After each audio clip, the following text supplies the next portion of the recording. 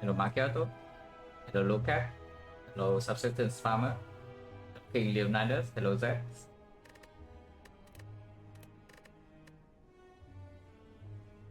Okay, stream titles change.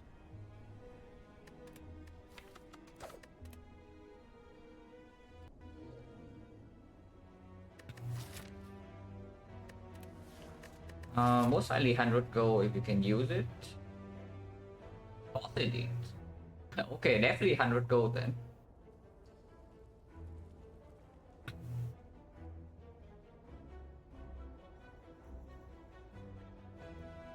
Yeah, that's not a very good map.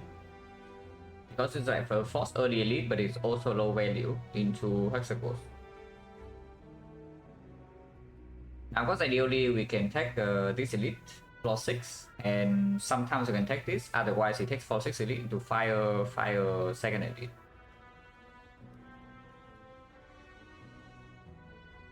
Hello, Kiddo Man. Hello, Duran.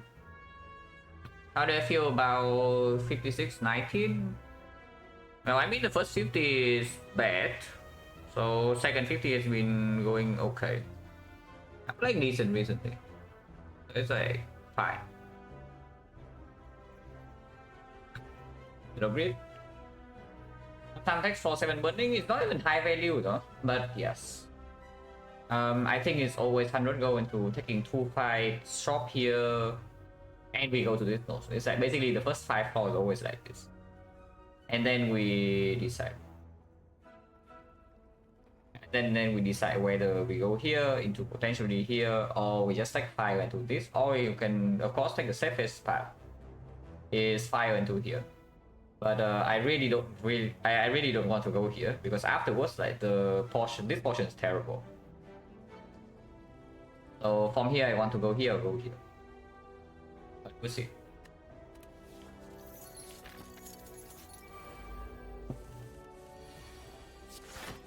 I don't like this hand. Yeah, I certainly do not like this hand, considering next turn I'm weakened and this guy attacks me for 8. So what's the least amount of damage I have next turn? It's 10, right? So I can kill either one. But I need to spend 2 energy plus the neutralize or O3 energy. So the maximum I can block next turn is like 5. This guy always attacks.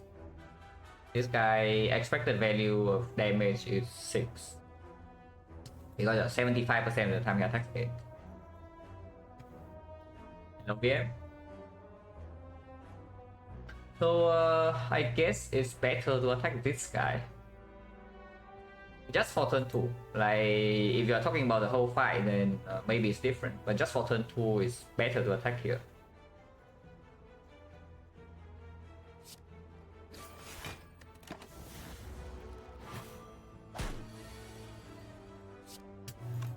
That's root. That's super root to the attacks, and we did not draw neutralize to kill, so we have to take 8 here. Never draw. Yeah, that's like super root considering that we are forced into an early elite here, but we low roll the first fight like this.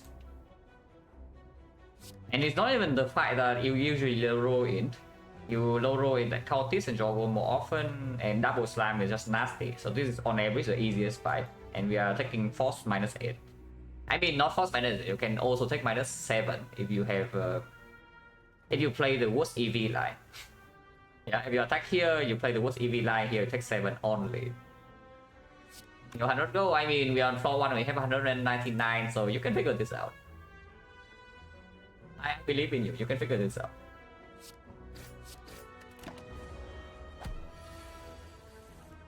Oh god. Oh, we don't even have lethal next turn, are you kidding me? Because triple strike is 12. Okay, I see, I understand what kind of run this is. I now understand what kind of run this is. Oh boy, at least we draw double defense. Well, hopefully I don't take more damage from this board. Yeah, okay, we don't. That was yeah, 15 no potion, and yeah, with the bad card, Sucker Punch over Quick Slash. Somewhat low value act into Hexagons, they perform about equal. This only outperform this is not. I mean, it outperforms a little bit in Sentries, but not even really. Into Lagavulin is definitely better. And into the Noise, if this doesn't convert into a kill, this is also better. That game, this is way better. And audio, yes. But yes, again, like I am on floor 1 and I have 214, so it's not too difficult to figure out. No Boha? No Papa?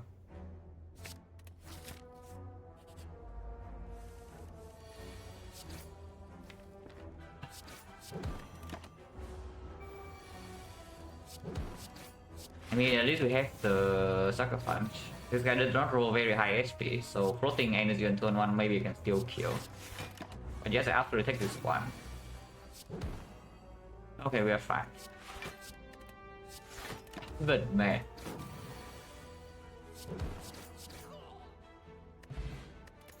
And go no potion. Okay, potion 60. So now I have to spend my gold to buy potions here. And we low roll gold. Interesting. Yeah.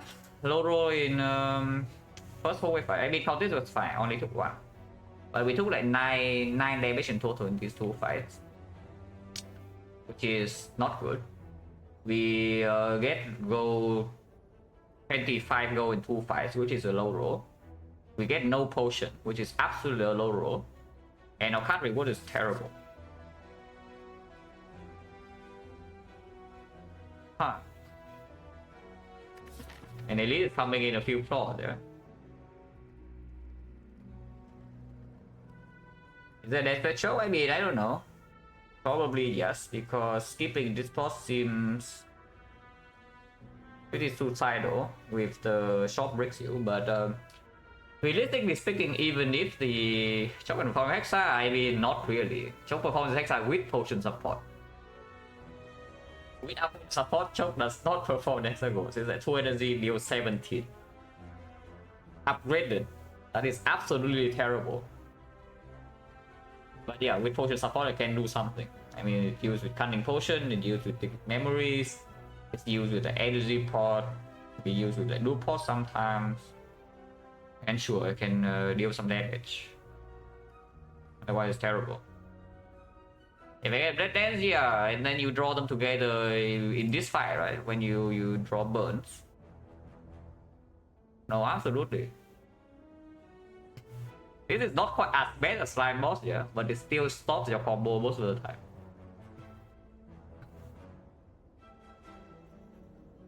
Okay, don't think about Hexagons right now. Let's just think about like, how not to, you know, die here. And this is choke against skip. If you skip this choke, you can still play, even if it's short bricks, because this short bricks. And instead of going here, you go here instead, and you go to this shop. So you are forcing yourself to floor 6 elite, but you can roll the shop twice. And if you skip the shop entirely, you do not need to buy potions yet, because potion champion here is 60%. So it's possible to skip this shop and maybe do okay. Because I mean, we will have potion into the first elite though, so Chop I don't expect to not perform in whatever fight we see. Because even in Sentry with Sucker Punch you can strip artifacts, so the Chop debuff does play a little bit. It can deal 2 energy 15, which is you guess it, freaking Grindos with host. But it's slightly better than with Lagavulin. It doesn't outright kill Lagavulin for us. But it is something. It plays after the debuff, which, well, it's better than our base cards. Yeah, I probably don't skip this. Skipping this is trusting way too much in this show, and we don't even have that much gold. Because we need to spend like 50 plus on the potion.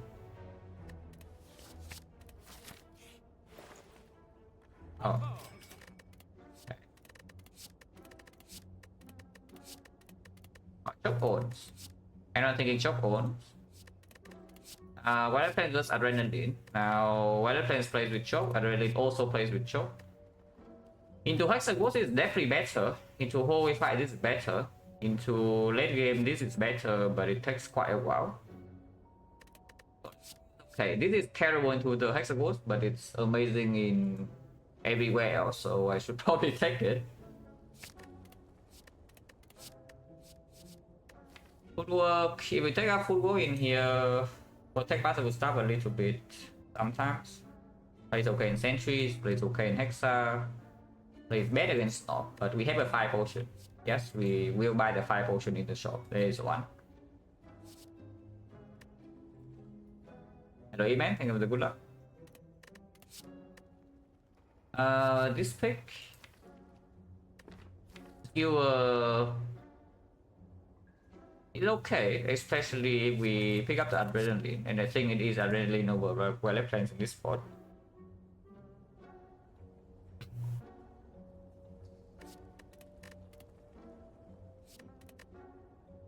Okay, yeah, Choke Skewer, exactly. Choke Skewer, Adrenaline Skewer. It's fine. A Clone Dagger with Choke is okay. Especially if you pick up the footwork, you can pick a Clone Dagger like here. Because the knob you have the thing to deal with. Now the thing is that Clone Dagger with Choke only performs if you upgrade both here. I have one upgrade in this act. This does open up something like Accuracy Blade Dance to deal with Hexaghost, because these are not killing Hexaghost at the moment. They are covering for a few flaws, but they are definitely not going to kill Hexaghost for us. So opening up some outs for the Hexaghost from here is like pretty good. And this can open up something, and the North we say we are not actually scared of.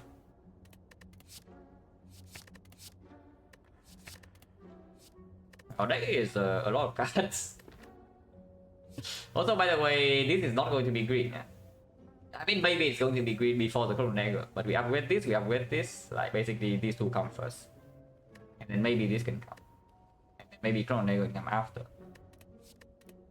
But I don't mind picking all 5 cards. We actually did pick 5 cards. 1, 2, 3, 4, and now here's 5. Sure, and yeah, here's the 5 card. After spending all our gold, we are never going here, so let's go here. Cleric cannot show up, which I don't know whether it's a good thing or not, because you can use a heal. Then we can use a heal. I guess we heal reverse. Okay, if I remove the strike, we still fight against Snob. Yeah, if I remove the strike, we still fight against Snob. In our deck right now, I remove 1 with Adrenaline, we draw everything. Energy wise, it's 10. Like 1, 2, 3, 4, like 6, 7. Maybe you can count this as 8. And then you have like 2 here, but you can reduce this by 1. And sometimes you draw these together, so maybe you count this as 1. And include all 4 strikes. So that would be 24, 36, 36 plus 46, 66, 73, 85 plus whatever damage this is. Even if I remove a strike, I'm still okay against the Knob most of the time.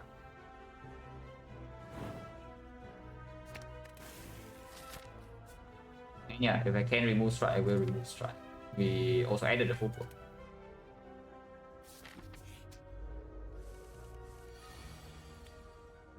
-7, that's fine. If I kill this, so I don't think I will. We go for I mean, I guess I can do Choke, Neutralize, Defend here, take 4. The much greedier line is to neutralize here and to Choke, Defend, take 0. Because that protects multiple staff, and the draw in here is not so bad. But this guy's still at 15, so it's difficult to kill. On chain 60.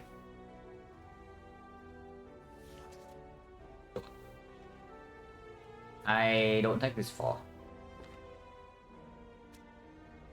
Kill green, even if I can, I'm taking the full 6, so no. Hello, Byron.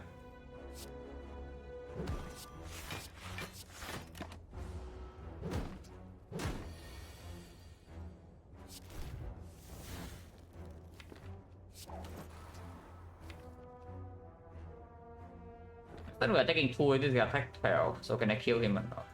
Because if I can kill him with like skewer 2, defend alone full block, skewer 2 is 10 damage. Yes, we can. If we do Muscle Staff in here, Clone Dagger full block this into Strike here, we put all the damage here, we are dealing 22, so we need 8, and this is killing. And we play defend full block here, and afterwards we are fine. Is that the Gremlin for Renew Monsters? Yeah.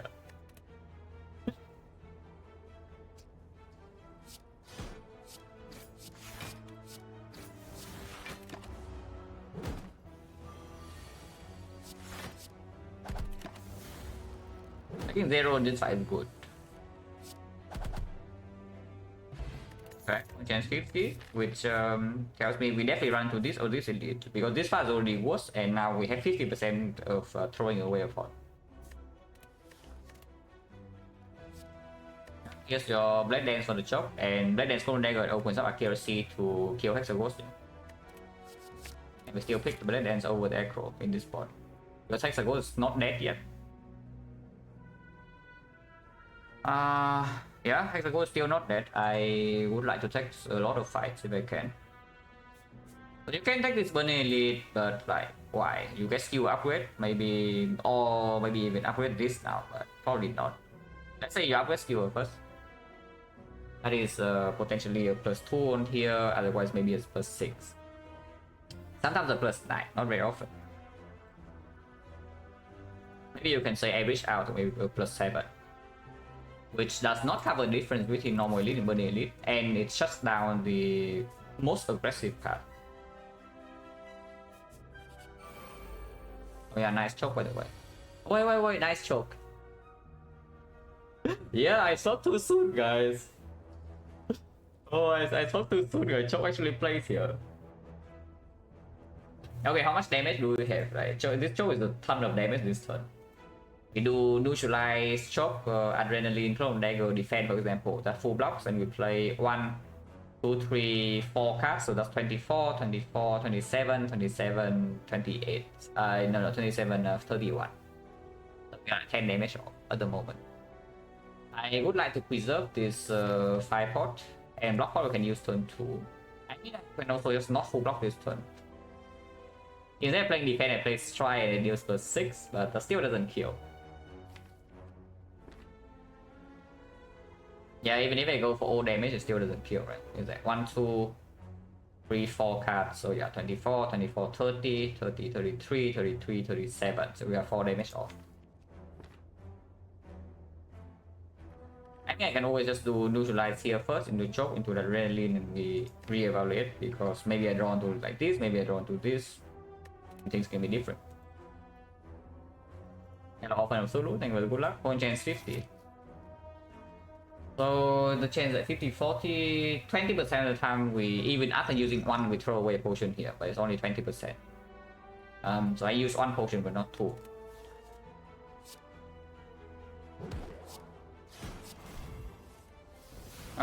It changes.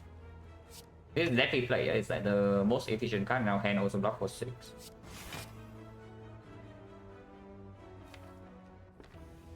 So you can either 5 pot here and kill, but this potion is like very important to have into North still. So if anything, I just use this. If we full block in a muscle start still costing 0, and next turn I use a block pot most likely. So it's like defense shift, we are dealing another 10, so it goes to 10. And 10, yeah, 10 is a convenient number. Kind of. 6 plus 4, 12 when he also kills. Full block. Choke, 2 energy deal 24, like, is that so bad? Okay, Masabu, yeah. Pretty true. Any IoT, it's like 4 plus 6 if we want to, but we can also still just full block this. Muscle Staff is costing 0 again, and then we can block pot next turn, for example.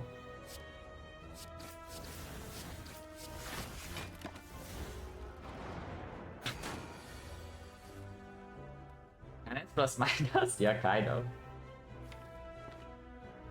With this hand, I probably don't block pot then. We full block defend, Muscle Staff, Sacrifice, take 3. This is dealing 19. Unfortunately, 19 plus 21 is not killing this, but it's killing this exactly. And we can block pot next turn and skill for 3 here. That's kind of good. Let's do that.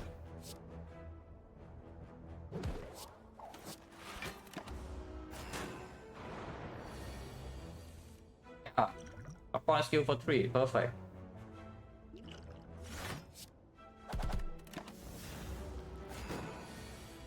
Now, of course, it means that I don't draw strike during the off turn, so that's slightly annoying, but now we have a lot of defense, so surely we draw block this turn. We do. Barely. So 15 over this. We still get taxed by 3 here, but that's fine. 3 is no problem.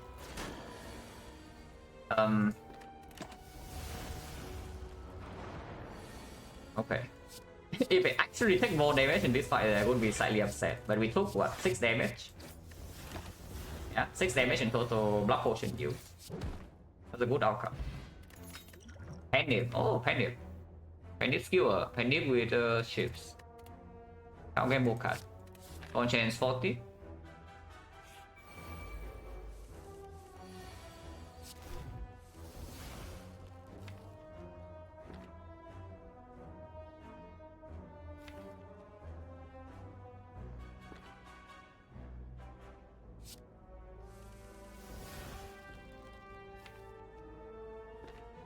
Next one, they're both dead.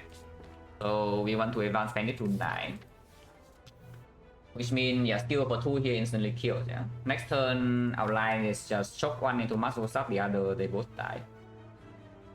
So we can play 1, 2, 3, 4, 5, 6, 7, 8. Okay, Panic goes to 8. That's good.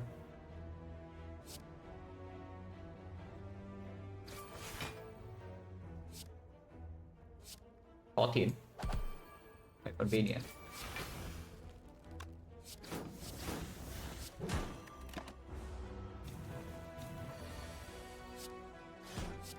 You can try to set it to 9, I guess. Because yeah, you could have multiple stab into. Okay, we did get a potion back, so for change right now is 30. If flag is pickable after removing a strike, not that interested. It doesn't actually play that well into the Hexagons. But it plays okay in everything, everywhere else. Well, maybe not the North, but the North we also have like 5 pot against.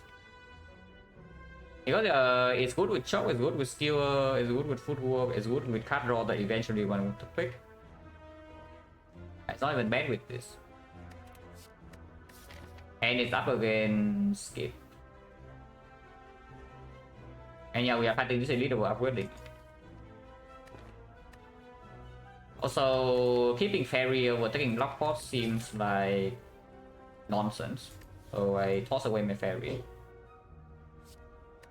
We can still easily die to Hexagons from this spot, which is kind of spooky, but we have 3 more relics coming up, and 3 card rewards and 2 upgrades. So hopefully they can deal with the thing. Chance 30.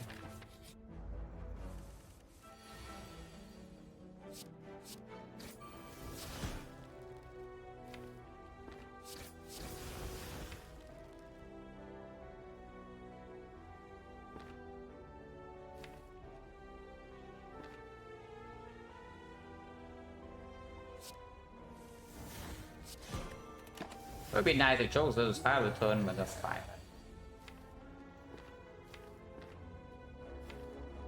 So I'm willing to use 5 pot here. I don't mind using block pot either.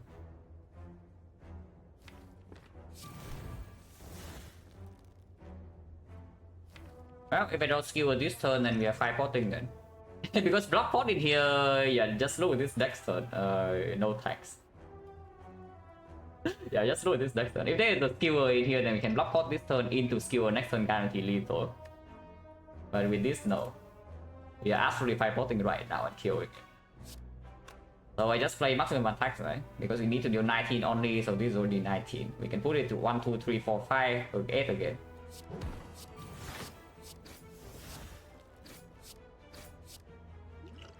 Oh, 0 damage not, but we know that the 5 pot. Oh, Vazra, that's good. On change right now is 40. We do not need this all attack, so I won't pick it. Like Dagger Spray right now also performs almost as good with the Vazra. And later on it's not like a straight up a curse. We already have a curse for late game. Chance 40. Dreamcatcher. Probably shouldn't key this. I don't expect this to play in Act 1 now. But Act 2, yeah, Act 2 we can perform, maybe. Probably shouldn't key this. And I don't know, maybe things go wrong here and we need to rest. I hope not.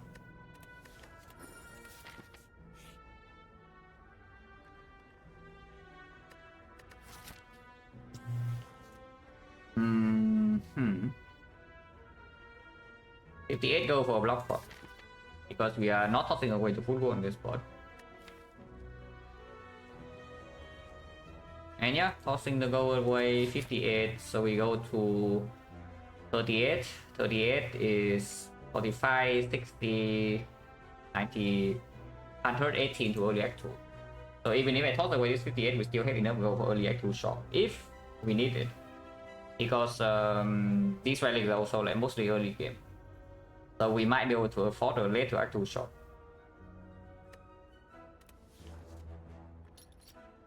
That's good. First upgrade for this deck right now. With the penny, the skill upgrade also becomes stronger, yeah? But the Blade Dance upgrade is like +5 at the moment, advancing on penny. Plays with choke seems excellent.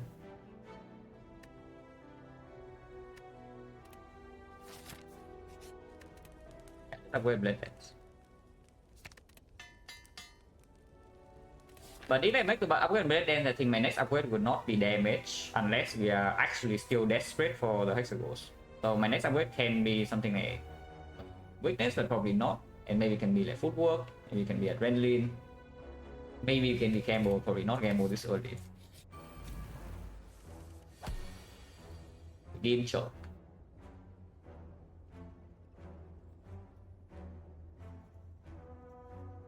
Taking 2 at the moment.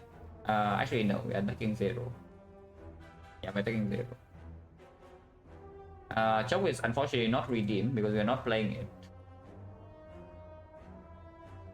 But yeah, it's trying.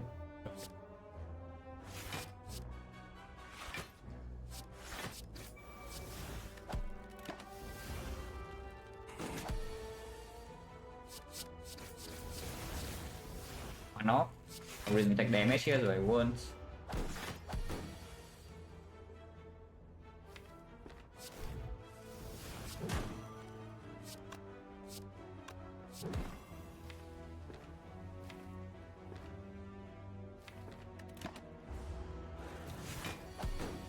So that was guaranteed lethal, but I want to maybe draw another attack to advance to 1 more. And let's Agony. Well, should have tossed away the footwork and now you pick up a footwork. But this I don't actually mind too much. It plays with choke, advance the pendant, and is 0 energy deal 10. Still good considering we also want to go aggressive. In longer fight, it gets out of my deck. So now we can stop taking early game damage, yeah? But I still need to scale damage somehow against Hexagons if to make it like comfortable. At the moment, I think we are okay against Hexagons, but not consistently. And we'll see.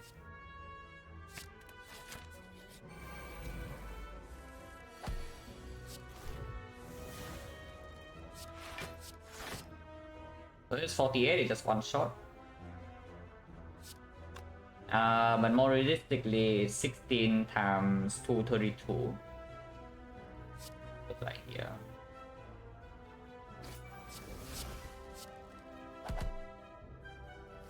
And you can just, you know, kill the sentries.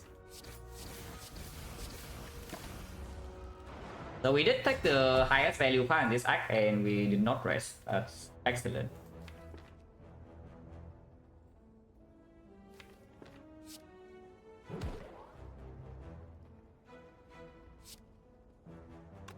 Wrong order. Okay, we can still correct it a little bit.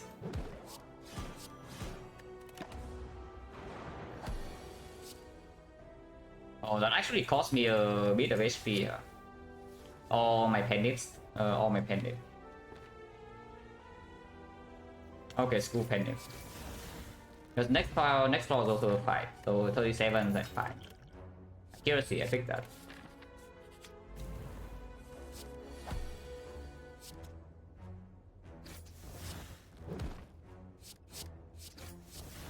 I do need to take some damage here though. I guess I will take 2 now. Guess I will just take 2 now.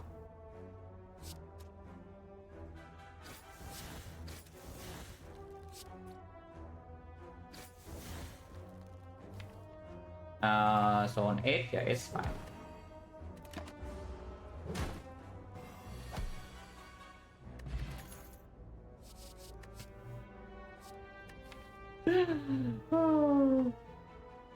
Yeah, no need.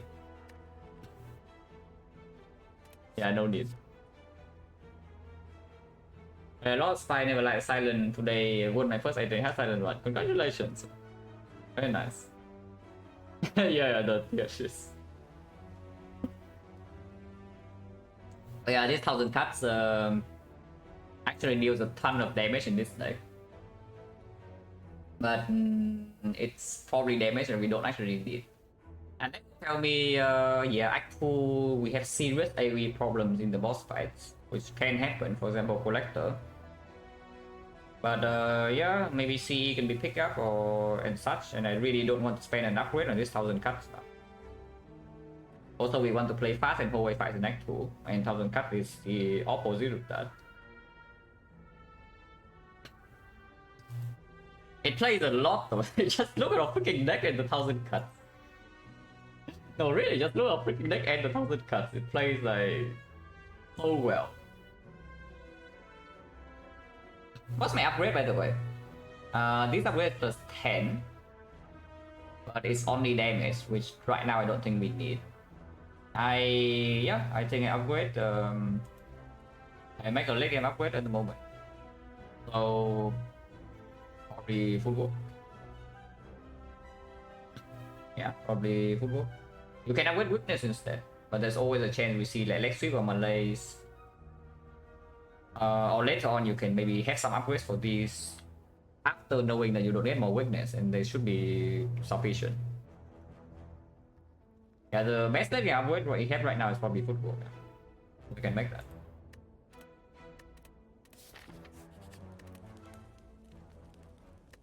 We really took the highest value part. We leave 1 fire, 1 rest. No rest.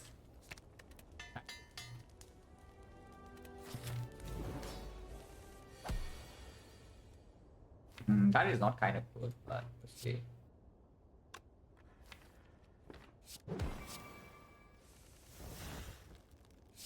$26.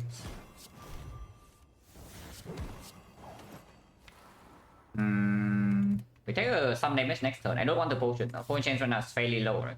It's like 1, 2, 3, 4, 5, 6, 7, 8, 9. 9 fights, 1, 2, another block pot is 3. Fairy pot is 4. And is there anything else? 5 pot we bought. Yeah, we just block 1 first century, 5 pot in the north, no pot in the last century. Throw away yeah, it's actually 4 potion drop only. It's like 50. Even if I forget something, it's like 30. So it's like 30 to 50 is not that low. But I don't think we have huge issues in here, even if muscle stuff is expensive. So I probably don't potion next time. It's also wicked. And we're taking 4. And our damage is not even behind.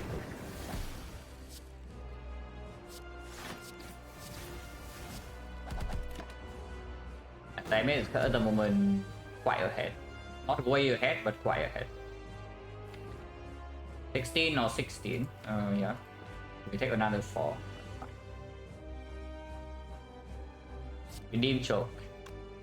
You can mess up your penny to deal 3 damage. That seems incredibly stupid, so let's not.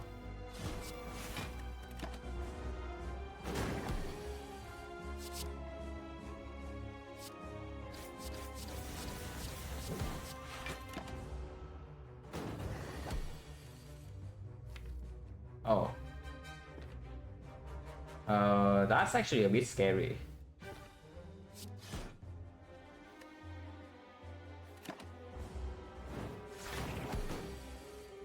That's actually a bit scary. I think not really, right? We take 8 here. We can still block on later. Damage is not... Yeah, damage is still on pace. 34 in the next 2 turns, and we can always potion. And yeah, it's dead this turn.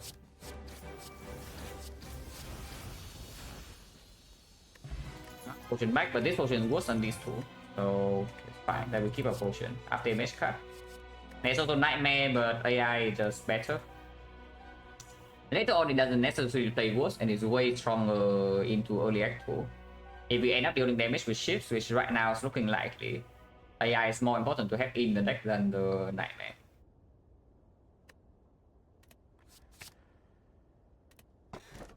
The P-Box ready. From 10. Does make the footwork plus a little bit sad, but we do have Clone Dagger Deflect, and now we have After Image as the secondary block plan. That's fine. And I mean, of course, you click P-Box there, it's like not even close. Oh yeah, this is a really sick P-Box. If you rate this 1 out of 10, I would say it's probably 8.5.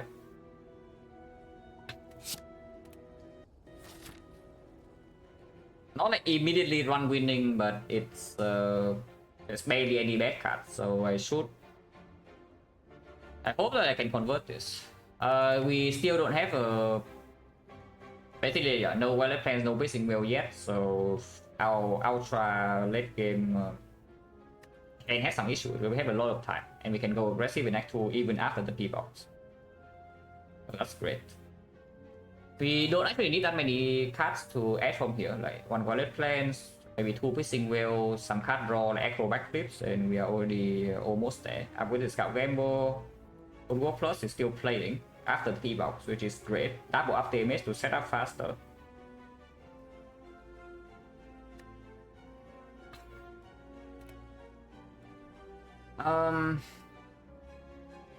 By straight right now is bad. Apparitions cringe, but they are good because they have burst in the deck and some up the image.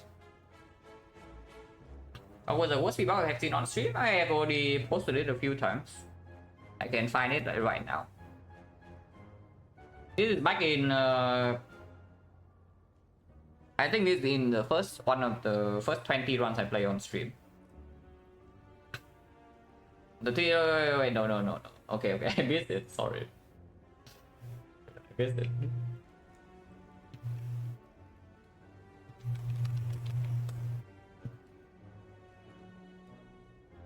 Oh yeah, I can find the P-Box. Now, this P-Box was miserable to play in Act 2, as expected. But the run still won.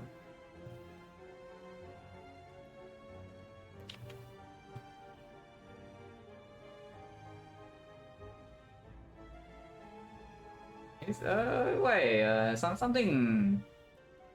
I don't know, I see a cross-out message in chat, but now I cannot read it, so I guess there's nothing important. Yeah, probably nothing important, guys. Move on.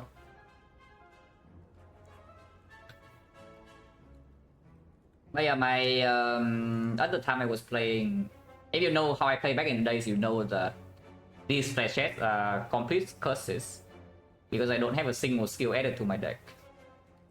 And it's true. Also, yeah, no ships. Even if we had Shuriken, the deck at the time had no ships, so accuracy is straight up a curse. Already have a 2 the trade, second one actually not good, and then there's some hot garbage. But that one's still good. It had a very rough Act 2, but it's still good. And here I want to... Okay, Apparition we still take probably, Bites probably not, especially with like Recapture, I'm willing to use. 2 potions, I do just want to run 2 elites. Right now I'm kind of looking like this. With 2 potions also lower incentive to go for wave 5, yeah. Not that low, but still lower. If we run to outer, yeah, doesn't matter. Take the damage, go here, rest, Dreamcatcher, fine. So right now I'm looking at here, 1, 2, 3, no advance forward before elite, so we can preserve resources. And if we are healthy enough, we take this elite, otherwise you can always go here and rest. I mean, you can always take this elite into this elite. You do fire here is like quite safe. Otherwise, most aggressive fire is like here 1, 2, 3 into late shop. So you have a lot of gold, and then you run to fire burn elite into the champ. Let's go this way.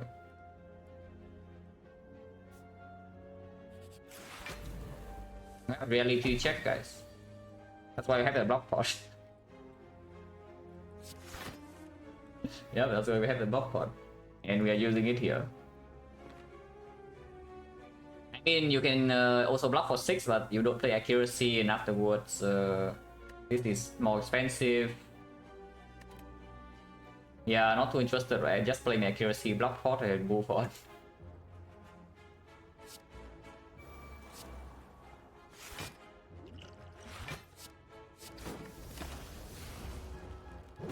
After AIs are down, I don't think we take damage.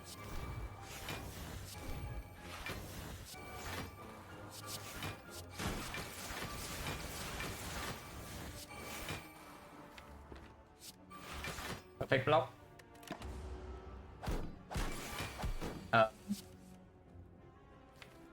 Okay, better dice now. Yeah, okay, it's 100% dead, but we cannot fall for Penny, which is slightly unfortunate. We cannot stall for the thing. With second... Wait, am I... Oh yeah, I'm high. We only have on AI. I don't know why I thought that we had 2 AIs, but we only have 1. The cards that we had 2 of is Adrenaline. Right, we had 2 Adrenalines, but 1 AI. Sure. For some reason, 2 AI, yeah, I don't know what happened. I also thought I had 2 AIs. But apparently I only have 1. What can you do? Maybe something good is going on in Vietnam, guys. Like all the Vietnamese in chat is on this channel is like seeing something that shouldn't be there.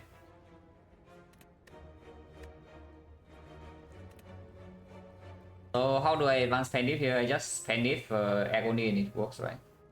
Need 38, yeah, 38 is 19, 19, 24, 24, yeah, okay, it's more than enough.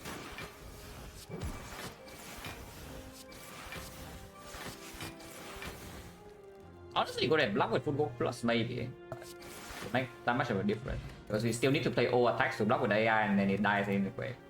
Reference card. We remove. Well, Chocolate servers well until now, guys. The Chocolate servers well.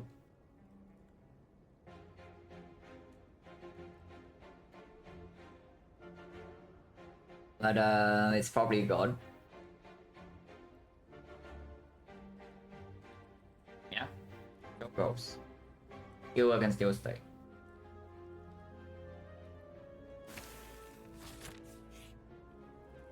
Just the outer. Chance 50. They're also dead. 36. Oh yes, this guy's dead.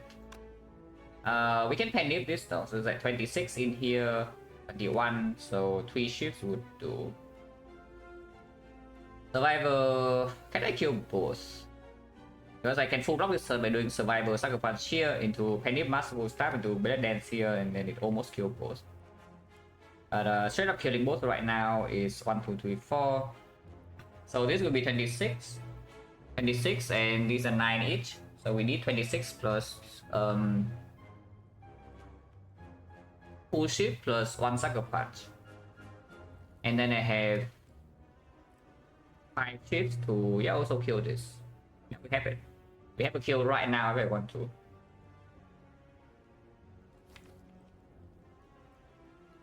And if it's going, I need to play every single attack, so it's like 1, 5, 8, 9, so Penny goes to 4. The other line we play this. It's still the same. It's not much difference. It's like we just waiting. Sometimes we even take extra damage, yeah. But other times, like maybe the hourglass just give us less time to stack penny, and penny stacks on 3. So 4 is okay. So no, Muscle Star is what we manually remove in Act 4 shot, or maybe late Act 3. Right now, it's not even comparable. Just look at this. Subsistence Farmer, thank you very much for some of the 2 months. But yeah, we just kill both then. Sucker Punch here. Double check that I actually have a kill. 26. Plus 3 ship. Ship is 9 each. So 26, 27, this guy's dead. And I have 1 more here, I have 3 more here, so I have 4 ship. Plus the Sucker Punch. Which is 36 plus 44. Yeah, okay, we kill both.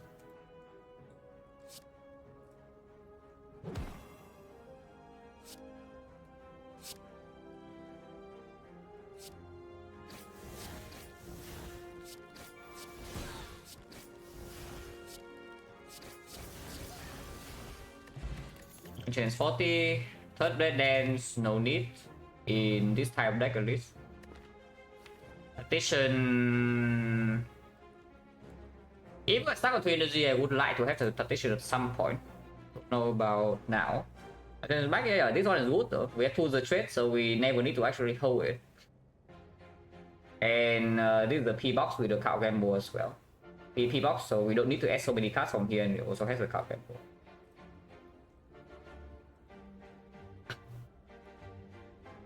Nah, what are plans for? We only went over this.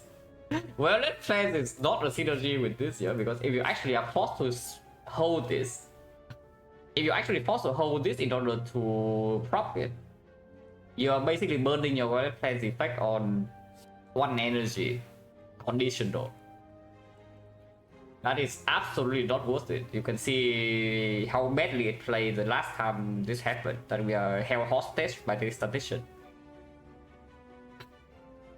But we do have the 2 trade, so it's different this time.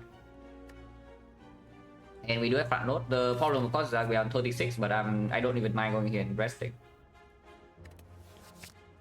We just secure the case of they basically prevents the case of us breaking energy into Act 3 and then we suddenly die in late game, because 1 after damage is not enough.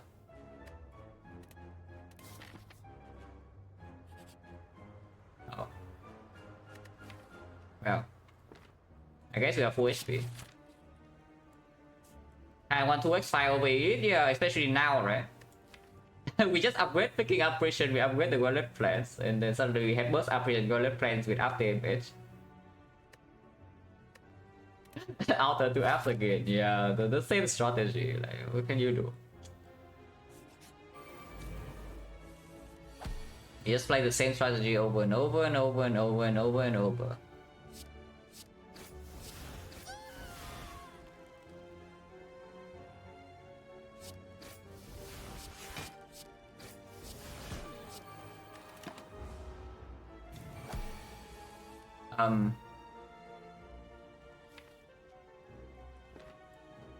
Okay, now that's a little bit scary. At the good event now, we literally just saw Outer. No, we skill pot. And if anything, I will rest. This potion is way more important. This potion actually saves a freaking life. Imagine, yeah? This is 33. Now imagine this number is 60. 67, for example. So now do you want to have your Gambler's Brew or not?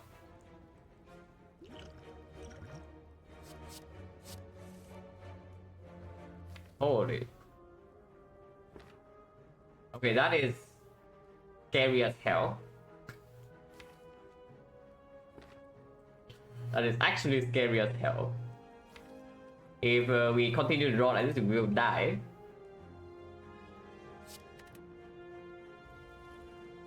We block a decent amount, huh?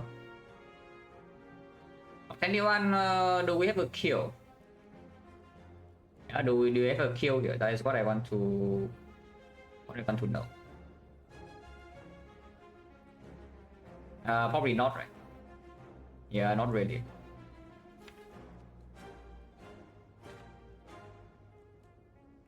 So what must be played? I would like to play accuracy to get the hell out of here because we must start first of all is expensive and redraws is a curse. Secondly, we cannot deploy tools here. Unless you tell me to deploy tools over accuracy. And thirdly, the operations minus are not going to be good in this fight. We have limited time here. So I feel like I have to play this. And afterwards I just burst survivor and we take 17. Now the maximum block line is to do after image into burst survivor into shift.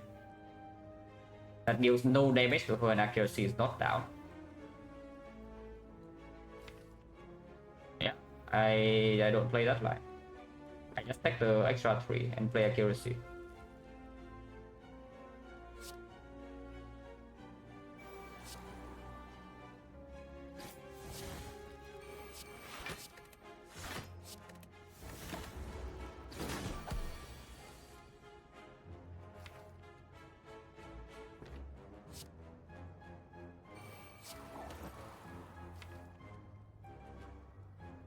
Protection is coming in, guys. It is coming in real soon. And I hold adrenaline over it, yeah.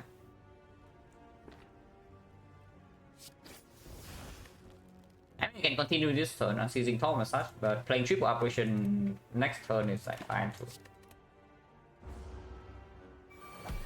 Yeah, the attacks. Good deal. You can triple operation here now.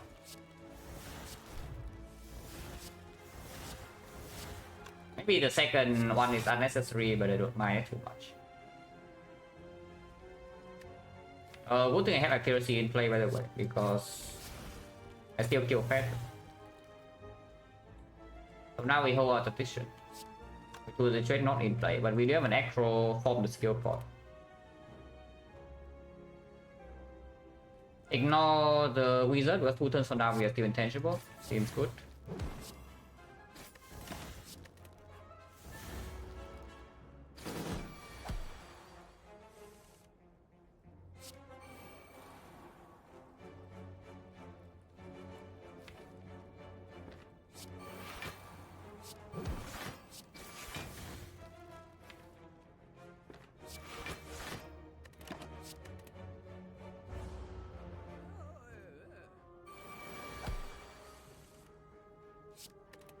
She's dead.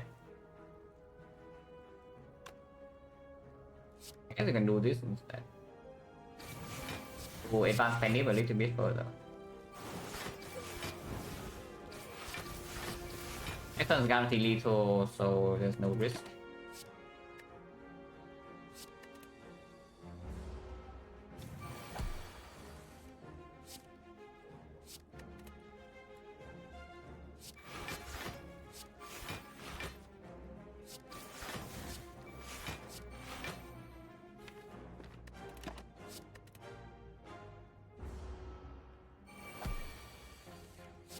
Now we finally need to kill her, but next time they leave, I would like my pendulum to be on 9.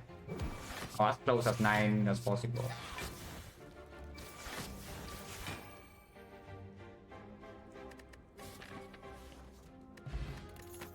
Paper print, well, makes me feel a little bit safer when we break on our operation, and here's the sucker punch. Potion chance right now, we got 1 potion back in 3 fights, so 50. And yeah, we are going to fire.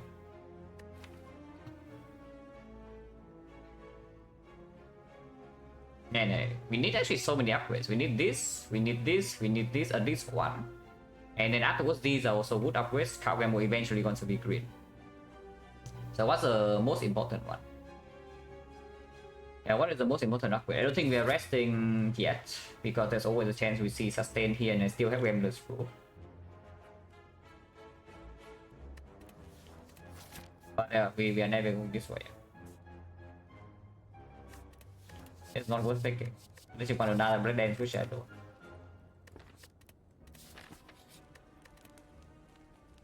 Now the problem with upgrading, of course, is that Slaver turn 1, if my hand is not instantly ending the fight, or we have no apparition, I will need to end the spool immediately and we can still die.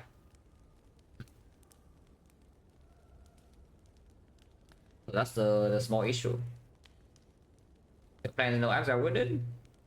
I mean, it is still valid plan plus. What do you want to... Like, why is that valid plan plus? Not wood with apparition that you cannot hold now. Yeah, you just play your apparition to set up your valid plan plus, and then you have plans plus, accuracy up the image to the trait. And you have paper current weakness with footwork plus to block as well. This deck is 5 power, 6 powers. So they are... Even if you play your operations on site to set up the powers, you are still in a very strong state afterwards. I really wonder whether it's actually just rest first to, you know, not die as levels immediately. Because if we see sustain from the next 2 floors and we're already in a strong spot, so like who cares? Because we are taking burning lead this act. Because there is actually a real chance now I need to rest here into resting here when this potential level fight goes bad. Or even boost tapping. Boost tapping is not super trivial either. We don't have pissing well. And during the apparition's turn, if after image is late, you also take chip. And yeah, we actually might have to rest twice in this deck after taking apps. So, and we can rest now for Dreamcatcher too. Because I really don't want to burn this game the spool here when we are running into this. And of course, way later on, like, we need this potion at the moment for Act 4. It's almost as important as a Ghost Inertia or when you're playing Apparition. Class plus, so now that's the stuff. 888, thank you very much for the thumbs up. Appreciate a lot.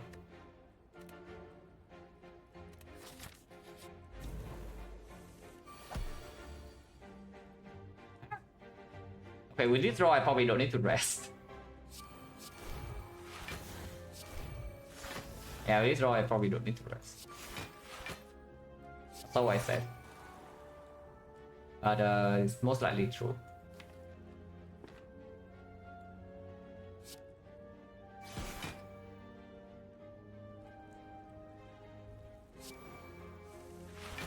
Yeah, it's true.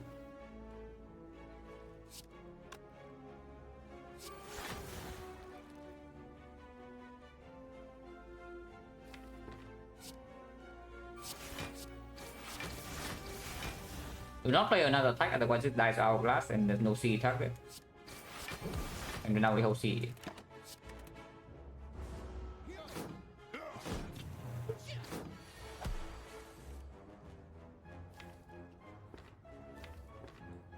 I can advance this to 9. So I will do that.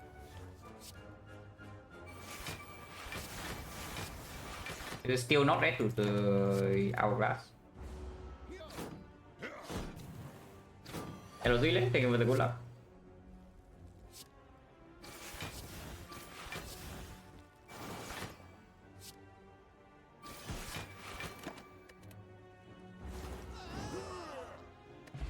The boot. That's kind of cringe. Yeah, that's kind of cringe, guys. I don't know about you, but that seems kind of cringe to me. I mean, it's good, of course. It's amazing. We already have after image, we have 3 apparitions.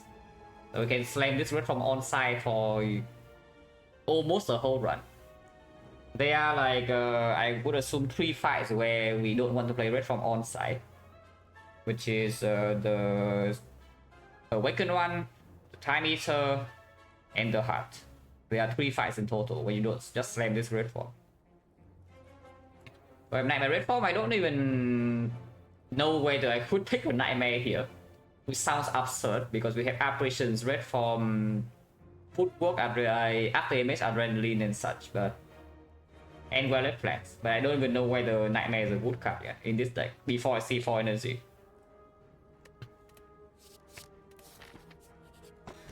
Estonia, no need. We key this. Yeah, it does upgrade weakness with the paper crane, but we need 4 energy, and I would like to go to pick up Husky comfortably from here. I'll reform first in case the mirror, and then we cringe out. Yes, I said it. Okay. I don't take that much damage here. Still a decent amount, but not that much. It's like 4 or something, maybe less.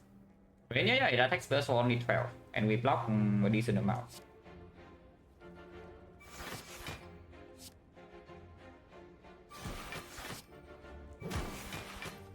I'm taking 1.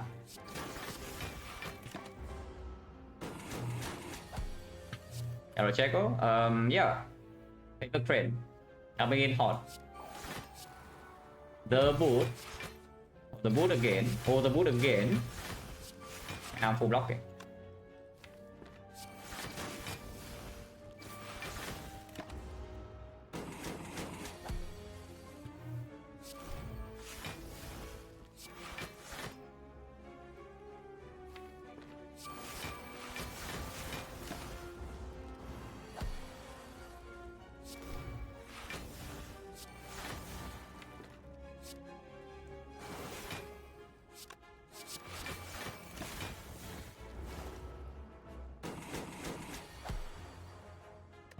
No potion?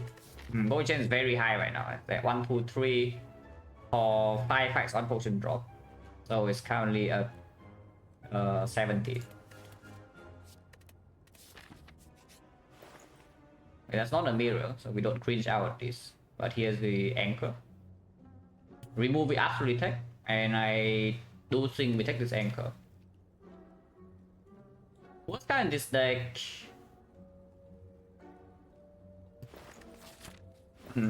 That's a bit difficult. Maybe you can say Infinite Blades, but I don't actually believe that. The Infinite Blades is only bad in exactly 1 fight. That is the Awakened one. But it's not like you draw Glass Knife and the Awakened one, the Glass Knife is floating around when you are doing first phase is so good either.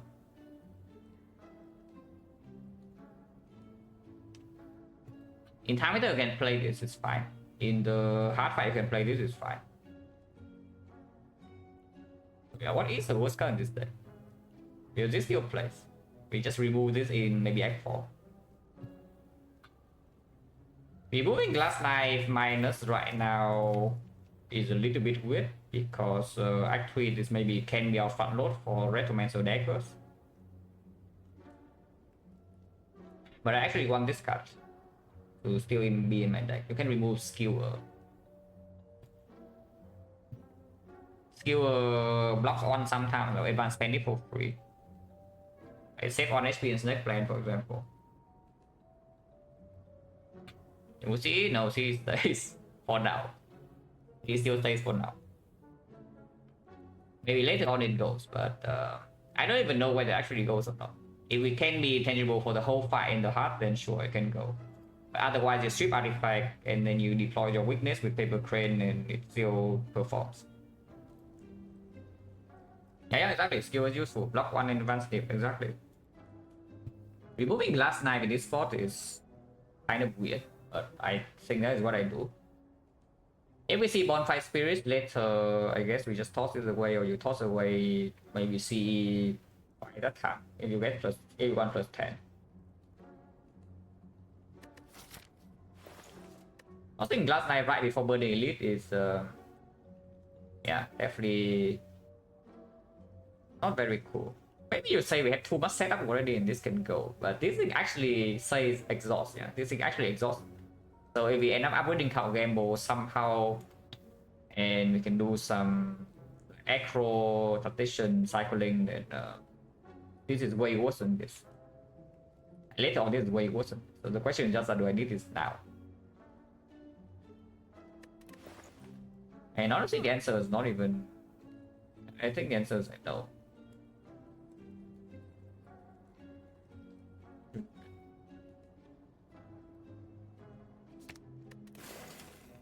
Anchor I buy.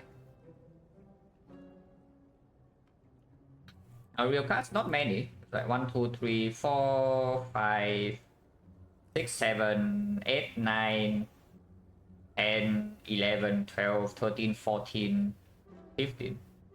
Yeah, 15 cards. With Count Gamble Plus and Tactician and Wonder Plans. So we are honestly almost there. We are not true infinite, but we are almost at a point where basically after exhaust we already win fights. Like, let's be real with it. After you exhaust all of these, like the fight is already kind of over. You deploy like 6 powers. And then you have intangible on demand, you have the weakness on demand. It needs, okay, this deck definitely needs a piercing wheel at some point, no? For me to feel sufficiently safe. Yeah, I buy the anchor. I can buy panic button instead, but I think this is stronger. Because right now we still don't have sustain, and you can see our turn 1 brick does happen.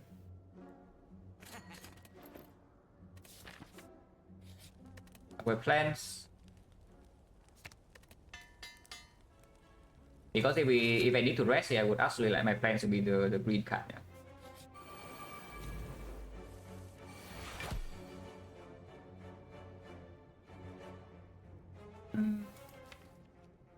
Now we have serious energy issues. But this is actually double up. I think with the red form, I will play AI over the accuracy. Yeah, I think with the red form, I will play AI over accuracy.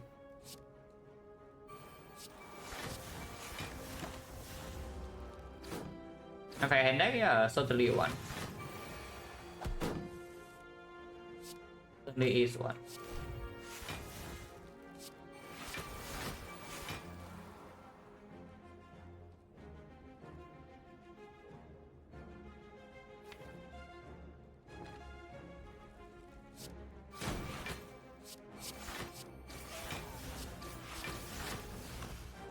Hold this, I guess.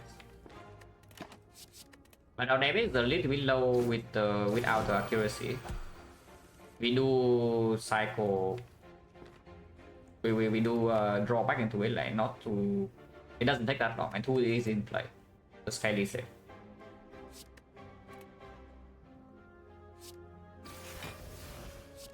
Burst CE unfortunately just killed this. Hourglass sucks. Because I would like to burst CE here. It's fine. You can just weaken leader now in case you brick on red form next turn and hold the other stuff, block cards.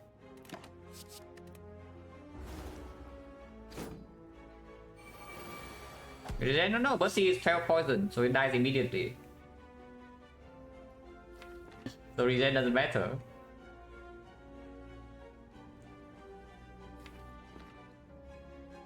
We full block this turn, right? Regen block start of that turn. It's not start of the turn. Even before we play our cards, regen already procs. I mean poison goes before everything else. That's basically. Yeah, what does regen proc actually? I think it's start of the turn, right? It already proc here, for example.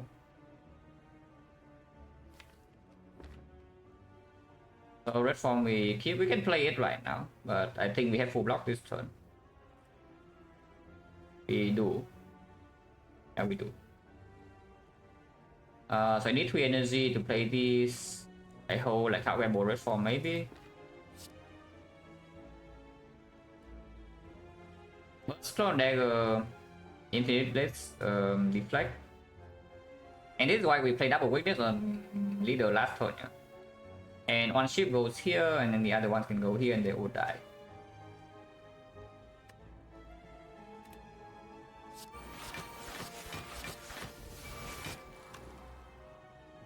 I need to play deflect, but I will.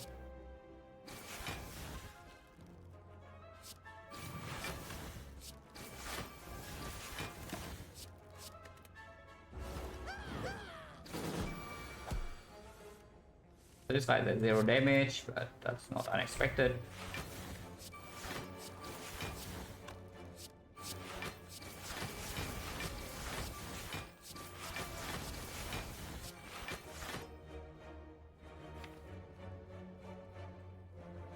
Gen 5, so Skewer is the perfect kill. We always hit Skewer.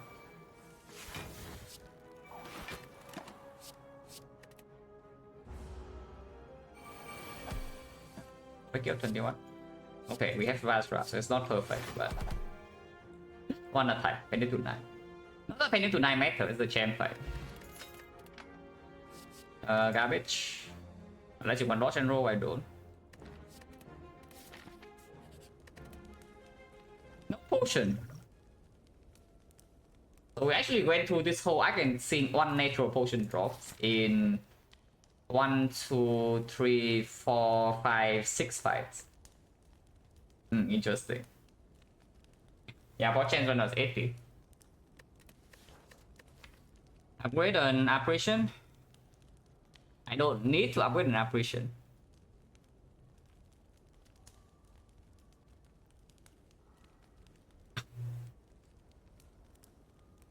Upgrading apparition is like nice though, because we yeah, we can burst it more consistently. So you usually can buy yourself one more turn before you have to play red form. Are we taking upgrade? Oh, maybe it's scary because it gives you 1 innate and maybe 2 innates. But we do have a strong potion to bail out, and upgrading all of these is like ridiculously strong. Hey, I'm thinking tools upgrade, adrenaline upgrade, apparition upgrade, Calcamo upgrade. Like these are the candidates. Burst is definitely not it. We are on 2 energy, and it's only really powerful after wealth strength is down, or you high roll into a hand with burst and double up, but then you only have 2 intangible to play the rest of your powers. But it's pretty cool. Yeah, cool with the wood case. It's just the usual thing. Like people just think about, okay, if you draw well, then this upgrade is good. Don't you think if we draw well, we only win the fights? No, but it actually still blocks a decent amount. If you don't draw your intangible, the burst upgrade actually blocks a decent amount. So it can happen. It's just that if you're stuck with 3 energy, sometimes you have more important thing to play than the second skill. A lot of the things in here needs to be played like before you, let's say you do burst on double block, unless you're literally dead. Yeah, this must be played. This also must be played in some fights. This must be played in some fights. These must be played because it's good with burst.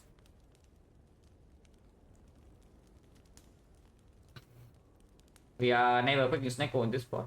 So energy upgrade, like here, it's still fully playing. It's never Calcamo upgrade, right? I mean, Calcamo upgrade is good after we are already in a pretty overpowered state. So it's never Calcamo on this spot. Even though this is an upgrade I want to have eventually. I don't think I will manually make it like now or even next fight or even the fight afterwards. And then yeah, that's what I'm talking about. It's this upgrade is excellent when you draw perfect. When you draw well, this upgrade is insane. But that's the thing, when you draw well, the fight is already won. So like, who cares about that? You care about the case where you are, you know, you are drawing the first leader fight. Then do you want the burst upgrade or not? Because I don't think I do. Yeah, just think back to the first Premier Leader fight. When you draw like that, what upgrade do you want to have in this kind of deck?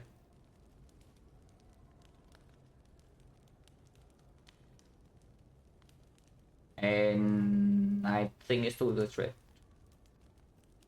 It can be adrenaline. It can be adrenaline because adrenaline gives you a choice. If you draw into the adrenaline and then you draw into like to threat plus some other stuff, you have a choice to not play this. If you upgrade the tools, you just play the tools. So you cannot get extra energy to play. Then let's say you cannot spend 2 energy to play like after MS plus Wallet Plan, for example. You're playing tools plus on the piece.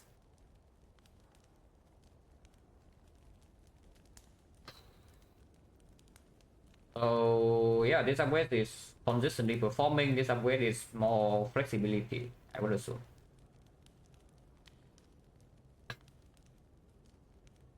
Firstly, the 5 AI upgrade bottleneck everything. I mean, with the anchor, yes, absolutely reasonable. That's in Act 4 though. I don't think AI upgrade happens right now. I do think AI is probably our Act 4 upgrade. If we don't have Fusion Hammer, of course. So now we also need to think, yeah, Fusion Hammer. If I see Fusion Hammer, what do I want to be green? When you draw Adrenaline, you do good turn already, yeah, and then when you draw 2-0 cost, you play the tools and then what? His tools are such an important power, they must be in play. Because when you're bricking your turn, the tools being played or not doesn't change a single thing. And then it is really like the top priority power. And really plays with Thor. Okay, now that now you're talking. Hello, big bad cantaloupe.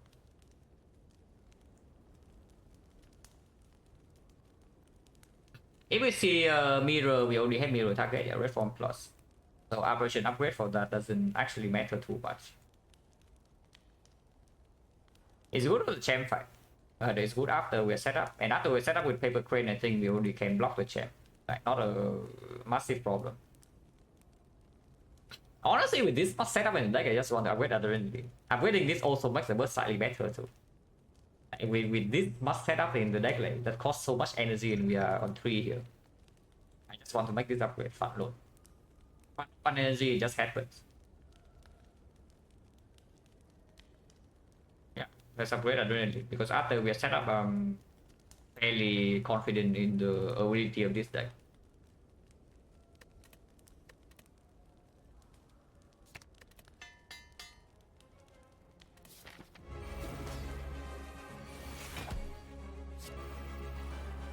Pulls away would be good here. That's good. It gives us one more turn of weakness. It will be okay. Okay, it's bad. Pulls is hot garbage, guys. You see this? Doesn't do anything. We can pop here. That is a very good way to miss a wallet plan. So let's not. Also, by the way, operation upgrade is less important when you can also do this if you want to. And I don't even know whether I want to actually do that or not.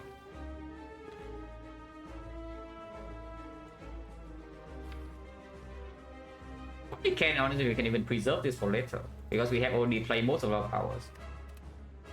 So like I can see discarding adrenaline right now, play the apparition to save this for later. Yeah, you can save this for later, but I think saving this is stronger because you can retain and set up a big split turn. So yeah, you discard this, play the Infinite Blades. You can play the card game mode right now, you land on apparitions, yeah, who cares? You miss some apparitions, a big freaking deal. But I think I do want to save this. Play that, of course. And now you can save card game mode, you can just play this and advance the fight by one turn. I'll play this. Yeah, sometimes we take damage, but doesn't really matter too much.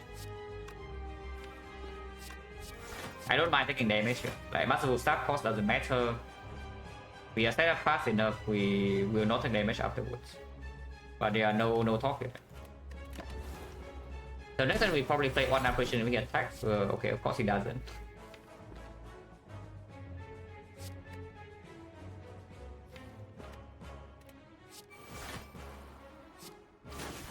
The boot.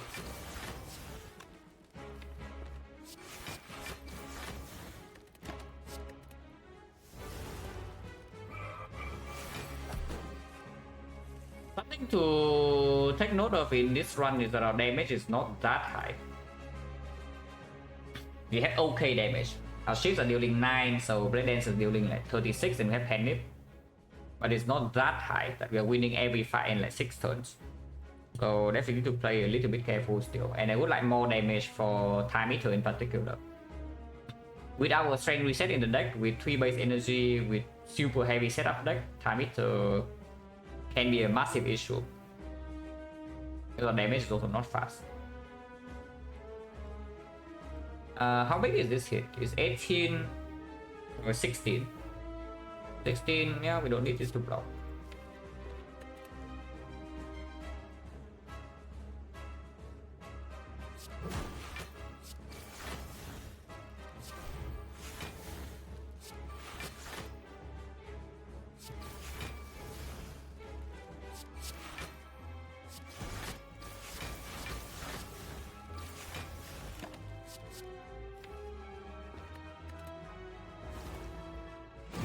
Damage like last time, yeah, like the last time, exactly.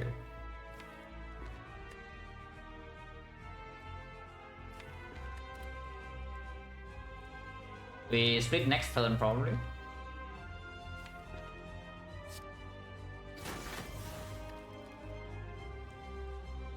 I hold burst adrenaline now soon. I think I'm holding burst adrenaline in this spot. I can just play this.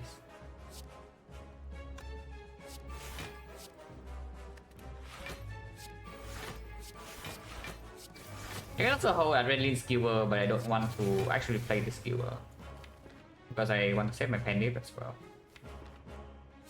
I think you can penny it here. It's not a splitting or anything. Maybe it's using it now, it's fine.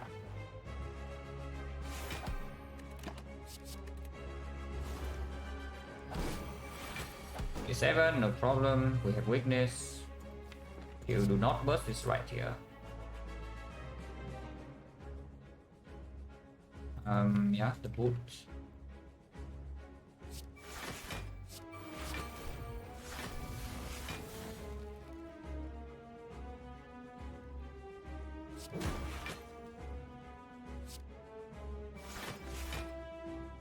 Oh, I guess we do skill after all.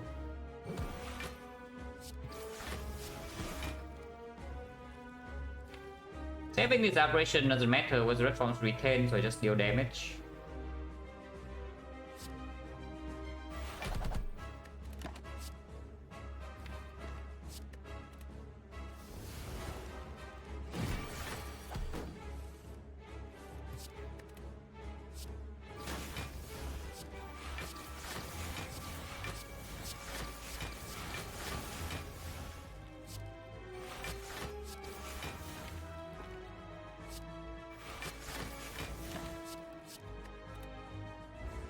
Yeah, we have like 4 more turns, maybe 5 more turns sometimes. 5 more turns a lot of times. Let's fight that, no problem. 38 only also, so we can even block. And I will play the red form.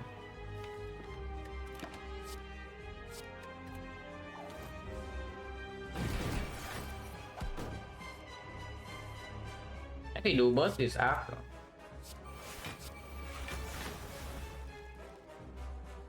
I think I might penny. Yeah, I don't really care.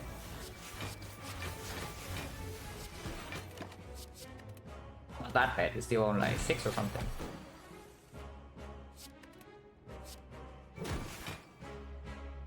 Can't even wait one more turn. I think I will.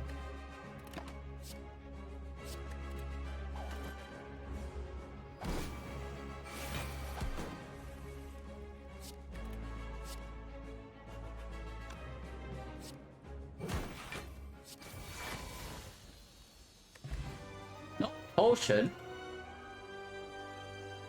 So we actually miss 50, 60, 70, 80, and now our potion is 90, but now it goes reset. Interesting. Here's damage, but here's a second up damage.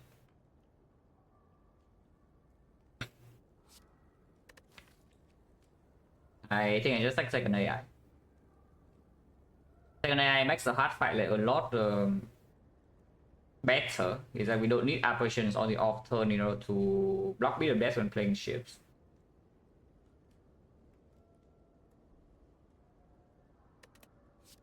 Also, PK unupgraded cannot be played super easily either. We are actually not playing PK first cycle over the important powers, so it only gets played in the second cycle.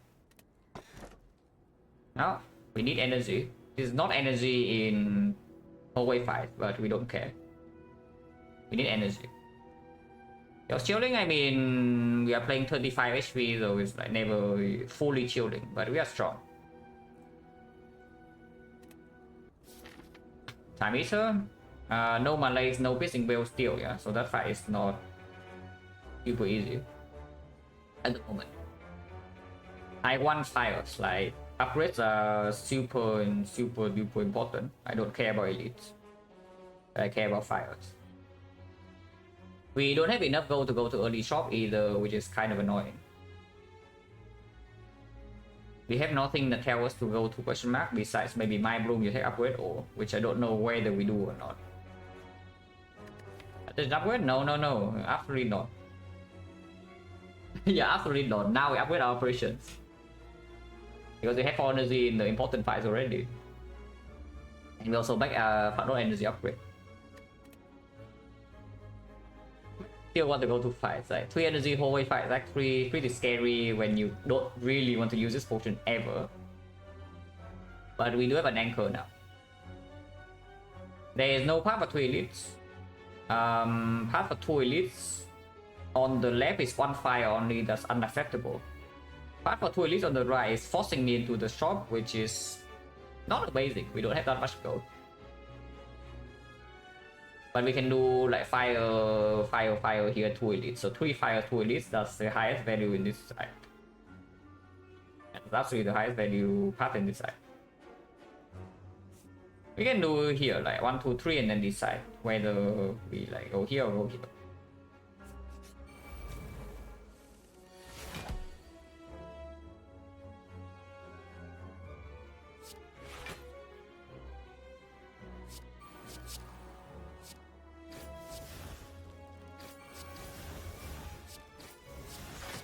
Dies our blast, so at most we take maybe 13, but usually not.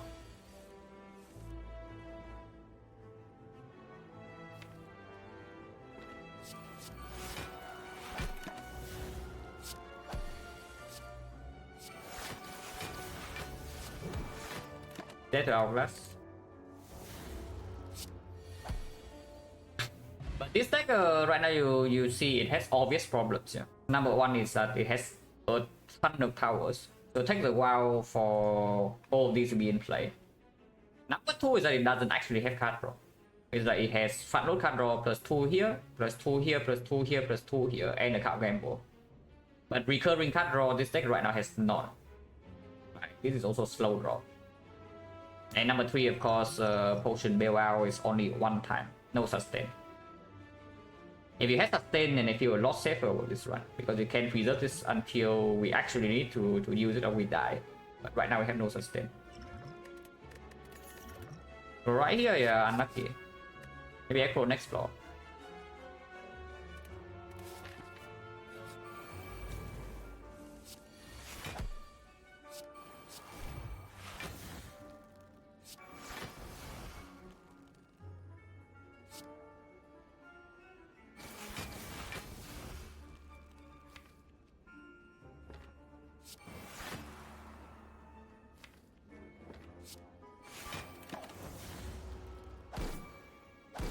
I played red form immediately because we do have C in this fight, so probably okay.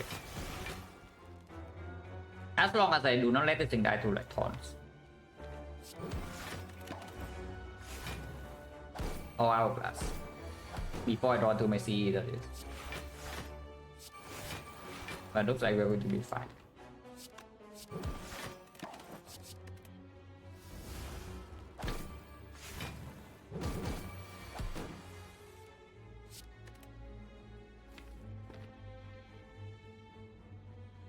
Two more turns. All powers are in play.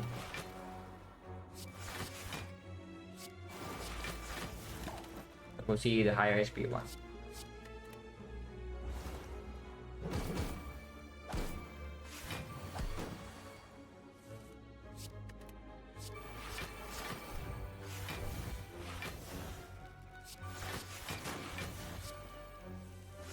After the toss, of course, we are like very strong, yeah? But we already know that.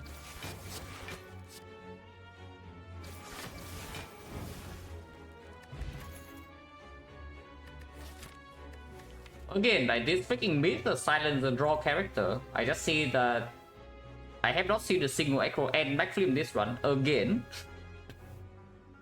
This is from the P-box. We have seen account game and adrenaline, but otherwise it's from P-box. So the Mr. Silent the draw character, I don't know, maybe it gets debunked right here, because this is like the third run in a row or what. That I walk into Act 3 and I just don't have draw. Even when I am very willing to pick up draw like very early in this run with how we started. Acrom skill out to not be greedy, yeah. Oh, it's just stupid to take this prepare and then upgrade it just because it's positive draw and might be something we're interested in.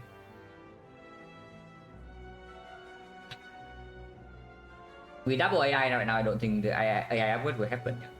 So we can take prepare, upgrade it. We upgrade one operation and then we can upgrade burst. We can upgrade two operation and the burst if you want to play like that. We have three upgrades in this act, so we can actually do that. Taking prepare demands the upgrade. So that's a little bit weird when we already like so deep in the hole, but it is positive card draw. Yeah, not really. Right? On change right now, 40.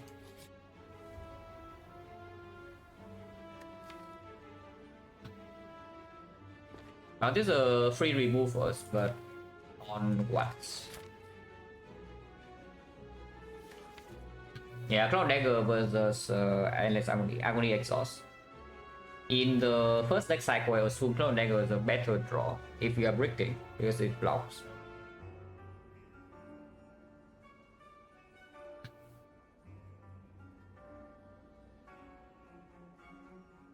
Agony deals more damage, but not always. If we actually say that after exhausting we're strong enough, we just remove this clone deck, we just remove this Agony, yeah. But I don't actually know whether that's true before we see strength reset or like perma weak. Okay, perma weak, we might even upgrade like one of these, like neutralize instead of over sucker punch plus in this spot. But we might actually upgrade these because train weakness. If you are slow, it can be difference between living and dying in some of the turns.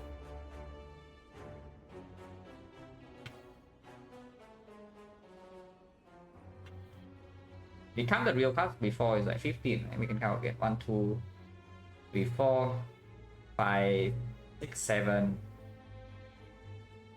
Probably not getting this upgraded, so 7, 8, 9, and 11, 12, 13, 14. So if I remove the clone dagger, we have 13 after the thing, but 14, 13 was a trade in play. Yeah, if we upgrade the card game was 15. Now, of course, there's an argument to keep the Agony also. Is that first of all, it exhausts, like the most obvious argument. Second argument is that it actually plays with top. And it does make a bigger hand for the card game move sometimes. And the game does pro, which we do have. Yeah, remove Clone Dagger. We still have enough footwork payoff, right? It's like 1, 2, 3, 4 cards. But after exhaust, we have like 15, 14 now. So 4 block cards is good enough. Going to 5 because there's a better note and question mark. Is that true or not? Sensory Stone Apotheosis. My Bloom upgrade all. Upgrade all right now is spooky because we have 2 aftermates. So turn 1 we always draw 2 AI. We have anchor, so it can be mitigated a little bit. But Infinite Blaze also comes first hand, which I guess we can remove. If we see Mind Bloom in here, we can remove it. We can remove Infinite Blaze right here, and I would do that. And then we actually have Perma Witch Chain, block is like better even when we don't draw intangible, and then after we are set up, we are invincible. And we still have Gameless Brew to cover for 1 fight. It's not going to be time either if we take Map the Blue, for example. But I don't mind question marks too much. The only bad event left is the red mask. No, Madness, yeah. Madness sucks. Madness is just -2. So again, red mask, Madness bad, and 2 Red Relics events are good, and Sensory Stone's good. But Sensory Stone is not super trivial to take. Of course, you lose 10 and you're only on like 33, so it's not super trivial to take. Also, if you go here and you don't see gold, you are shutting down the shop. If you go here, you can still buy a shop relic sometimes. Expected gold again is 166, and the average shop relic, common relic, is costing on 65. You can afford sometimes. If you go here and it's not gold, you can never afford the relic here. If we go here, we are committing on zero question mark in this act, so there's no mind bloom, there's no apotheosis potential. But I don't know, maybe it's still good enough.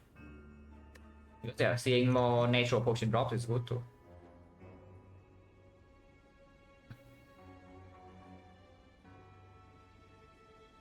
And yeah, scouting more shop relics, you open have more chances for like mirror, pellets, frozen eye and such. Okay, fine. Okay. Okay, not dead turn 1. Don't know about turn 2, but not dead on turn 1.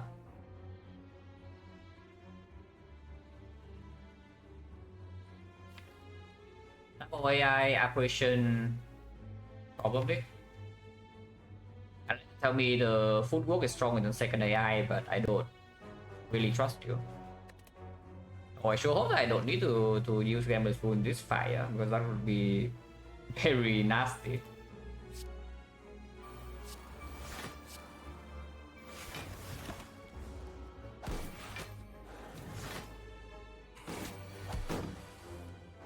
Okay, we are fine. Now, problematic of course, unless we have a kill here with like this line, which we might do. Yeah, we do. We have a kill. Like Blade Dance accuracy. And yeah, the second up damage over the footwork plays fully here. Yeah, this is going to be 18 plus another 27 and 45 damage, so it kills this. Perfect. And then we can neutralize here, hold the red form, and then it's safe. And this is why you have your penip set up.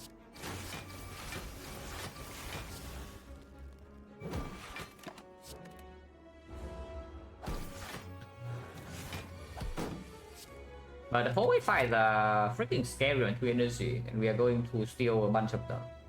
1, 2, 3 more. Yeah, 3 more is like probably okay.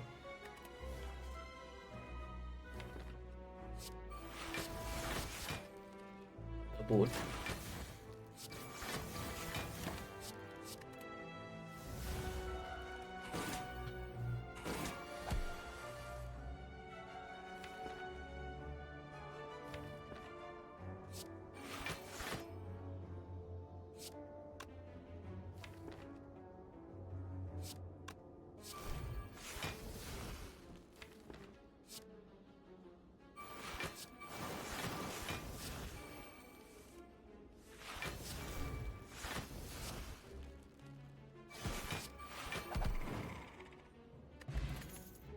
No potion, no card.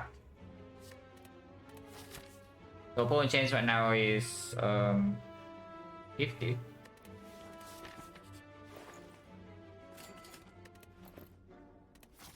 Yeah. Going to the fight, and now we have to go to buy this. That's great. You know, there again, if we already talk about it. If you go here and you don't see gold, and only the rare relic events give you gold, yeah, and not even mark the bloom. You go here, you upgrade, or you don't get gold. So the only thing that gives you gold here is the orb walkers. On the other hand, you go here, you have actually threshold to buy a relic, and here we have the frozen eye now. It's very good. I could have thought about the shot a little bit longer because the remove is strong, like Nasia maybe, but yeah, no. It's buy the frozen eye. And of course we fight this now.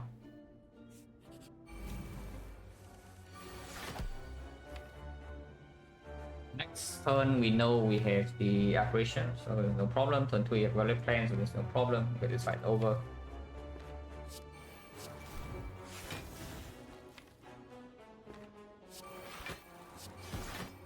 I can top here.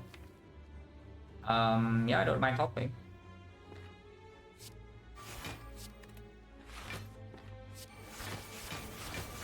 We go to 2 energy, so I can backflip into after image, play after image, don't top, and turn after we have 1, 2, 3, 4, 5, 6. So we even draw into Relic Plans turn 2. My topping, okay. Wave 5. You want to take that out of context? Go ahead.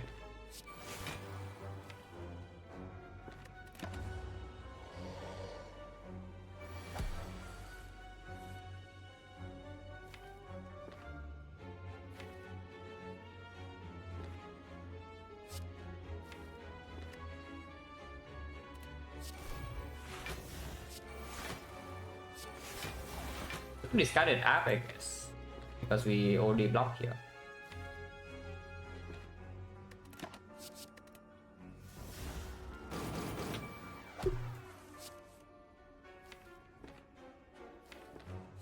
More burns.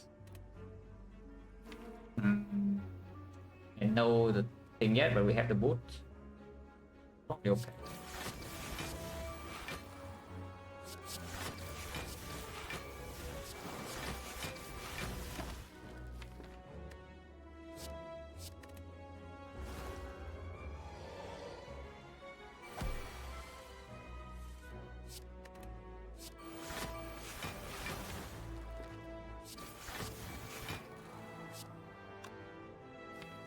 Yeah, still okay. This side is like 0 damage. After we are set up, we don't take damage until Awaken 1 or Time Eater. But both of those fights are fairly scary, and we know Time Eater is coming first. Because yeah, it would be scary if this thing has the boot. Wouldn't. We take 0, so even if it has the boot, like we are not going to take damage.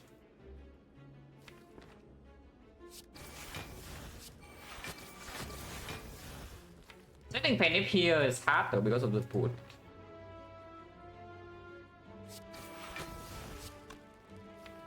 Yeah, I can try. But they also have taunts.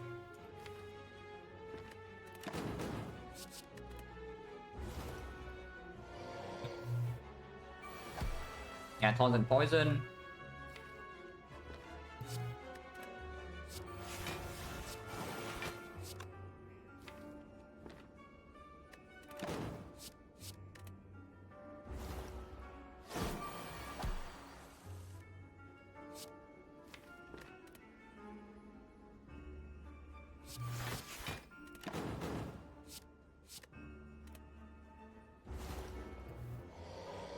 You can probably kill it, yeah. Yeah, definitely can. It does not take damage, it goes to 4 and we block 1, 2, 3, 4, so that's perfect. Now it's dead.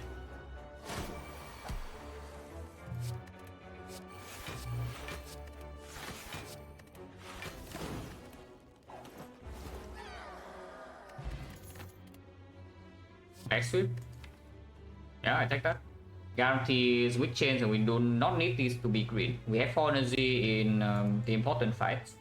And it can actually delay the apparitions for a long time. Let's see what it. Not can't draw though. But turn 1 is not even a draw that breaks us, so it's okay.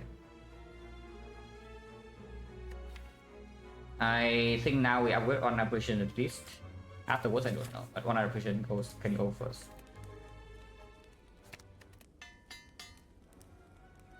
I'm going to rest basically in both of these if we need to.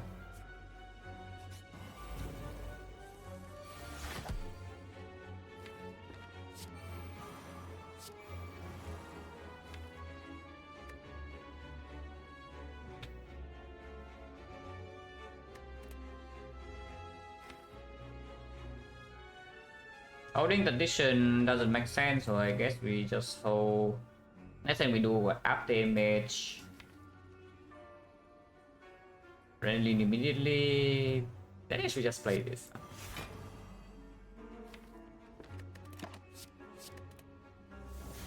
But adrenaline is possible.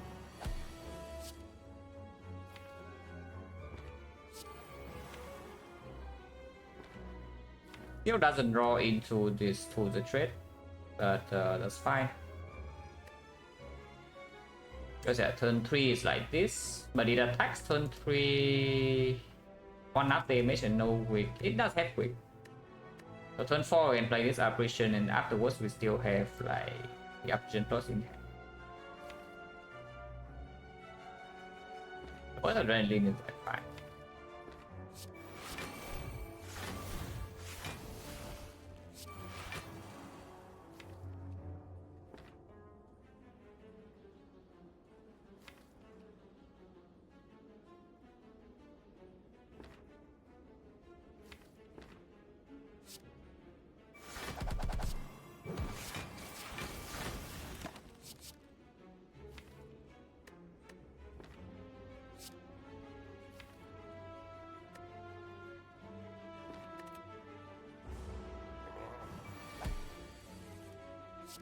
Do not play the adrenaline.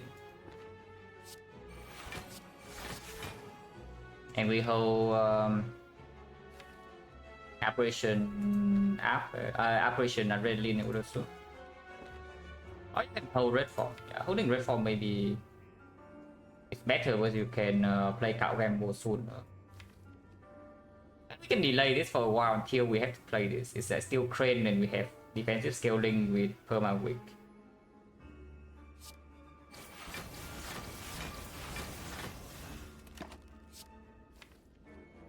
And it's a fine.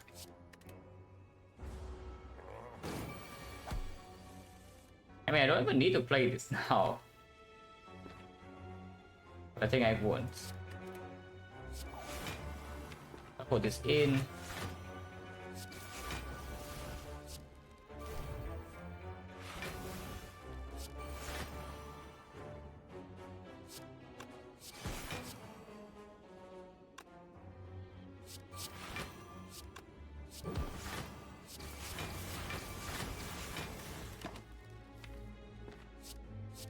I mean, this deck is still crane weakness. No? Crane weakness with a 3 dexterity double AI. We can block plenty even with our operation. And we can also block plenty with our operation.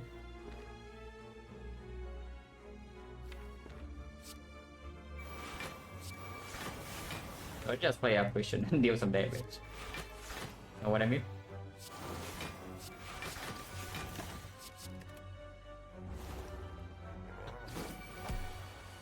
Oh wait. Wait, give me a second.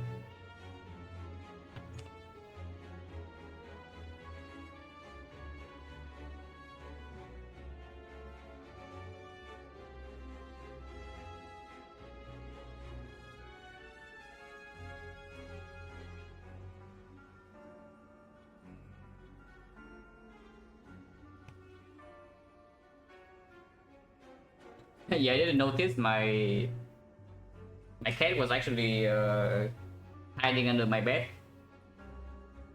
this whole time. So it's like I closed the room's door to stream, and then the cat is stuck. I mean, not stuck in literal sense, but it's like it doesn't want to be confined inside the room. But I was thinking that I hear his. I was thinking that he was outside asking to be let in, but it's actually he's inside asking to be let out. I didn't even notice that he was in here. That's why it's out now.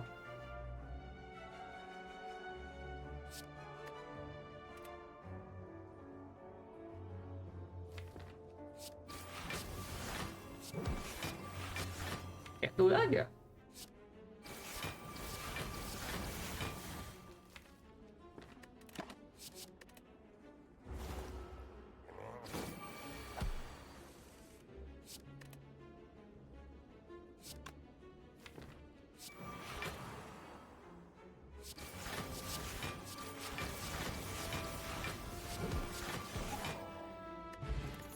Lantern, oh, lantern's good. That is good. They seem to get hard very easily actually bosses. In particular, just time eater, but this makes the time eater fight a lot better. A lot. Because we can strength reset now. If you can strength reset time eater, the fight shouldn't be a problem, because afterwards we still block like an insane amount even without intangible. And you can preserve this red form until way later. Block potion versus strength potion only against time eater, block potion against everything else when we are breaking early turns. And honestly, this against time eater is not even a bad thing. Take that. Is it cringe or not? Cringe here. Kind of cringe in the hard fight. In hallway fight it's quite good. We have 3 hallway fights to go.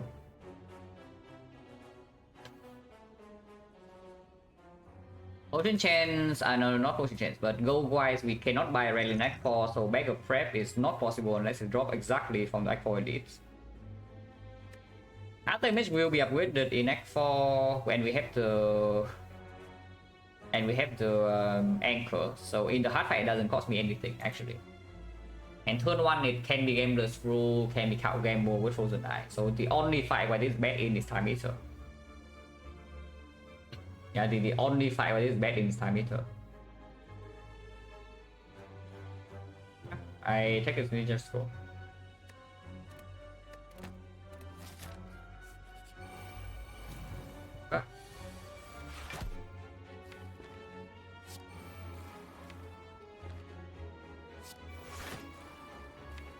Maybe he's bad in this fight. I don't know, maybe he's bad in this fight.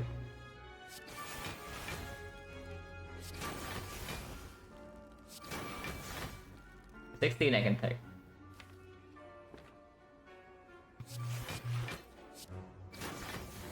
So I can try to play C here, but I think I will just keep this Adrenaline in my hand. Then we draw 5 and then can Adrenaline until here.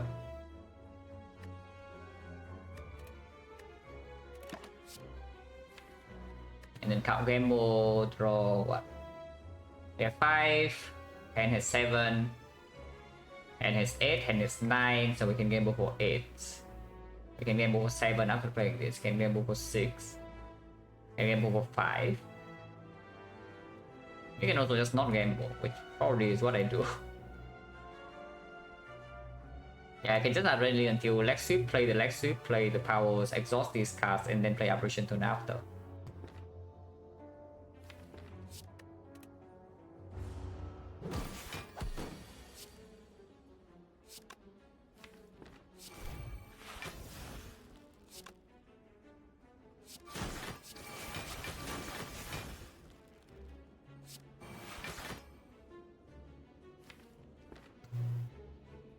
Bit annoying, huh?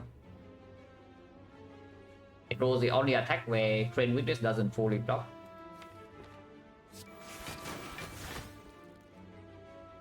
I can reroll one more time, but then I need to gamble this turn. I guess we accept vulnerable weakness. Yeah, it's not that bad to be vulnerable and wicked. Oh yeah.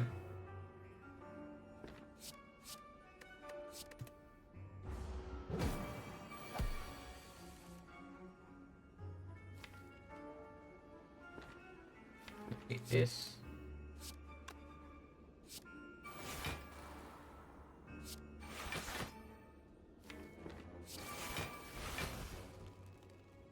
We are continuing to be vulnerable and wicked. Can keep rerolling. I do not take that. So it's perfect.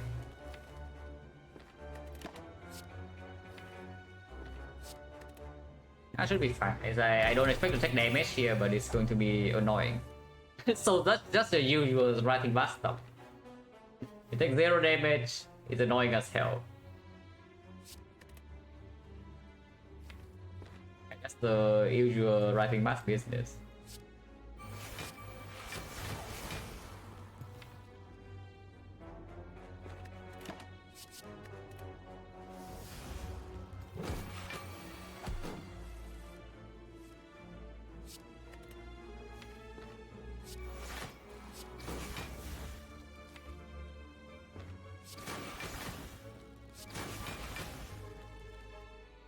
On the buff, that's fine.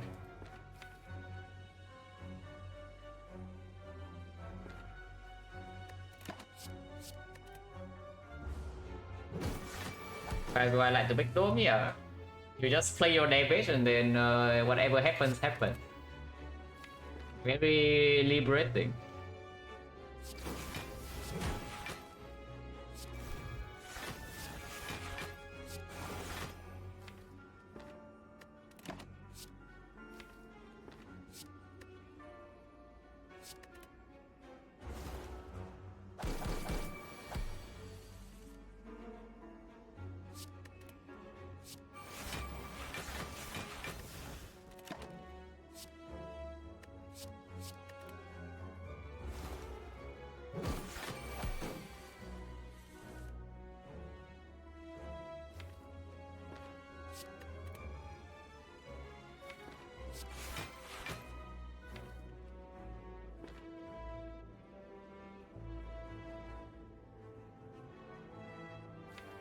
fine, I guess.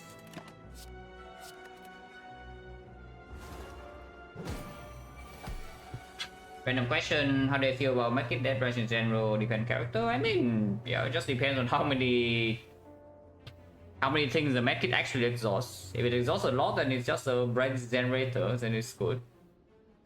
If it doesn't generate a lot, then it's bad. Not too complicated.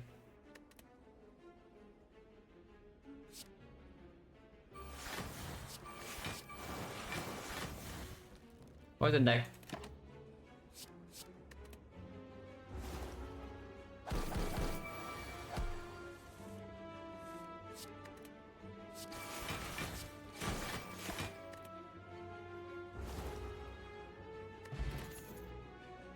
No card draw. We go first in case things go wrong or we see something stronger to upgrade. Or I just upgrade my energy like to the trade now and then I upgrade my cow gamble. Yeah, in whole way fight, this upgrade is like quite important. Maybe here, but maybe the second adrenaline is also fine, but I don't mind upgrading the tools now. Yeah, upgrade is definitely not important now that we have the double, yeah. We have two of them. If I offer a fast burger, take it? Probably not. We don't need it anywhere. I don't need the damage in the heart. I don't need that damage in time either. If I don't have a whale and it give me a flash plus, then I probably take it. But I do have a whale now. It's only in hallway fight though. In boss fight, it doesn't actually perform that way. It's okay. The third one, we have 5 energy now. But yeah, we do run into 2 more advanced hallways which can be troublesome. And I actually do not want to use this spot. I wonder if I just second adrenaline really. At 4 energy already, turn 1 with this, we play this, we don't have enough card draw to use this energy. Weakness upgrade doesn't matter now that I have the leg sweep.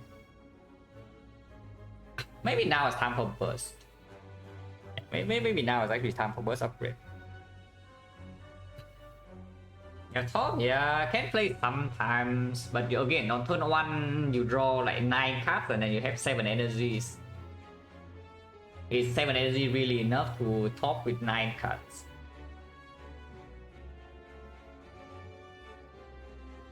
But yeah, maybe now it's just a burst. Its burst upgrade is kind of strong. And then maybe I can get better by a catalyst because it deals with time meter very quickly. Because yeah, if I preserve the Gambler's Rule into Act 4, I think we are okay with the Frozen Eye. So the top priority in this act is to not use Gambler's Rule inside Act 3. Yeah, I think I upgrade first.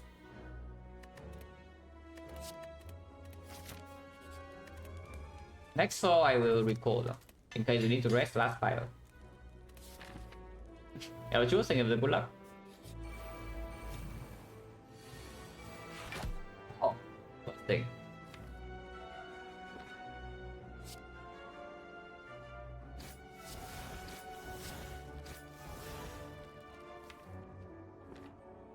I draw too much.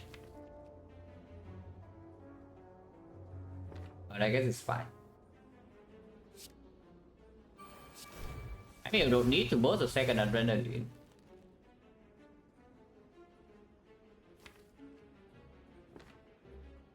Can, but you don't need to. I will. So you can talk with this if you would like to. Game mode right now just draw into all the powers. And this thing's still dead. Yeah, like that.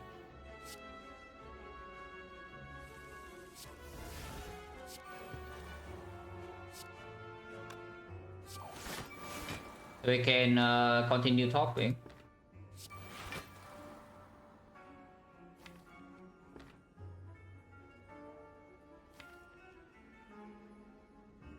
Really see why I should. So I don't think I will. Because yeah, these are woodcuts draw next turn too.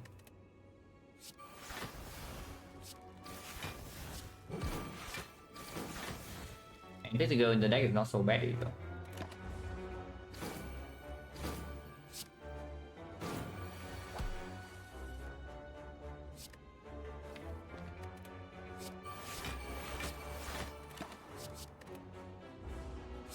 The HP, yeah, the 30 HP but take no damage character. That's a silent.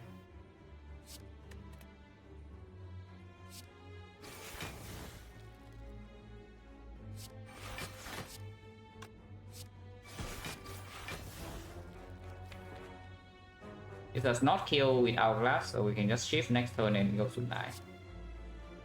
No, second scout. Almost fell for it. Yeah, almost fell for it, guys.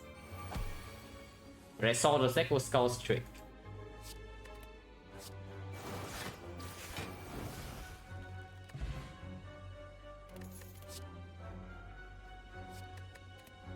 Entropic Brew only after this is used, but it needs a random potion over the block potion. Potion Bell already seen in it cannot be dropped in Act 4 anyway, so Potion Bell is impossible.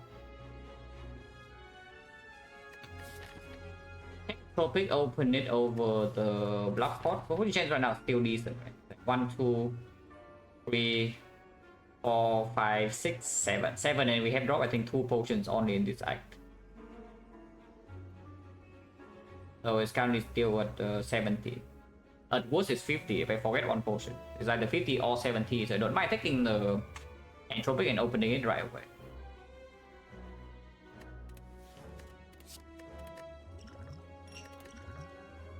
Fruit juice I don't mind immediately.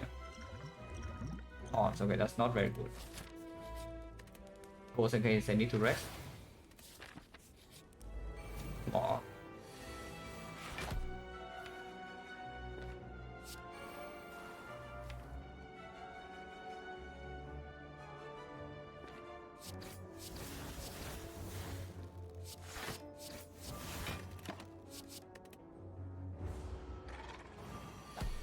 Three. Whoa.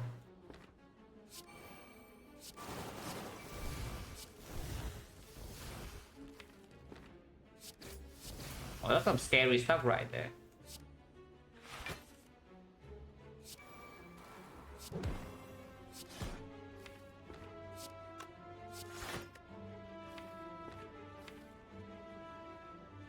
We're missing this option either way because Dexter never attacks. I guess the Adrenaline Energy converts back to next turn.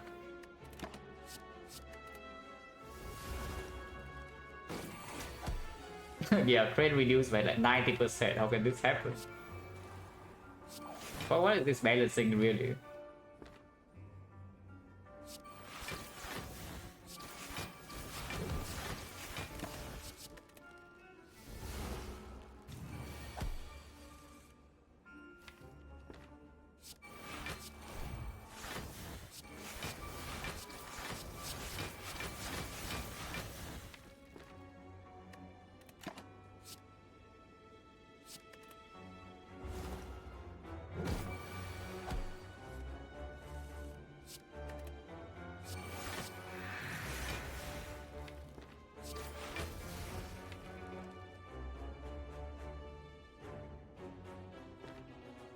Should I have held the tradition?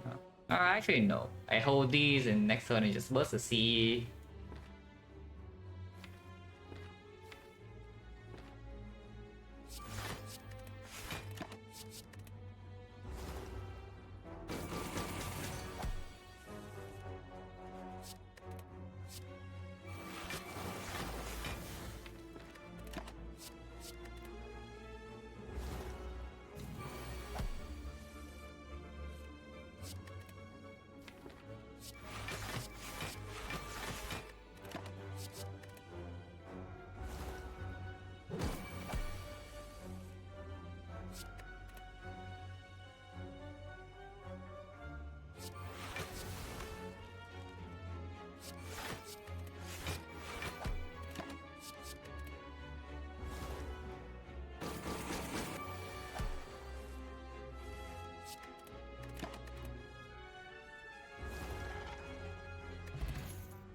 Huh.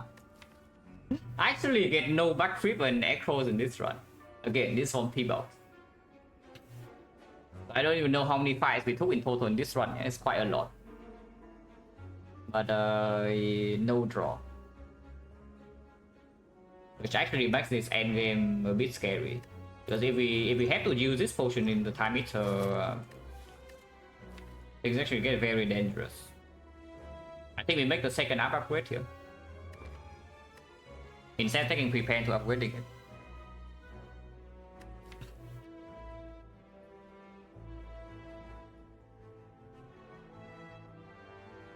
Unless you tell me it's time for the auto, I am most likely using Taunt Spot in the time meter fight.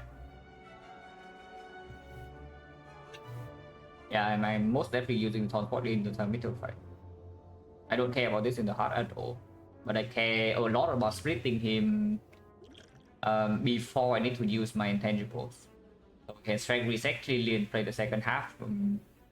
It's pretty trivial.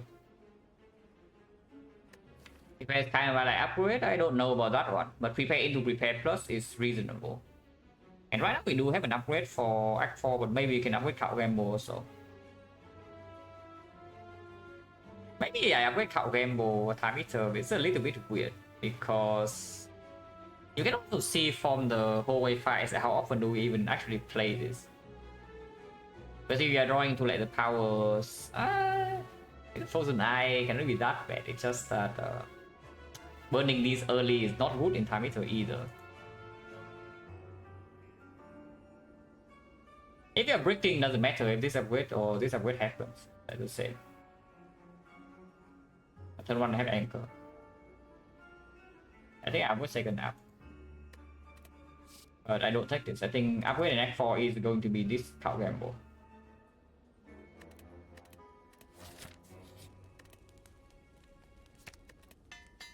And yes, I am very willing to transport here. Yep, starting with draw down. That's my meter I know and love. But we have to the church in play, so we do draw into this on turn 2, and then we do draw into this on turn 3. And I do not need to play this operation this turn. Can I top now? If I can top now, I can draw one card deeper, which is well left hands on turn 2, and that's pretty excellent. I think I can. I play this.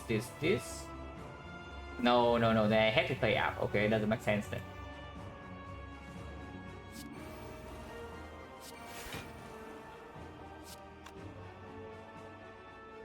Exhaust this. 1, 2, 3, so it goes to 7. Next turn I draw these 5. I guess I play Cold Angle then, and my next turn is going to be Agony, Apparition, maybe Muscle stuff. And that's like I discard the Blade Dance and I play this. So I play 1, 2, 3, 4 cards next turn. Which means this turn is just shift, Cold Angle, shift.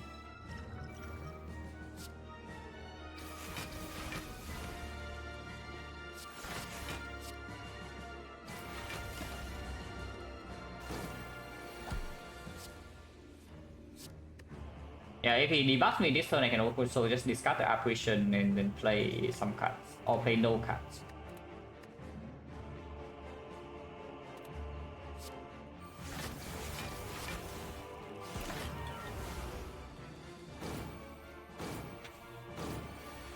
Yep, roll down again. That's the time to know and love. Definitely feeling at home, guys. Definitely feeling at home. I don't need to burst up here, unfortunately. But I still have one apparition plus that I could save on turn 1. So I backflip while it plans burst apparition, I would assume. And we hold powers. This is why I say I'm willing to use Taunt Spot here, because even when we are not playing a lot of damage card, he's still already at 100 HP missing.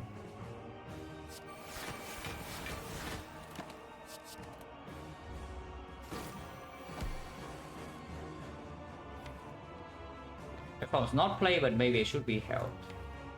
Probably not. I want to gamble and play some powers, maybe. He is weakened and we have footwork plus the whale, so we cannot die next turn, even if we break. Discard this.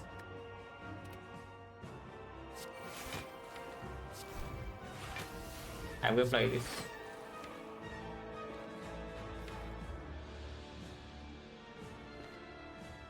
Gamble 4.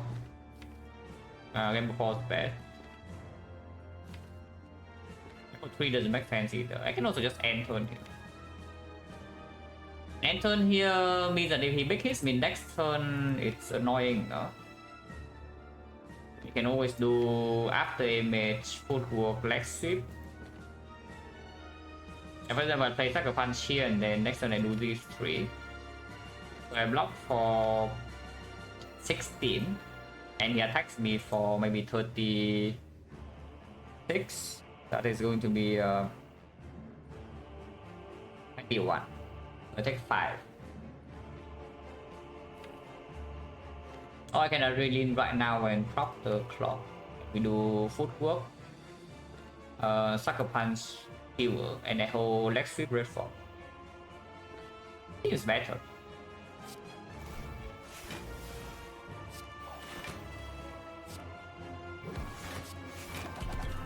That also deals more damage.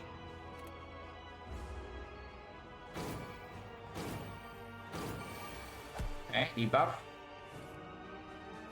It is scary.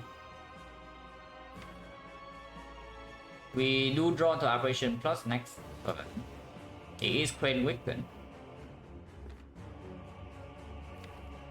I cannot play Reform yet. So honestly, I should just discard it. I don't even know why I hold it in the first place. I am not going to play it. Like playing this early actually will kill me.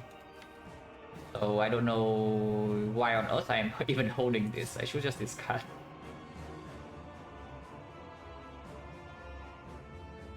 Yeah, right now the AI skill leg sweep and we hold piercing wheel.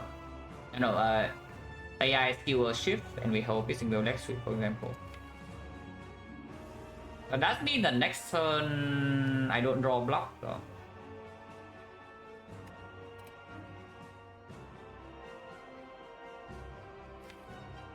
Then it's blocking 8 for 4 cards.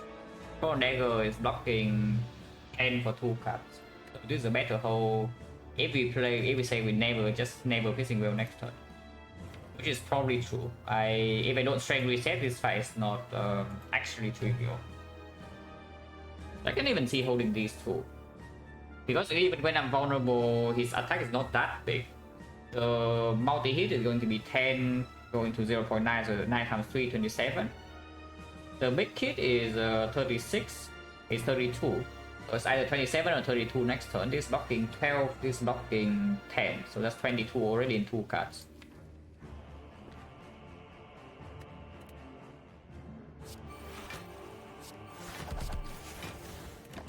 He is almost split though, which is kind of why I want to hold the piercing wheel. Maybe just take the damage next turn and hold this wheel and move on, because the second fight is not going to be as difficult. I say that, and then Wicked One just destroys me because we play a ton of powers and it does take time to set up.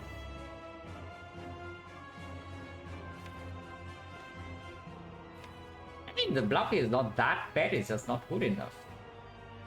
But if I don't hold this wheel, we don't draw back into it in time. I should probably hold wheel.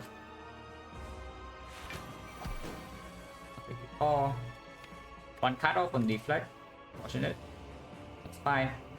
So I guess we do just take this hit then. We blow a decent amount. 32. And we block for 10 more. No, 8 more. So 20, we're taking 12. I guess I don't mind that. But this guy is like very hardworking. He just keeps drawing down constantly, so that's cool. So we don't even reach substitution next turn because drawdown happens again. Not that we need a substitution. Like he's already splitting.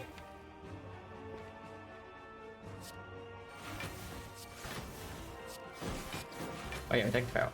I think 12 is fine.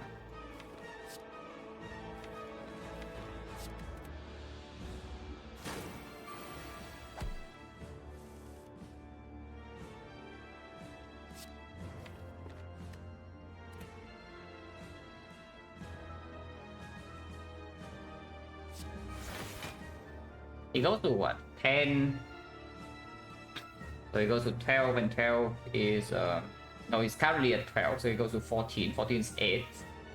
So I can play Shift Survivor Slime, and he will split to the taunts because he takes 18 and then 7 here, 27. He's at 239.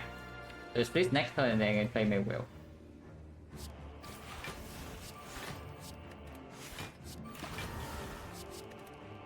And you see why I use Taunt Spot. Yeah, and you see why I just use Taunt Spot on turn 1 in this fight here. Because if we actually take longer to split, like you see it's getting troublesome, right? Like we are getting a little bit overwhelmed by the slime even after getting fully set up and having crane weakness.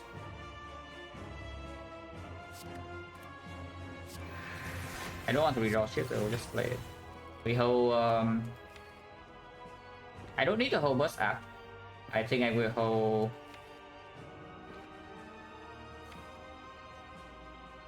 maybe it's like the neutralized backflip hold is good enough to block any attack, but if he debuffs into attack and then we bottom deck the operation, we can be sorry. So maybe just do this for safety. Maybe just do this for safety. It's like he has 0 strength, so he shouldn't have problems, honestly. Yeah, okay, draw down again. Very cool. Meter just doing counter things, but I think we're fine.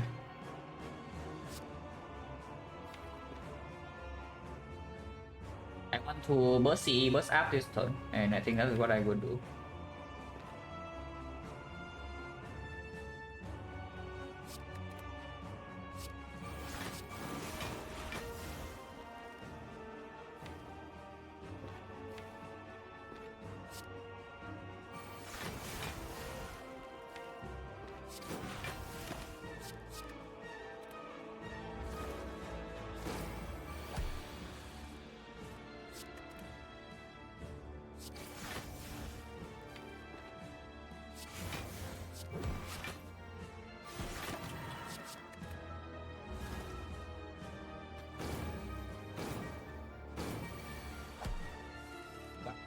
Fine, we have weakness in red form.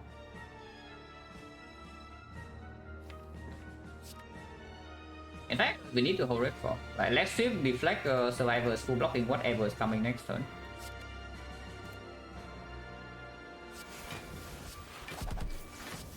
Don't need to play this, so I would.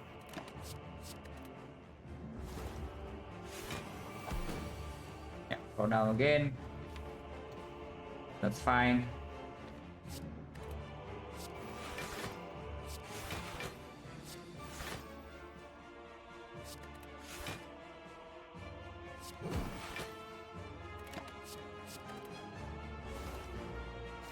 This is why I wanted to burst CE.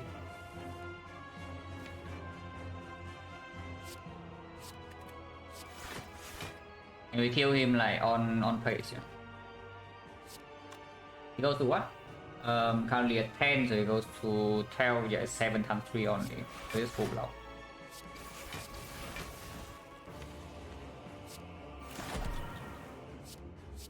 That's Hourglass.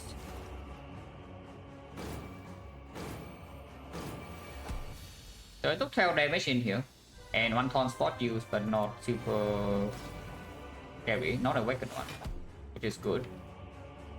I think awakened one is a more annoying fight for us. We can burst up right now, which seems quite strong, and who the trade is in play.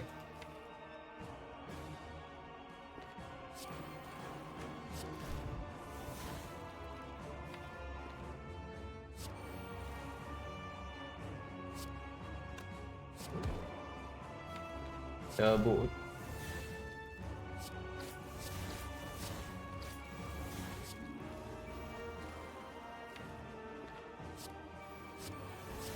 It's a ton of damage too.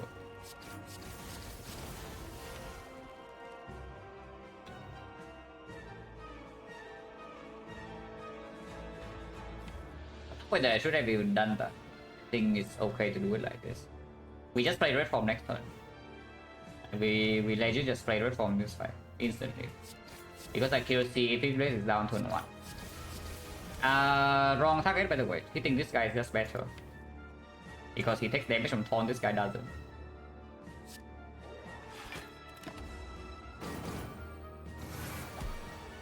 That's fine. I mean, I guess you don't need to play red form, you can just play footwork.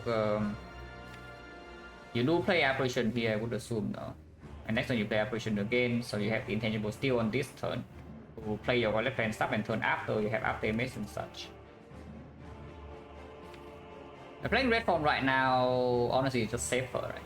Playing red form right now is just safer because we know the CE will land. We only straight right fight.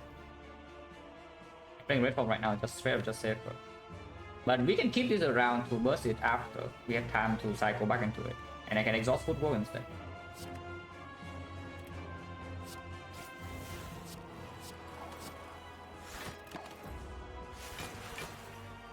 But yeah, definitely wrong to hit this guy over this because it doesn't take taunt damage. Unlucky. Would not have seen that one coming. This app I probably won't play here. I probably would. Maybe I should. I probably should. I probably should.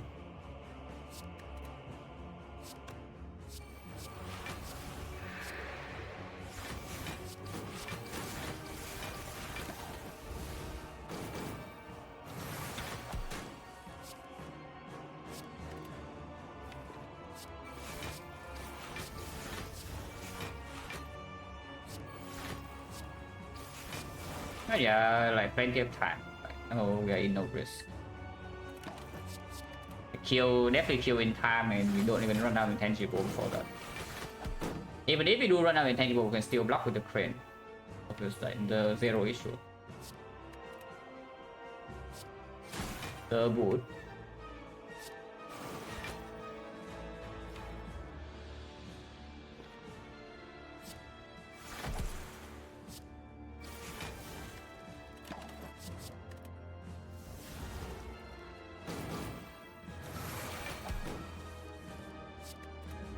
Yeah, we know Awaken runs troublesome, but this fight is trivial.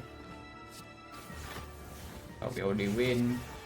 Do whatever we want as long as we don't even need to pull block next turn because they die to poison both.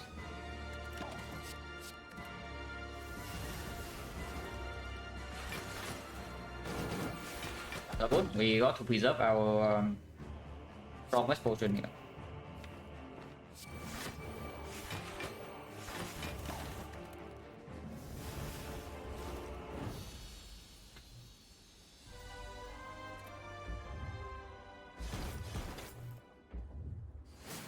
So game up with an next call or unnecessary? Probably fine to upgrade top gamble. Speed up damage by a bit. We do not need the third up to be crit. Up damage not super necessary to be upgraded even in the heart. But we have 2 copies. It's that way just good. Because it does allow us to pop 6 intangible immediately in speed and shield and still deal enough damage before we run out. Or you have to give up on some of these and then you gamble into your key power, then you can maybe still draw back into the apparitions in time. But it's here, we cannot buy that, but that's fine. We have exactly 101, so you can remove a card or you can buy Defect.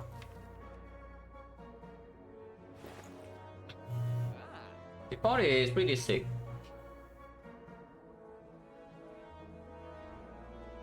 With the Frozen Eye.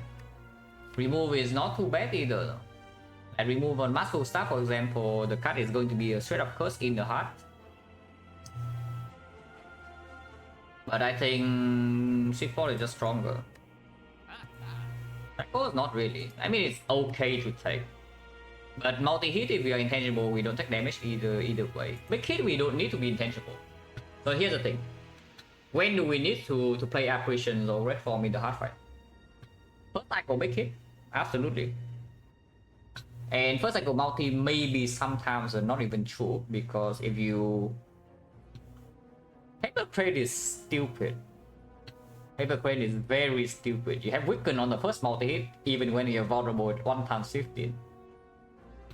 So you do not need to will the first multi. Second multi is only 2 times 15. And then you are setting up your powers already. So you also don't need to will there. Third cycle is when you might want to will. It is still on 3 times 15, but bit of that is 3, so it's not too easy to block. But then not using the heart is like dead at that point.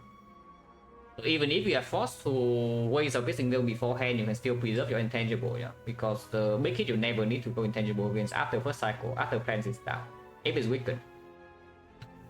So realistically speaking, what does the Dark Shackles do? It prevents the case where we are bottom decking all our weakness and our intangible and our welded plans.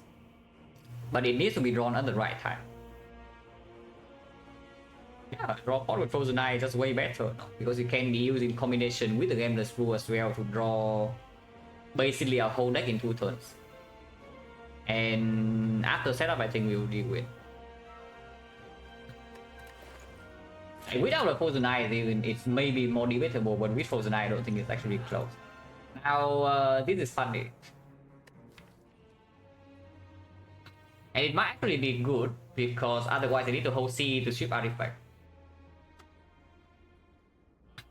And it's not an insignificant amount of damage, it's like quite decent, it's a Fumes Plus with the Snake Skull.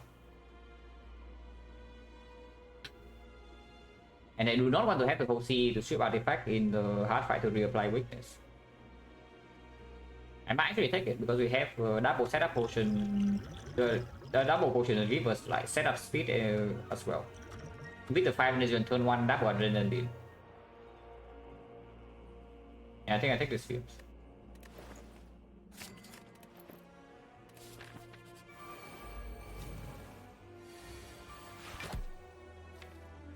Okay, next thing we don't die, that's all I need to know. Unfortunately, turn 3 draw is going to be weird, but we can just pop red form, I guess.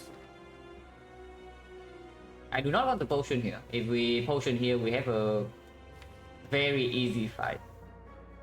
But I do not want to use a single potion here, so I guess I would.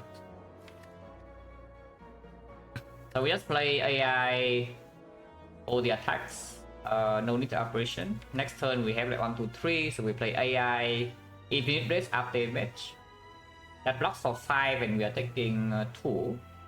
And on turn 3 we have this hand.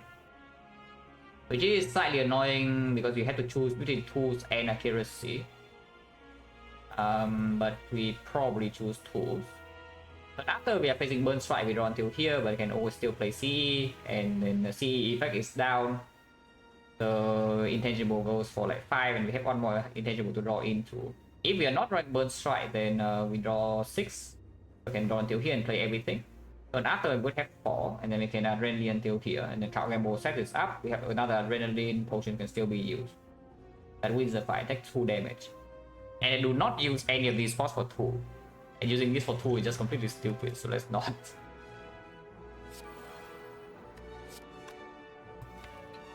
That's still easier to kill. He takes more damage from Taunt, this guy gains block.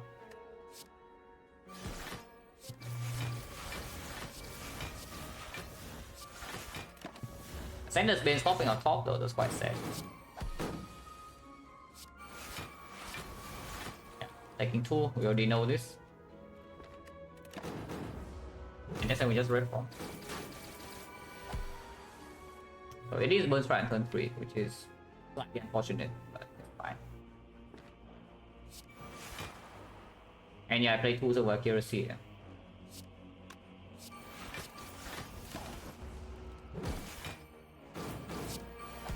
Especially after deploying red form and the thing is bottom deck.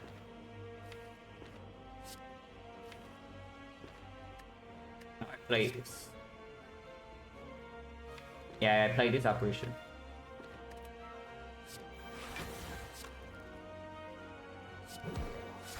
And yes, I want this 6-7 poison.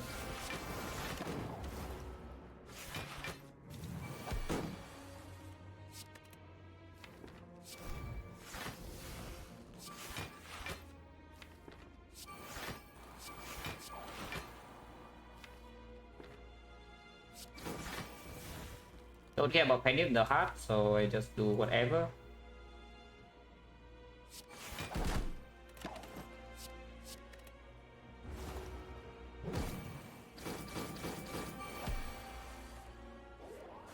Let's try again, that's fine.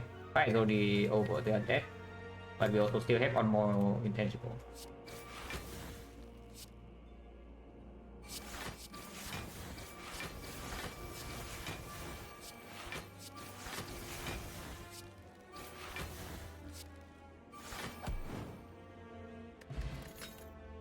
I flip. Sarban's plus is interesting, but I think Mackley is just stronger. Is that true? Because if I take the Sacrifice Plus, we have a lot less pressure in the first cycle. But we cycle slower, yeah? Our damage is lower overall. Yeah, our damage is lower overall, our block density is lower. But a lot less pressure first cycle to be intangible. Probably not, yeah, probably not. There's also Storm of Steel, Unceasing Talk, but top deck got plans and after image and apparition, so I assume the fight's over. You can even save this one. Yeah, I think I assume with this draw we win the fight on the spot, but we'll see. Because it's not weakened first cycle, but I can always potion to draw into at least this Sucker Punch. Oh yeah, pretty good, pretty good.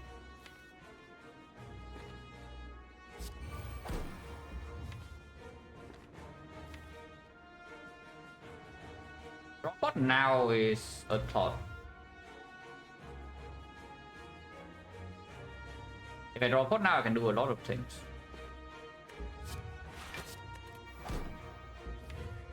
I might actually do that. Okay, let's draw pot now. And just play after image into like all the shifts. Burst adrenaline. But adrenaline is a little bit weird, but we also say that against the multi-hit we don't need to. And yeah, I also get to play my fumes on turn 1. So AI is down turn 1, fumes down turn 1. I don't get to burst apparition first cycle, but I also don't need to. I am perfectly willing to strength wheel first cycle if we cannot draw into here. Like wheeling first cycle is completely fine.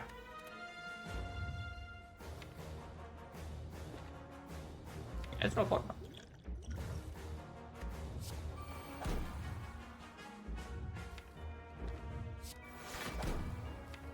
I can draw very deep until here because of double adrenaline. And honestly, I can even see Gameless Brew until to the trade immediately.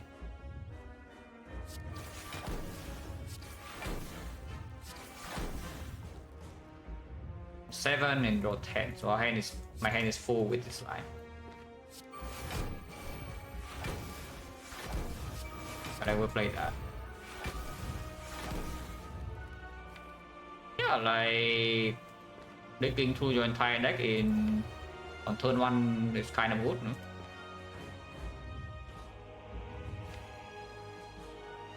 So I don't mind using Gameless Brew right now, and I think I will.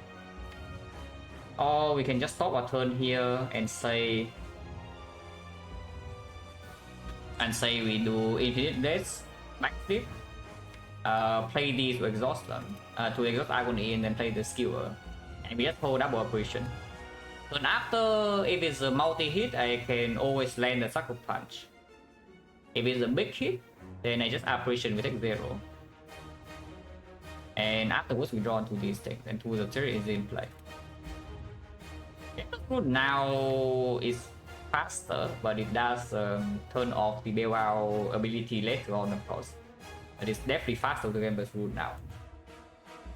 I play this.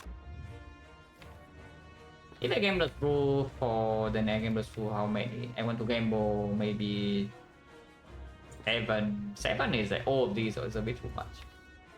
Maybe until here. Also with them because they need to hold Sucker Punch. Okay, no game just rule this one. No game just rule this one.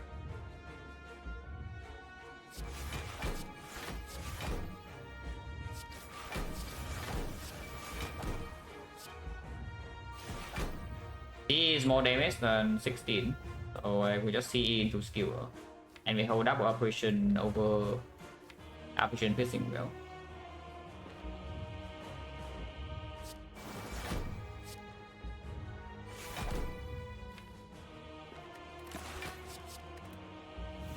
Yeah, I assume with this draw we just win turn 1. We turn 15, so we lost a 50-50, but don't think it will matter. I will take some damage here, yeah, and lose all my fated, but that is irrelevant.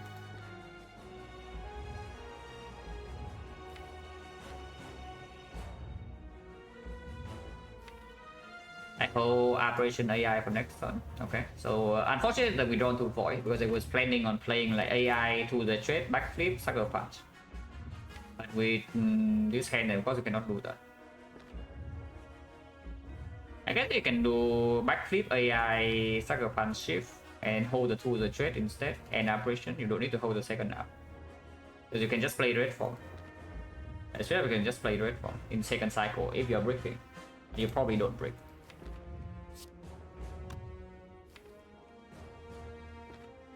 Oh yeah, backflip AI Sucker Punch shift. We take it's block 2, go to 1. And these are block neutral, so we are taking 10. We're taking 10 and losing all plated. I don't actually care. Yeah, that's like completely fine.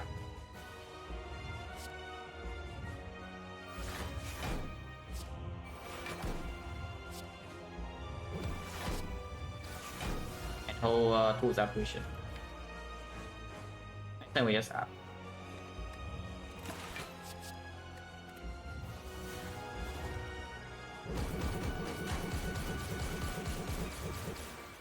We don't try needle, you try your best. Needle, try your best. Really did. Commendable.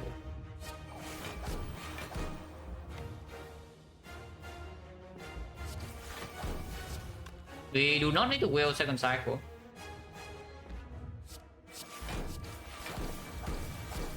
But I also have endless brew, so there's no actual risk. No matter what I choose to do next turn, because the like I'm thinking is that I apply weakness now.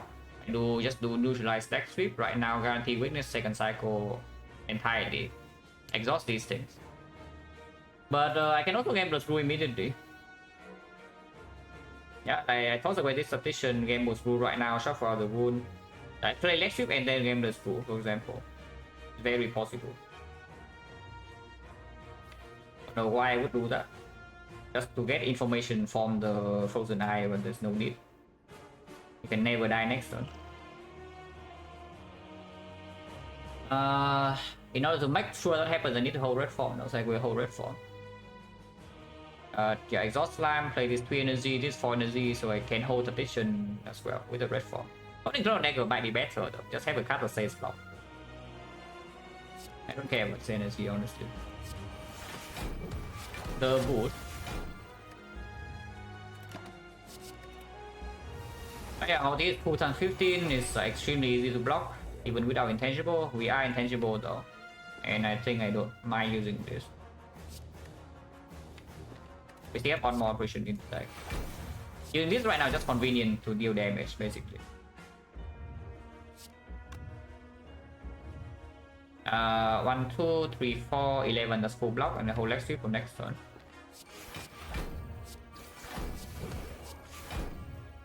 Is that full block? I mean, we already know this fight over turn 1. There's no issue whatsoever here. You can red form here, you can also just scout game and full block. So you can choose our flavor of ice cream.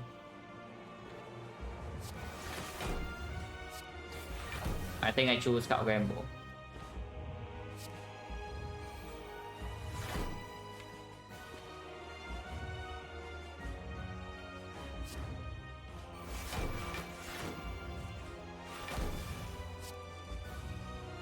I don't want to burst this red dance, but I want to play it, so I will burst that.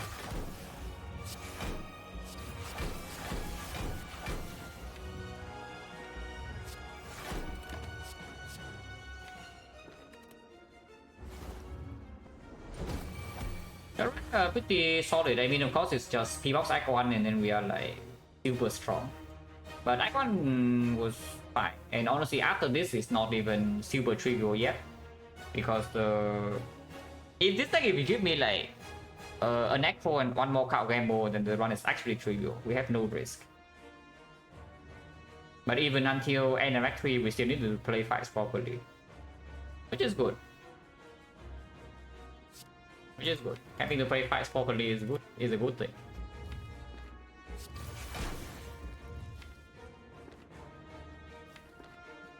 We hold like burst apparition probably, so I don't draw right now.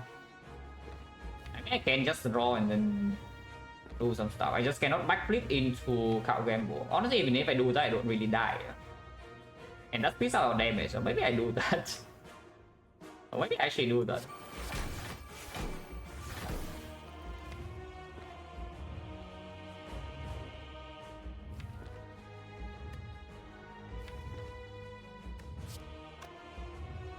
First blood sucks, but we can Gambler's Food now.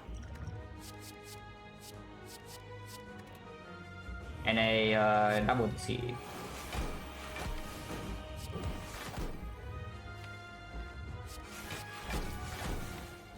We need to hold operation, so I guess it works.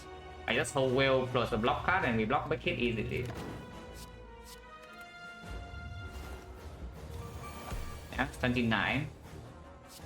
29 guys. This guy is not even trying. To be fair, we can only play one card before we take damage, but fine.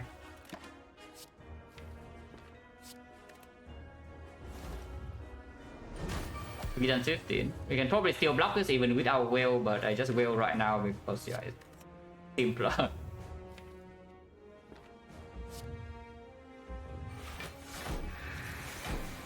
You know, brain off approach.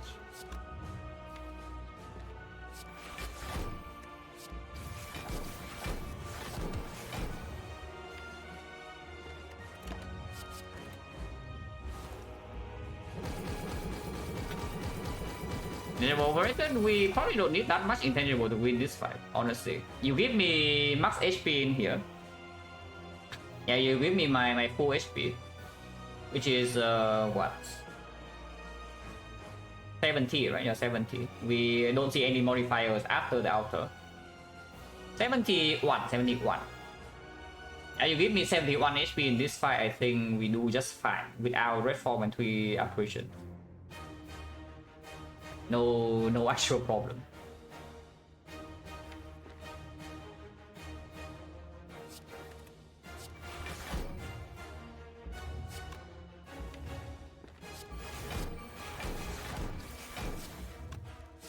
Okay, shuffle is one shift, guys.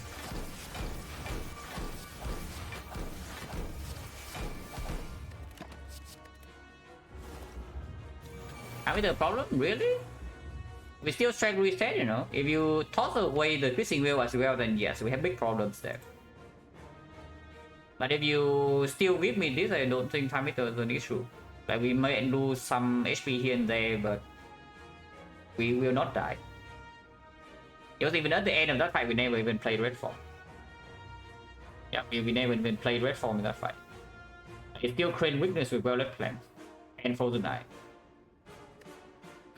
But if you take away the strength reset, then yes, we have issues. But I also use the taunt spot there fairly quickly because it was like, I don't know, 60 damage or something.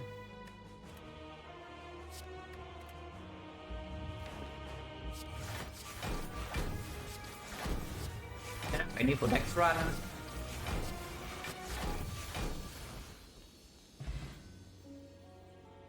Because at some point this number, instead of 40, it was 50. Functionally the same in the hard fight anyway, but it was more broken elsewhere.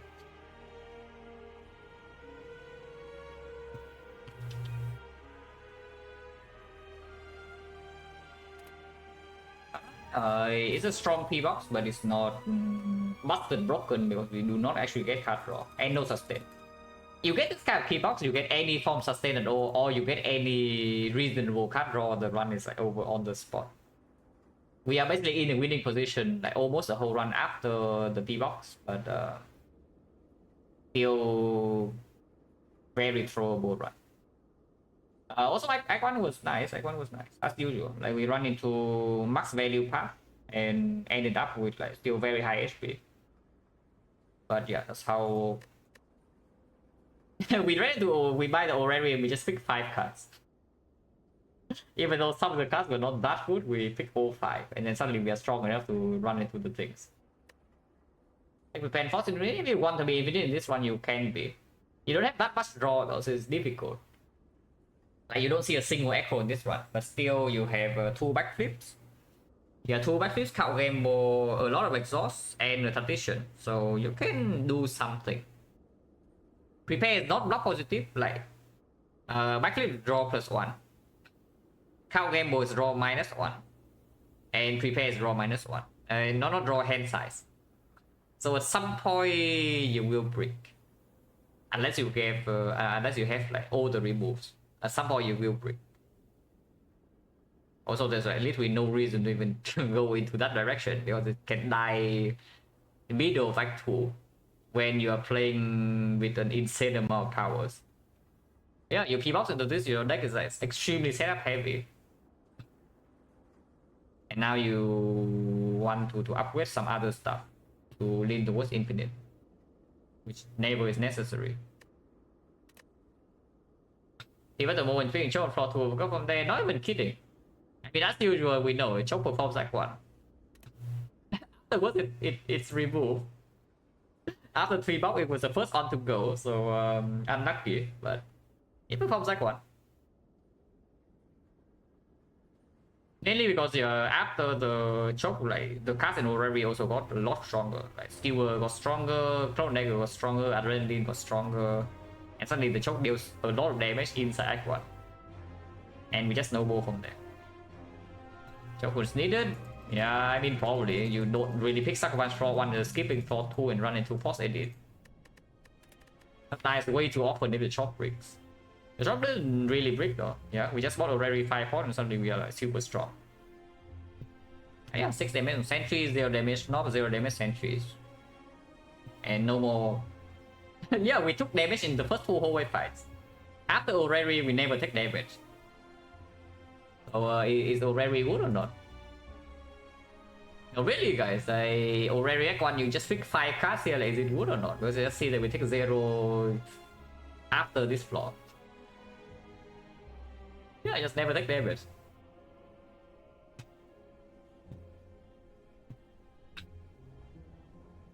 And this is kind of why I say choose a card on the characters that can just win off of farming hallways in Act 1. It's not so bad. Like Anclat and Watcher, for example. It's actually not that bad, even though the overall value is extremely low in late game. Basically, it's non-existent. But if it kickstarts your advanced hallways farming, it converts into a lot of things inside Act 1. Or both Clan and Watcher if you choose a card. Which is interesting.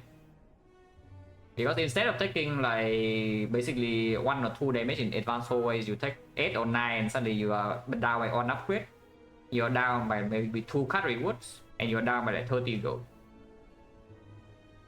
Not insignificant. Sometimes it even costs you 180.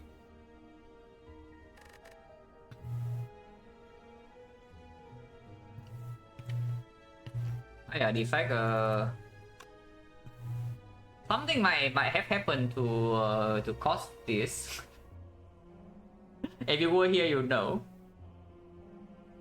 But yeah, we did a fast run yesterday. Yeah, so something might have happened to cause this. Guys, I take a short break and then we can do Defect.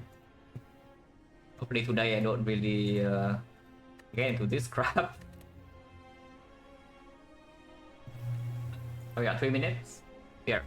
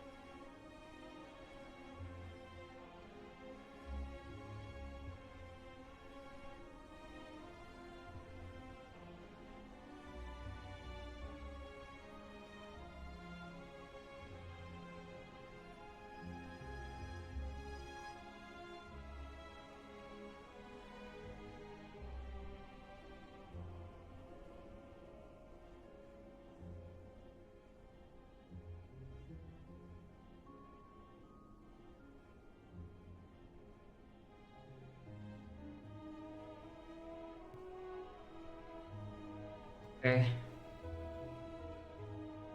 Speedrunning, I mean, I have been speedrunning a lot on, at least trying to speedrun a lot on Watcher off stream. I can show you. I can show you what I have been doing off stream so recently.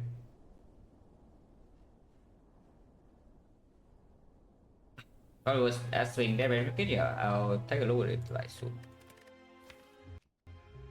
But yeah, the Watcher. The classic speedrun strat. I boss swap if it's not P-box and it's not fast, I will just abandon run to get Neos Lemon. I don't do this glitches, like I do glitchless. So I'm getting faster because I just got my sub 20 the other day on A20 hard, but now my PB is already down to like 16. That's kind of good. Yeah, like fairly consistent when I commit to the run, because when I see the run too slow, I just abandon on the spot. Because Neo 7 is even a good bonus. But when I see a run that's like kind of good, after Act 1 it's usually around 20. It's usually around 20 flat. So I'm getting faster.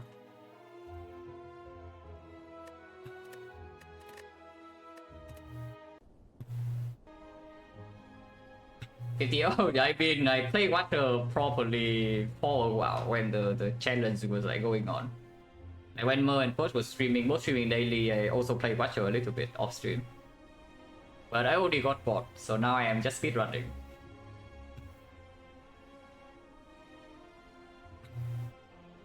Yes, of like win rate higher. Nah, speedrunning I don't care about win rate, but I was doing fine when I was playing on Watcher off stream. I think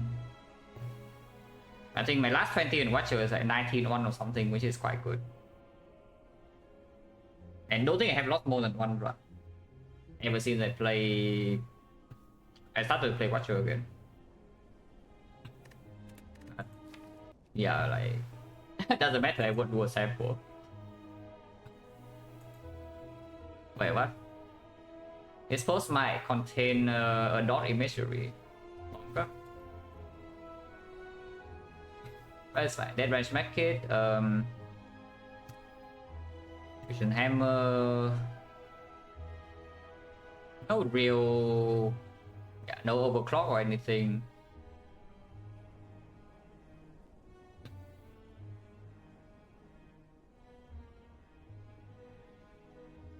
No consistent solution to first cycle, but do have the puzzle and the gameless rule.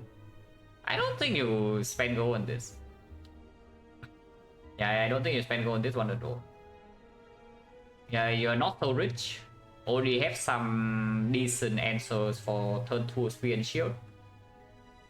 And when you walk into the heart, you don't really care too much about the medkit. It's too expensive. If you have like maybe 250, I can see it. Just leave, you can just leave, yeah. You can take a remove, you can just leave, you can buy the penny, but I don't even like the penny that much.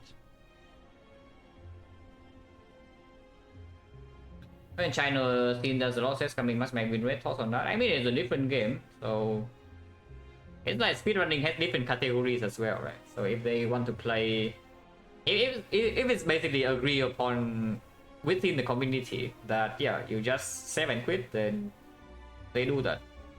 So just play 2 different categories. But I don't find that super interesting, so I don't do it. Yeah, Merstrick died at 26. He lost a very close hard fight for run 27.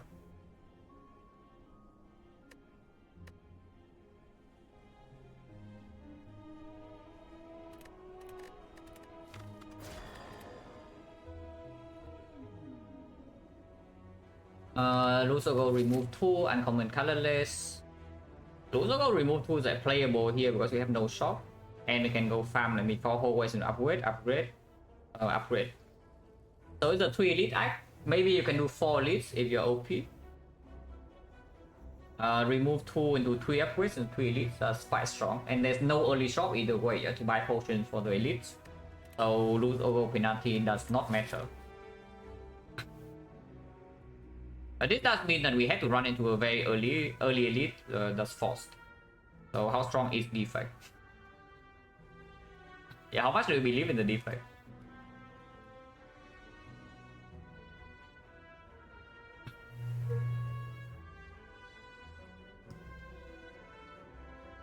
Because if you really believe in Defect, you still remove 2 strikes and you walk into this 4 hallway path. Maybe you can even do 5 hallways, but yeah, this burning elite is not so easy. If you are doing 5 hallways, then you are probably walking into this 4 elite path, which is, I don't know, maybe a little bit too much. If you remove 2 and you don't see good damage cards, then you run here and you get owned. Still fine, because you can go and rest. But afterwards, this shop is not open, so you are forced into second elite, otherwise you get no value of the act. But the bonus is still sufficiently strong later. And if you remove one, it's possible in this map, because yeah. Like, the way that this act is ruined is that we run into floor 7 knock and we get owned. That is the easiest way for this act to get like completely screwed up. So I don't mind removing on 1 in this map. Atomic Catalyst is good. Atomic Catalyst is good on Defect. But is it better than remove 2 for basically no downside? No downside short term. Like Catalyst more on Defect other cards substitution. I mean, there's a lot of reasons to like this bonus on Defect, because icon you can pick up block cards. Your starter deck has enough damage that you don't mind picking up block cards early, so something like Good Instinct. Finesse from this is suddenly no longer a real brick. Blind is insanely strong on this character because you don't have another easy weakness access. So even Blind you're not unhappy about. Whereas you play Silent, you click this, you see Blind as your best card, you're crying. On Ironclad you also don't really want to pick Blind either. You will pick it, but you are not that happy. But this character is very happy to pick up something like Blind or Good Instinct on floor 0. The usual stuff like Trip and Dramatic Entrance still good, Flash of Steel is fine, Finesse is completely fine, Dark Shackle is amazing. Like a lot of things can perform. Even Panacea, yeah, Panacea on Defect also pretty decent to have in your deck, because it opens up 50% chance you see the Bascock, and even if you never see Bascock, it can open up some Potion Soul for late game. It can be drawn on turn 1 to block Vulnerable of the Heart, which is a big problem you need to solve eventually. Like a lot of things can speak for this on Defect. Potion is good for early elite, yeah. If you are not believing in the Defect, if you believe the Defect is so bad that you need to take 3 potions, you can take 3 potions. I believe in the Defect. They have any 10 card infinite and Defect is set. Well, I mean I have infinite, but deck has 10 cards, so I need P-box. If you want my whole deck to be 10 cards, I need the P-box. And yeah, this map I will do 1-1. Fairly rare that I do 1-1, but the way that this I gets absolutely dumpstered is that we run into this door and we take 40. Then the act is actually over.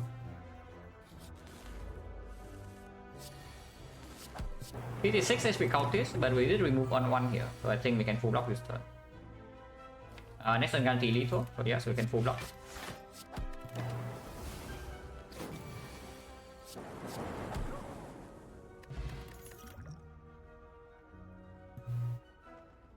As long as remove on defense, fine. Not very exciting, but it's not bad. I would say compared to Silent, it's definitely way better. Compared to Ironclad, it's debatable. Ironclad doesn't mind remove 1 either, but maybe it's more necessary in Defect. The aggregate card, yeah, the aggregate card with this map, yeah. The aggregate card in this map. Not really. As an underrated, Melter is, if anything, I would say is overrated by newer players. The card is complete utter garbage. Yeah, the card is actually one of the worst Defect cards. And I'm not exaggerating, it's actually one of the worst cards.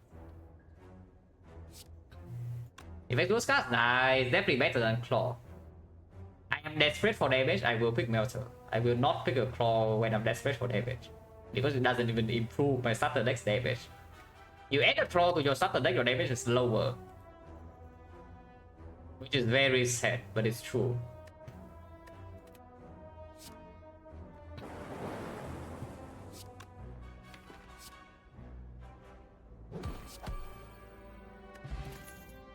Glacier card. Probably way too strong to pick the other two over this.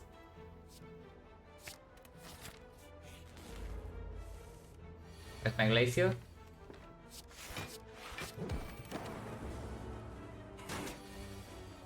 My Glacier.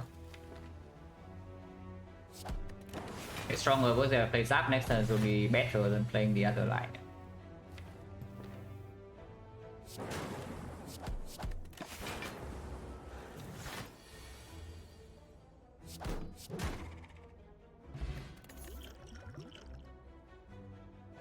Okay, I don't like this potion belt. I will tell you that I am not a fan of these potion drops. So these do not have a skill knock. This is good against sentries and Lagavulin, but against the knock we still have issues.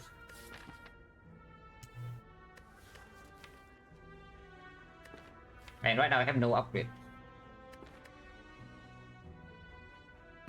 How strong would Blur be on Defect? Pretty strong. One of the better ways to block in the hard fight. Like you can set up, you draw and cycle a lot, you set up on the off turn your Blur and Frost Orb blocks for you, and then yeah, you just block the entire cycle like that. And Defect has some ways to massively overblock in some turns. Like genetic algorithm, energy burst into reinforced body, which is why like Caliper is so freaking strong. Even when you don't have that much focus, Caliper still kind of performs. Because there are certain turns that Defect just suddenly randomly block for 100. And then other turns you block for 0. But yeah, I'm thinking about this Tempest to Tempest upgrade. Because we currently have no actual upgrade in the deck. And it's not a bad card into Hexagons either, this card. Quite sad in hallway fight, so but we did remove 2 and this got exhaust, so it doesn't actually hurt us. It doesn't hurt that much later down, yeah, later on down the line. But elite, no, absolutely not. We are probably going for the 3 elite path if we can take. Tempest into advanced hallway, pretty annoying, but we did a rebound and we still have like 3 strikes. Put up Thunder Strike, yeah, we know how well that went. The last time we did that. Oh god. Oh no. Oh no, guys. Imagine we living in the Defect, and then you just walk into floor 4 Exodium Tax, green slime, blue slaver. So this is what is it? This is so one of okay, no matter what this is bad. Actually it's scouted, so it's like 3 out of 4. And this is 1 out of 2 out of 3. Which is 1 out of 2 that we roll a nasty combination. And it's a 6% that you get this fight. So yeah, this is a 3% low roll. And you see this fight on floor 4. Yeah, 3% low roll right here, guys. And that's bad. It's actually terrible.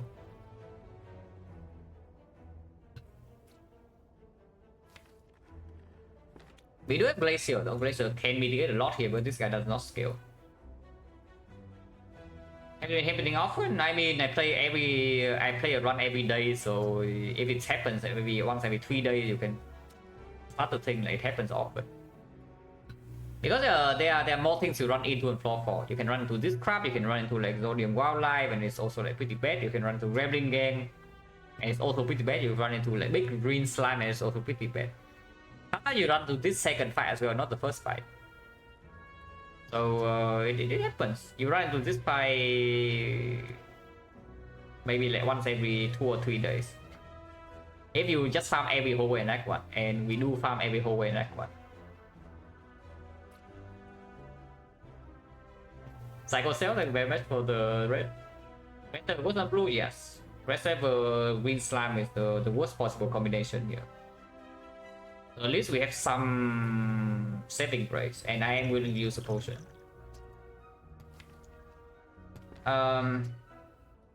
Lucas now. Lucas rebound defend and next turn I don't mind using 2 potions here, yeah, because this potion doesn't play against sentries. It plays a little bit against Lagavulin, but not very often, and it plays against not only if it converts into 15, and it's not even 15 because the knob also gets angrier. So I don't mind using both speed pots in this fight alone.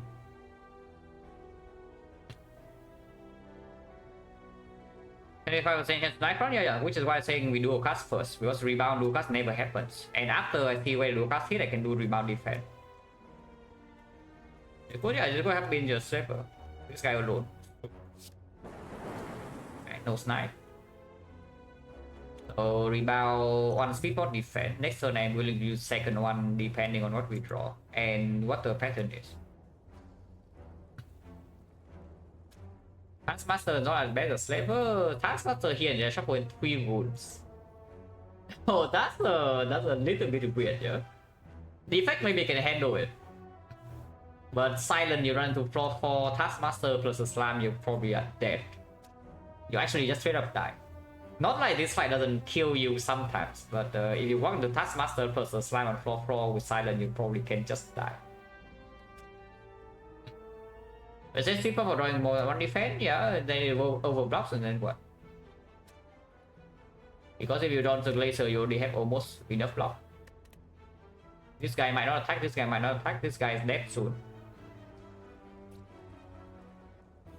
I just do rebound defense speed pot take 10 here. Using most people this turn is going a bit too far, I would say. But I don't mind using one pot right now.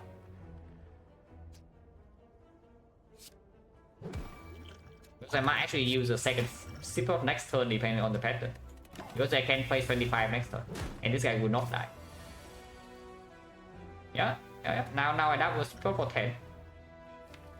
That's perfectly fine with me.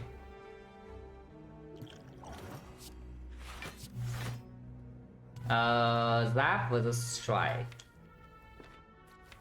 I may exhaust Tempest either way, but I'm wondering whether I should put the damage here or not. Probably should. Should play the lightning. This fight still lasts for a while.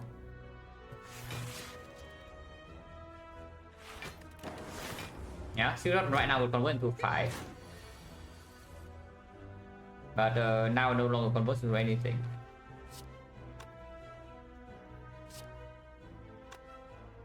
Unfortunately, we break your defense and we take another 4. I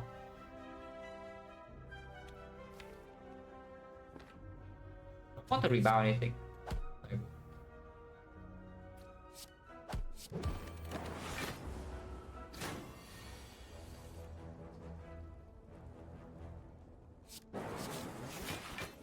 I do not take this one.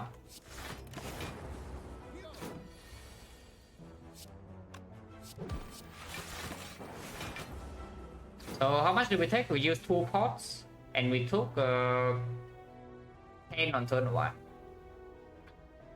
We took 1 on turn 2. We took another 4. And I think we take another 4, 5. So it's like 20 and 2 potions used. Well, that's pretty dumb, bro. That you walk into a freaking hallway fight floor 4, you use 2 potions and you still take 20 damage. Oh, that's actually so stupid. But what can you do? No potion drop here, of course. So potion change right now is like 40. For snap card, and yeah, for snap card we take. Capacitor only for Lagavulin, a little bit for Hexaghost, which we need to worry about eventually, but Knob is a big issue, especially when our HP is already at 42. And this play is for sentry only after you kill one. Otherwise, this is just outperforming. And yeah, healing event easy. Oh god. Healing event easy. I see. I see what's going on in this run, guys. I fully understand. If you are scared of Zap, scared of Knock, floor 5, next floor Zenith, up with Zap, or Cold Snap Rebound, you should rest, which is what precisely what we are doing right now.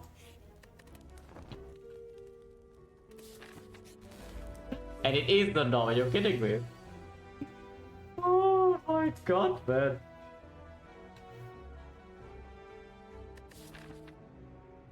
That's one of the act ones you can have. And we don't draw Tempest turn 1. Yeah, we top like all the damage and but no Tempest. So we only have skills in here. And it has 89 HP. Yeah, back draw the God Shift, advance away Exodium Tux on floor 4, red slave, blue slave, green slime. No damage potion drop. Floor 7 knock. Almost maximum HP. Bad draw. Well, if you have ADC to die on turn 1, this is one of them. In act 1 name it. Yeah, if you ask like how does Defect die in act 1, this is the answer. If this keeps happening, we will die. I don't think we should have died in this fight, but it's going to hurt. I don't think we should have died in this fight, but it's going to hurt. Like we do Cold Snap Strike, it's clear. Like dual cards is negative damage. Right? I mean, if I did not rest, then yes, we actually die here. If I rested, maybe we can do something. So rebounds like clear, defense we absolutely don't play. Next time we do have Glacier to block. So I can do Tempest, rebound, Tempest. Rebound Tempest is better, that it deals more damage and it also keeps this frost for next turn to evoke with Glacier. So it goes to 11, we take 9 this turn. Next time we play Glacier, it goes to 33. We block for 16, we take 17. Turn after it attacks 33, we might take 29. So we are currently facing 9 plus 29, 38, and then 17. Okay, we can die. If I don't gain more positive block, but pretty decent chance I can redraw onto Cold Snap or Dual Cast. So we will barely survive this. Can I kill this on turn 4 ever? If I rebound and then Tempest, we evoke the lightning and then channel 2 more. So we deal 8 plus 9, 17, 23. That's at 45 HP. 45 HP of order is going to be lightning, frost lightning. 45, and when Texan play Glacier, it goes to 37. 37, 34. Okay, sometimes we can kill. Sometimes we can kill turn 4 with this. And with Tempest, sometimes we can kill. Like we need to draw decent in the redraw though, but we do shuffle out some block cards. That's not so bad.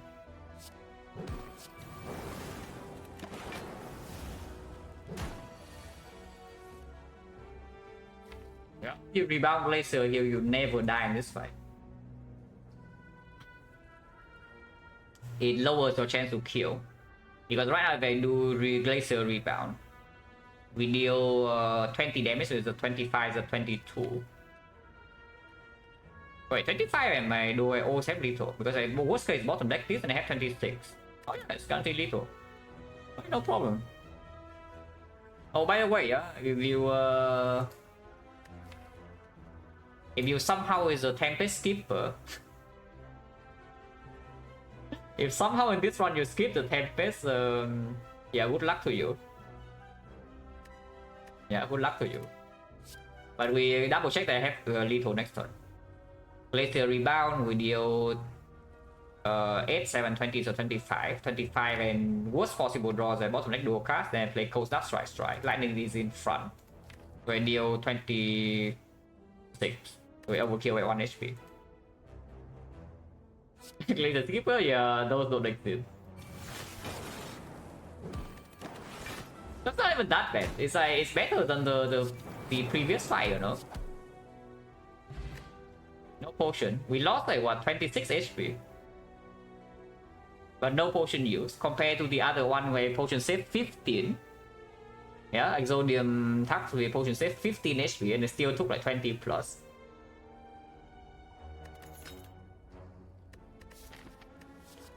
Tobacco, ribbon tech, Paul. By the way, we are a few floors away from dying to hexagons. We have 1, 2, 3 floors to find something that kills this, to kill this thing. Otherwise, we are dead. Yeah, just saying. Yeah, we have a few floors before we die here. Second goes up, I think. I think I will rest again. But I can also see upgrading Tempest, but I do want to take this, all of this, and suddenly advance away again, no potion support, and not very much potential here. So I've been running what 21:15. I mean, you grow faster eventually. I think my first attempt was like 28 minutes. I don't know, the first attempt was death to Act 2. And then it was like 28, and then it's 24, and then it's 21, and then it's like 19 and lower.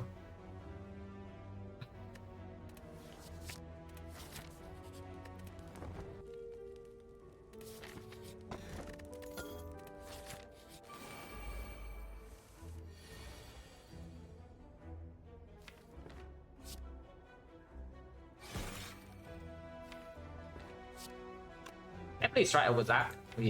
After we kill one, we don't take that much shit. We need to kill one first. So I'm even thinking of doing strike here with defect, which is probably true. It opens up some like rebound plus on attack. Otherwise, sometimes we can still block next turn with glacier. Yeah, if the lightning hits here, then double attack also strike plus cold snap also does it. Like here, like cold snap. Perfect. So I don't like glacier, but that's fine. 39 to better now, 45, yes. Yeah, it seems fine. I don't think we attacks too much here. I keep my frost.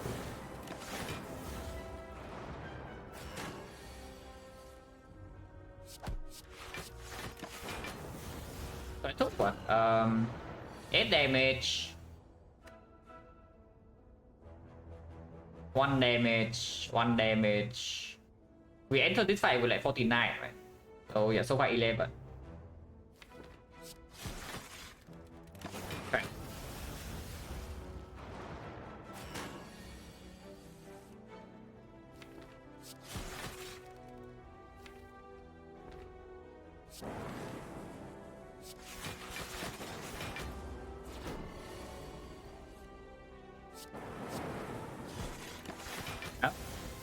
Drone attack distance perfect.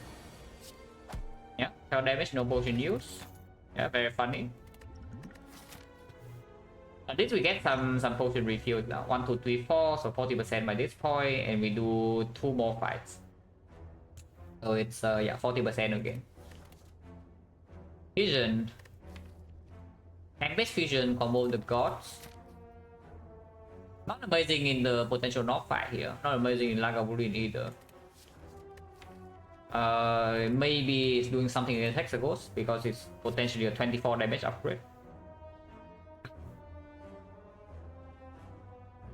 And later on, I don't mind it with Tempest already in my deck. Tempest Fusion is a strong combo. I think I have taken 1 Concentrius, made time on KO this fight. I mean, yeah. Chance 40.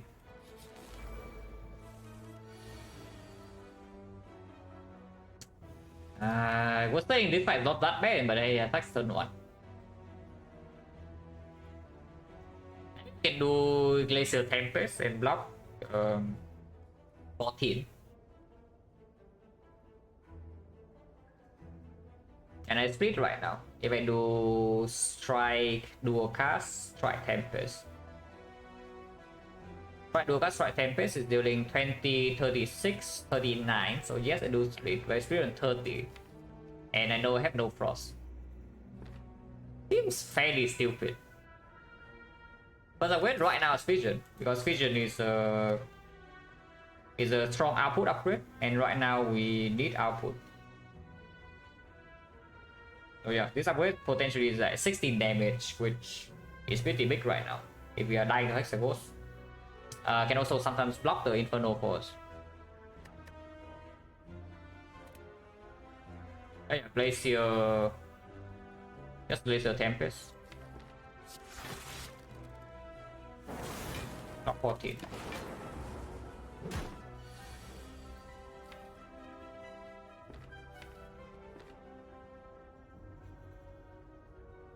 Cold Snap's perfect.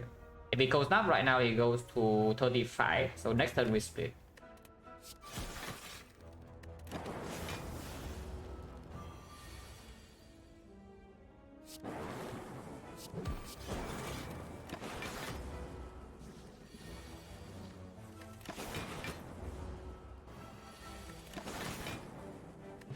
Potion 50. If I take the 2-1, I can upgrade Zap. So we do something like Fusion upgrade, Zap upgrade. Maybe opens up a Beam Cell. But at the moment, this thing is doing nothing. But long, yeah, I guess we say advance out to 2, yeah, probably can. His 2 energy deal 10 though, so we run to not really much in here, we actually have problems. Because the open right now doesn't actually do anything in this deck. But Lagavulin probably still pretty free fight. And yeah, this open up some out so Hexagons.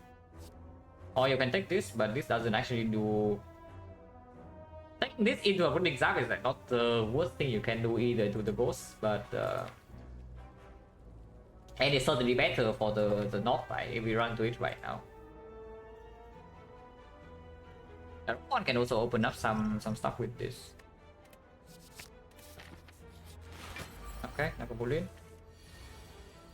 Oh, this is why you set up flower, guys. So we are not in like complete shambles like this. I wake up now. I think I wake it up now. We might still take damage here, but I don't mind that much. Waking up now, the line is going to be what? Rebound, Cold Snap into Tempest. Next turn we have 4 energy and we can do deploy Second Frost, but most will take 16. And our damage in this fight is actually... We actually have damage problems in this fight. And we actually have damage problems in this fight, so... I don't know how long we can wait and how much frost can we set up before opening.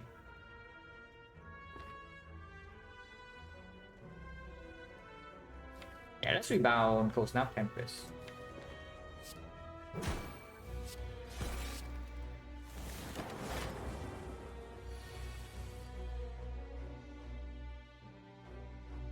Frost first because yeah, I would like to block and then I want to keep lightning for damage.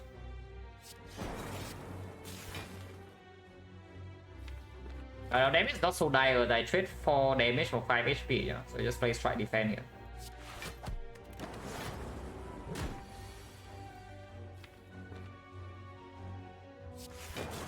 We can still block this guy for a while too. It's not as if that we are like just dying second cycle or something.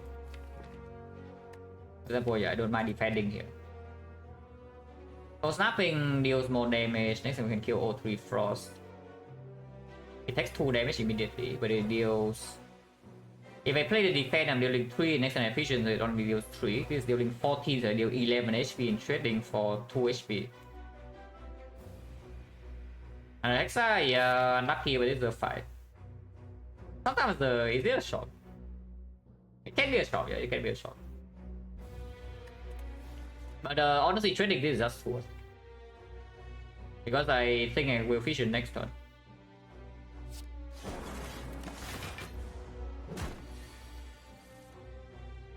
Yeah, with this hand, absolutely vision.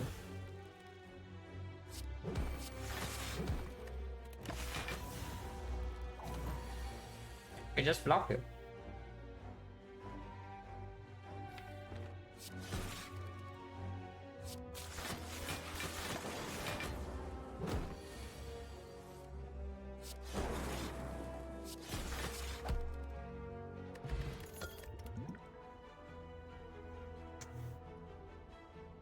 Not like this. Oh, I don't want to. I don't want to, guys. You're dying to Hexagons in a few floors as an oak one in down deck and get streamline. Oh, I don't want to. That's true, I take it. I still upgrade Zap though. But so we upgrade Zap Vision probably still. First upgrade or Vision first if we run to like whole way 5 here.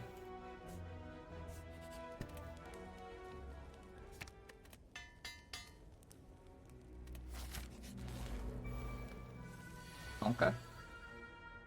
Good thing Akabeko is here first. That's all I could say. Good thing Akabeko is here first. Good thing he said it's here first. Holy crap.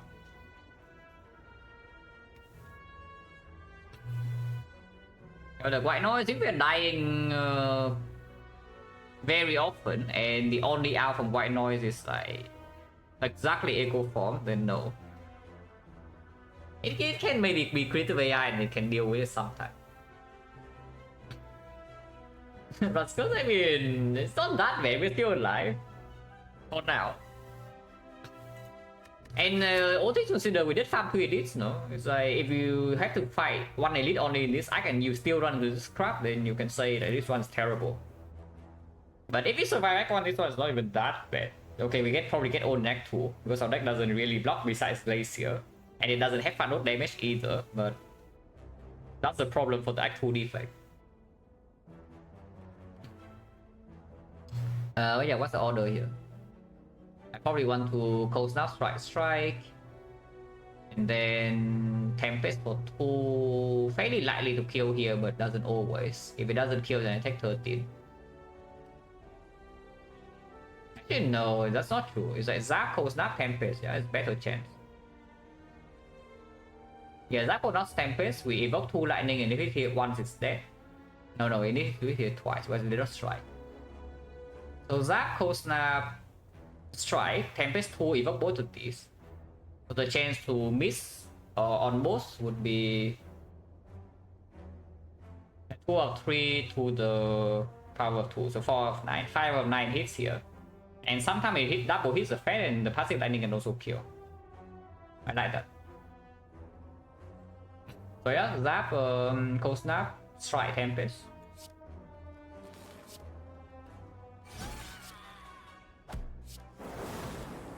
Sucks. And when you're taking Defect, it's like completely terrible.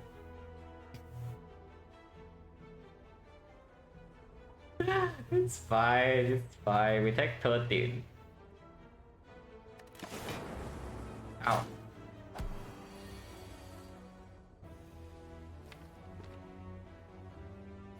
I guess you can advance the flower. We have T set, so I think I want flower 1 and not 2. We draw 1 attack and it's dead, and we always draw an attack. So we can set flower to 1.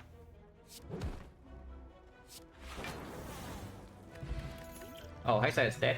If you want to use it, I don't. I really do not want to use this in Hexagons. I will tell you that much. Because the Potion Bell focus pot is basically, I wouldn't say it solves Act 2 boss, but it is quite a big insurance for Act 2 boss immediately, while being a very strong potion for Act 4 to keep with the Potion Bell too. So if we can keep this for a long time, I would like to keep it. Was I decent? Was I minus? Is it really? Considering that we also pick up a streamline here. Is Bullseye minus really a thing when we are rotating lightning out like pretty quickly here? I will still go on Zap, right? Like whether I take this Bullseye or not. I don't want this Bullseye in my deck in Act 2 though. We have like no sustain, no front road block. The Bullseye, unless you see Electro. If you see Electro, then Bullseye is fine. Also no AoE, yeah, no AoE, no front road block, no sustain, no front road damage, no scaling. Sounds like the defect. Yep, definitely sounds like a defect, guys. To be fair, the bullseye with the fission is quite a decent combo. Bullseye fission is a strong combo.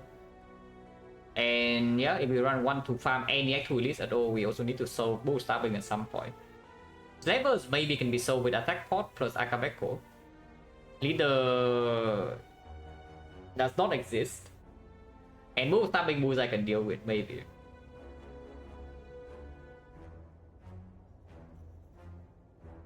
Nothing there, yeah, nothing there. A sad story. We farm 2 elites. We have like 4 relics and we have a bunch of cards, but apparently our deck does nothing.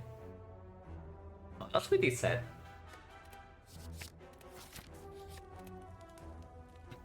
Upgrade that. Especially with the bullseye pickup and the off one. Oh.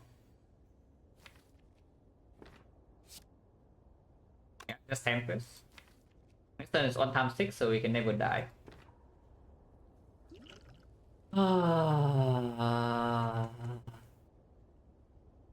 Okay, let's actually count a little bit of damage. Yeah, let's count damage a little bit. If I take this for 5 right now, we do 1, 2, 3, so it's 24 damage, 33 damage. 33. And after this evil is 24, so it's 57. I don't know. 1, 2, 3, yeah, 24, another 24, and another 9. So that's 57. 57, maybe passive can be left on for 2 turns. So maybe this Tempest alone is already like 70 damage. Sometimes I can block Inferno, sometimes there's Bullseye. Sometimes there's Streamline. Like Rebound Streamline can happen sometimes. Yeah, no, I don't focus, but not this turn at least.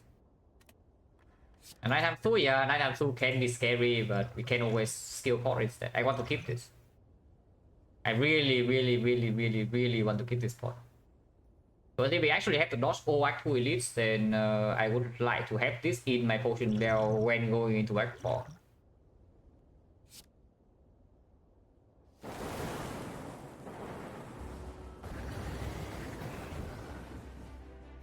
Okay. We do not shuffle out anything like this.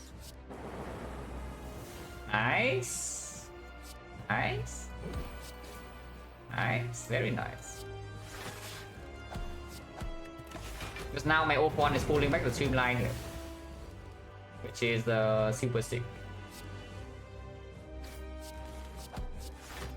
Yeah, we need the focus point to kill this thing. Okay, it's not dead yet, but our damage is not behind now yet. For now. For now. For later, I don't know. But for now, our damage is on pace. I don't actually want to rebound Cold Snap. I want to just draw to my Streamline over 1 and Zap and Bullseye. So we do Cold Snap. Take 3. Getting 3 HP for 6 damage. Extremely fishy. So I think I will defend. Yeah, so Cold Snap, defend, rebound.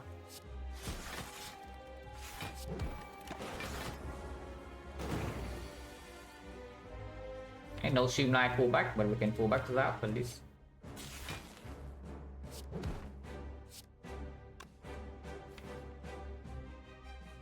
On the lightning first, because we play Cold Snap next turn in order to prepare for Night Times 2, and then the Frost can be evoked afterwards. So Zap Glacier. You don't need to play Glacier, you can Zap Strike Defend. And that means that we are getting owned by Night Times 2 fairly often, though, if I don't play Glacier here.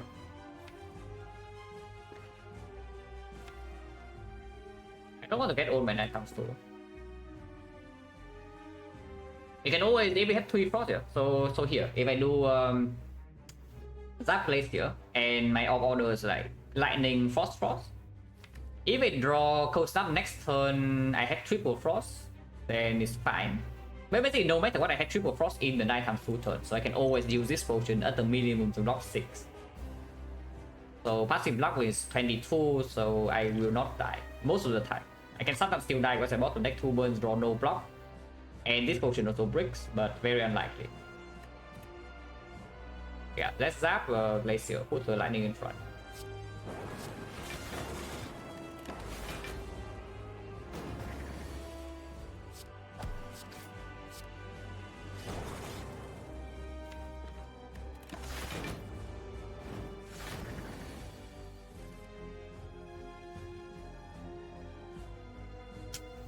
This dies exactly without potion use. Double Frost Evoke is 22. So we are dead exactly here if I don't potion. Which is a shame. So we choose which potion do you want to part with? Probably skill portrait. It's not lethal, yeah. Like Zap strike over 1. Yeah, Zap strike over 1 is only like 8 damage, plus another 16. So 24, yeah. You got 36 damage off. Body, sure.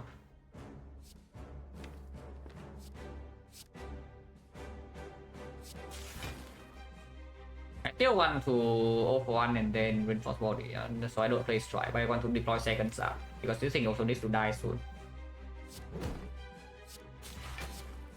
So this takes like 3 damage here, but I don't really mind. Monka? Monka? Probably fine. I assume we are fine. No reason to dual cast. Playing dual cast here is just accomplishing nothing. So I just keep it here. In case we need to focus for Glacier next and block Inferno when we fail to have lethal. But very often we have lethal this turn. And we do, because of Bullseye. Oh yeah, at least we preserve this potion. Electro. Yeah. Bullseye Electro, Zap, Tempest, Vision. Now you can also take like buffer, but yeah, it doesn't perform. The P-Box Relic. Wait. Lose over for remove 2 utter garbage. Why is remove 2 so bad, guys? Remove 2 completely sucks. Oh. Yeah, I would like a stack goal, please.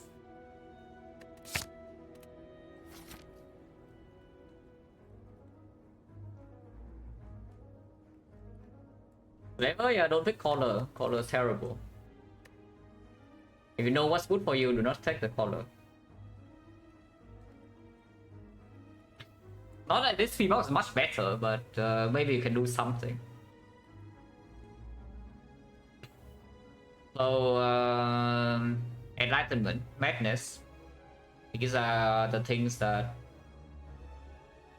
we really want to be in our deck. Because I would have bad, yeah, I also don't know. I would assume it's bad for 3 floors. Now the problem is that if we want early shot in this deck, we are forced into burn an elite or an elite in here into a second elite. So we are forced into 2 elites in here if I want to go short on the left. If I want short on the right, we are forced to burn an elite. The other choice maybe we can do like this into 4 question marks into like fire here into late elite, no elites in act 2. No late shot, no elites in act 2. That seems weird. Especially when we have Electro in the deck and Steel Potion. Yeah, I think I want left shot too. We are forcing ourselves into 2 elites this way, but we do have Electro in the deck with some decent front load now. I say decent, like this is the curse, this is probably also half a curse. And this can do something but not really. And this is a curse. So we P-box into like basically 4 curses, a wood card, and a card that's good later, but not now. You also want to that? No, if you also want to that, you just win. Actually, no, maybe not. With this, with the map that we had, maybe this P-box kills you on floor 7. Yeah, it can be played sometimes. We have the T set, we have the aggregate, we have the flower. It can be played sometimes. We have vision. Like vision into meteor definitely can land sometimes.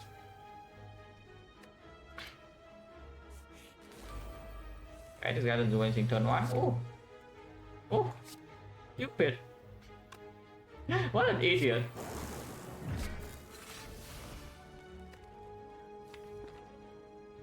Yeah, no attacking turn 1, big mistake, my friend. Okay, I shouldn't call him stupid too early because we are still getting on potentially here. Hello, MG. But maybe we are fine. I think this Electro is weird though. Because right now we have a huge Tempest potential next turn. And I do not convert this energy into anything. And yeah, Fission into Tempest next turn is actually just killing immediately. Yeah, I don't play this, just this is trash. Oh, Tempest. I cry though, I cry. I cry every time.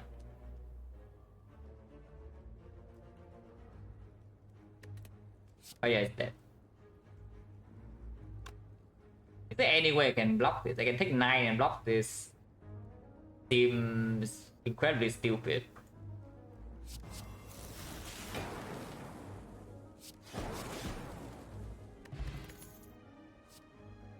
Okay, more chill, more good. I don't mind chill.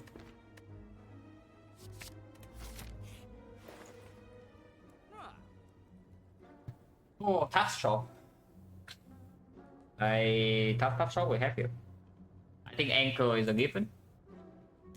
After the anchor is difficult though, because it's cell repair versus potion versus turbo versus discovery versus remove. But I think anchor must be bought.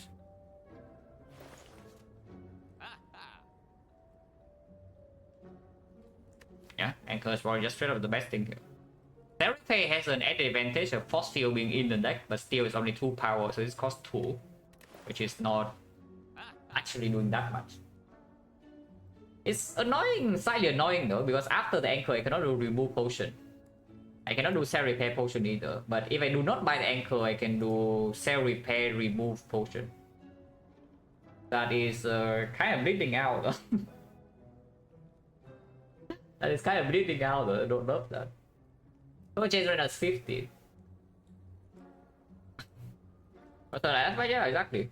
We don't actually have fun roadblock in this deck. Anchor's great. Considering that this run, if it lives for a little bit longer, it sees any kind of draw suddenly it's broken. This run is only a few things away from being like very overpowered, but right now we are kind of dying. But do we remove in this deck? Good question actually. Probably force field. Most definitely force field. Eventually it plays with 0 for 1, but takes too long. But yeah, eventually it also plays. Not buying a potion that is believing in Electro in the non-book stabbing fight, but it's not like Fire Force Soul book stabbing either. Nah, I take Anchor Cell Repair. I just take Anchor Cell Repair. And Turbo is good too. Turbo is quite good, but we can upgrade aggregate. We can. We already have Fission energy. After we play, we have energy. We don't have draw to support this yet. This is just to get Meteor in play, but we can already do that sometimes. And after Meteor is in play, this thing is a curse. And Meteor being in play doesn't end the fight immediately.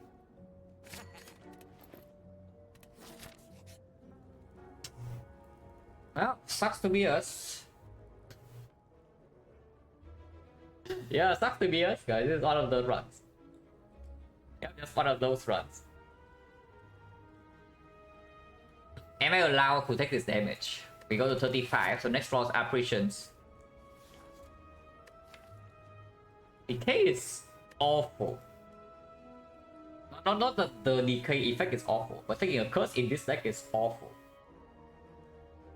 It slows down Fission. If you slow down Fission or the Electro draw by 1 turn, you can straight up just take like bonus. I don't even know how much damage. Yeah, if any time the decay costs me to draw this 1 turn slower or 1 turn slower here, we are taking 20-30 damage extra. Thanks. And send our apparitions here.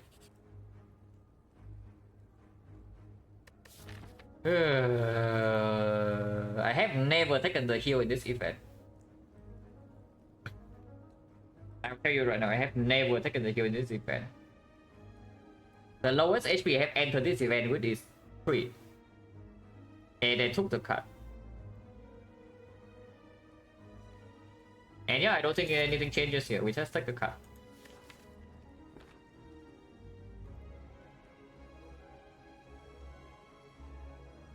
Overclock.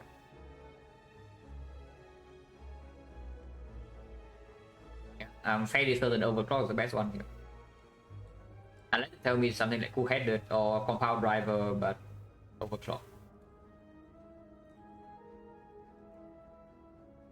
Let that heal the lesson. The problem with taking the heal is that the actual never gets easier. So you take the heal. Are you getting anything out of the heal? Yeah, what do you get out of the heal? Because this event, this screen is probably worth 2 normal fights. Sometimes even more. Because you cannot see duplicates, so you actually see 20 different cards. So yeah, you basically take the heal, you are gaining 1 floor. Not even full 1, but you gain maybe 0.7 over floor. Because instead of an upgrade, you rest. You go to fire, you rest, that's minus 1 floor. And that is this. 0.7. On the other hand, you take the card choice, you gain 2 floors. And it also means that you can maybe play safe afterwards because you get some decent value out of the floors already.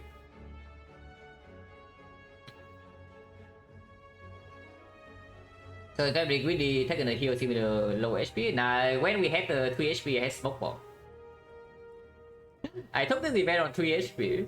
I take the card, I had smoke bomb. And then enter the red mask bandits fight the floor afterwards on 3 HP. But again, with smoke bomb. I did not smoke bomb, I leave the fight with 2 HP and then I go in the run. I remember that, like pretty early on in the silent sample. The first one. We played the entire act 2 with maybe less than 5 HP. Reinforce is good. Reinforce is good after Meteor is down. If you use it on a vision turn, you are wasting your resources. Otherwise, not actually a very good draw. It's okay because you have flower and the thing, but on turn 1 we have anchor, so it doesn't convert into so much. And when you have energy to play, you prefer to play other cards. Eventually it will be good. If you get Caliper, this is good. But I'm fairly certain this screen overclock is the strongest. I just take it. Yeah, 0 energy draw card. And guess what?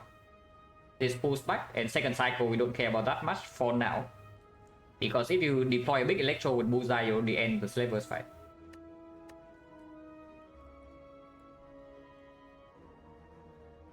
Funny, I took the portal that actually wasn't temporary heal. Yeah.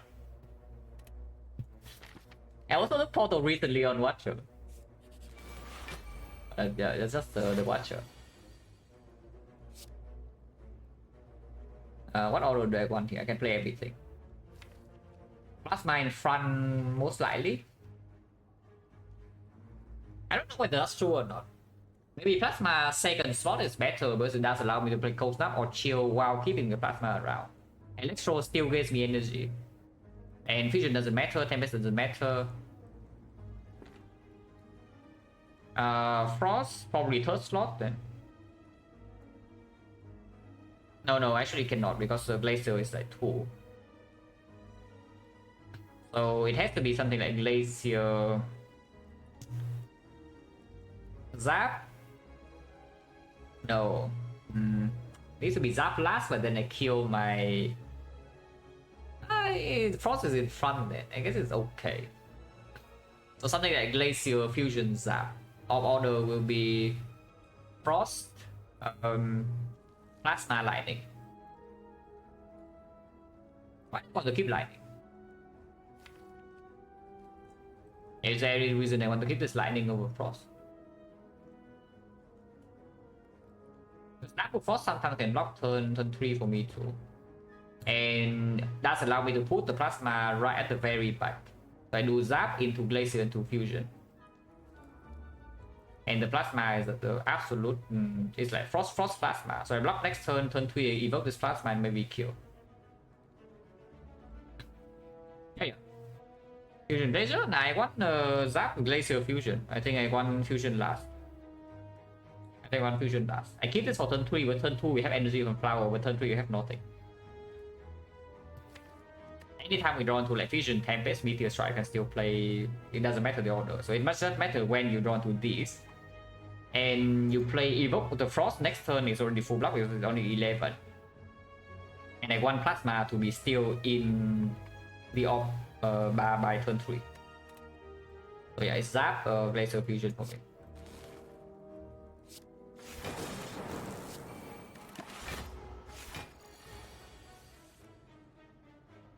I guess it doesn't really matter if I beat this strike.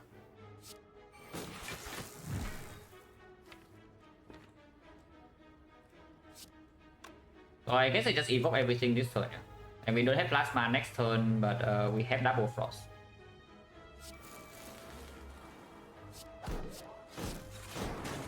And it's also almost dead. Yeah. Like, what's the problem here? We are doing fine. Can even play our return.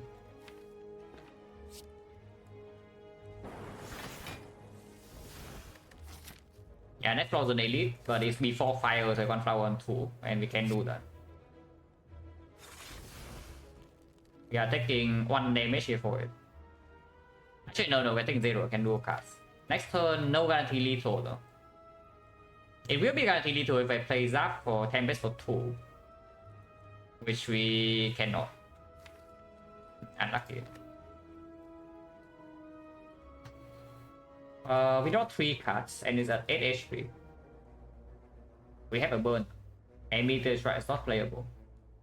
So 1, 2, 3, 4 empty cards. This is also empty. And we know that we only draw 3. That's kind of dangerous. Anything on turn 1 is not as important because of anchor, but still very appreciated. Oh wait, no, it is 4 energy and then Tempest for 2. Wait, what am I talking about? Don't need to play rebound. No, yeah, it's true. It is 4 energy. What am I talking about? We play everything here either way. Let's save. So now we just heal 7 here and we set up perfectly. No potion. Potion chance right now is 60%. Yeah, nice try, but no. Yeah, very nice try, but you're a little bit too late. Oh, they have the anchor. We skip, yeah. No need for leap plus. I draw a card.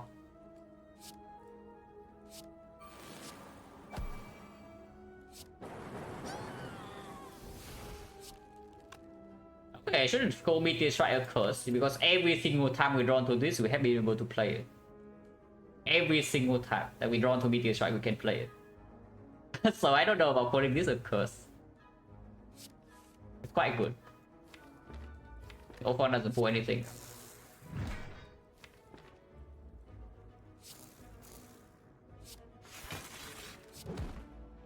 I mean, it pulls Overclock. I don't think playing Overclock here is like super good. It can. I don't mind playing Tempest immediately. And also want to draw into my Tempest. I don't play this shield, I want energy.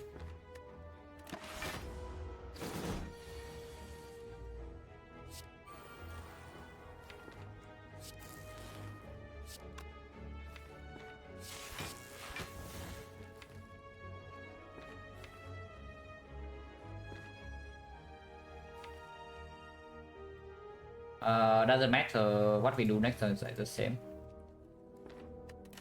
So if you attack, will take a bit of damage, but not that much. Take owns. Actually, no, she's always dead. Yeah, Defect is completely overpowered. Potion 70, by the way. No potion. Oh, now that's a bigger bet than the Leap Plus. Oh, that's definitely a bigger bet than Leap Plus. Because it's green and we have off 1. And our damage at the moment is still... it's like half off, half physical. And we don't have focus to scale our off damage yet. But machine learning... yeah, machine learning is pretty decent too. Like this deck definitely appreciates the scaling draw because we don't scale our actual output, we scale energy. And it discounts the force field. So if you say that we're fine against bootstrapping with our bullseye, then I should take this machine learning. The slavers we already have like the electro and the attack pod. This is mainly for bootstrapping. For the campfire, I would also like this. Campfire, I think machine learning is stronger because we cannot play overclock there. Yeah, this machine learning is quite good. If you don't mind it. I think I take it. First upgrade.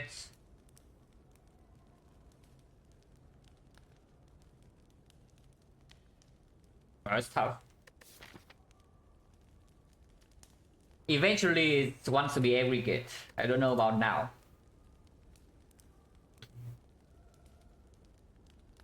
Overclock, yeah, problem with upgrading overclock is that it doesn't play at all in the champ fight. But if you want to replay the meteor strike after your vision is gone, then maybe the aggregate has to be grid. But it does not play, this upgrade does not play at all in this fight, I don't expect, because we have the... Make sure I set up flower on like 1, because turn 1 I have too much energy here now. Turn 1 I actually have way too much energy, and turn 2 I don't have any.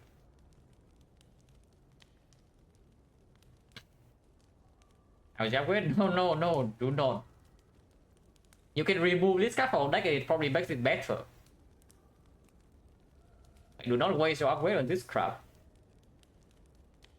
Possibly in my deck I will play it, yeah. But if it's gone from deck, we are probably stronger most of the time end of this run. Dual cast over 1, yeah. Upgrading to 0 cost is also a thing. But the dual cast right now doesn't convert into that much output either. And turn 1 again. We have too much energy on turn 1 at the moment, sometimes. So like, oh, the energy upgrade becomes good and this upgrade is stronger. But this upgrade does not play at all in the champ fight. So how much do we actually care about champ? I am slightly scared of champ at the moment. We have no dark orb and we have no consistent block. And I really don't want to have to focus for.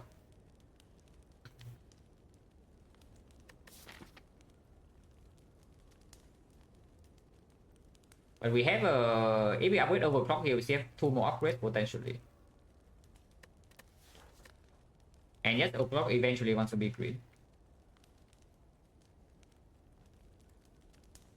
If we see recycle, for example, this also wants to be green. Yeah, I think I'll upgrade overclock first.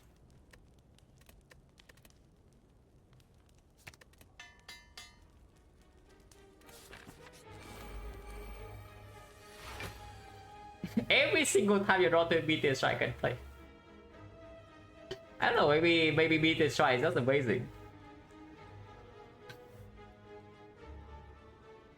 So yeah, meteor strike, kill, almost every pair, and we have plasma frost.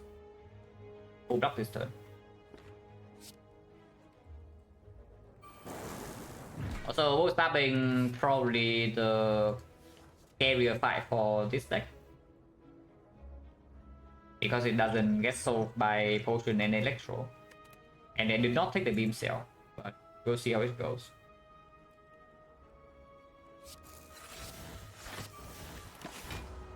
So setup is not so bad for turn 1. Killing all my plasma right now and still no bullseye, no vision, no machine learning yet. No streamline, that's pretty scary. And now I'm out of plasma. So my vision, my temper is not even so big.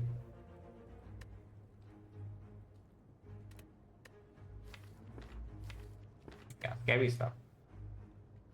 Not blocking this turn with Glacier is also complete nonsense though. So I guess killing plasma is forced.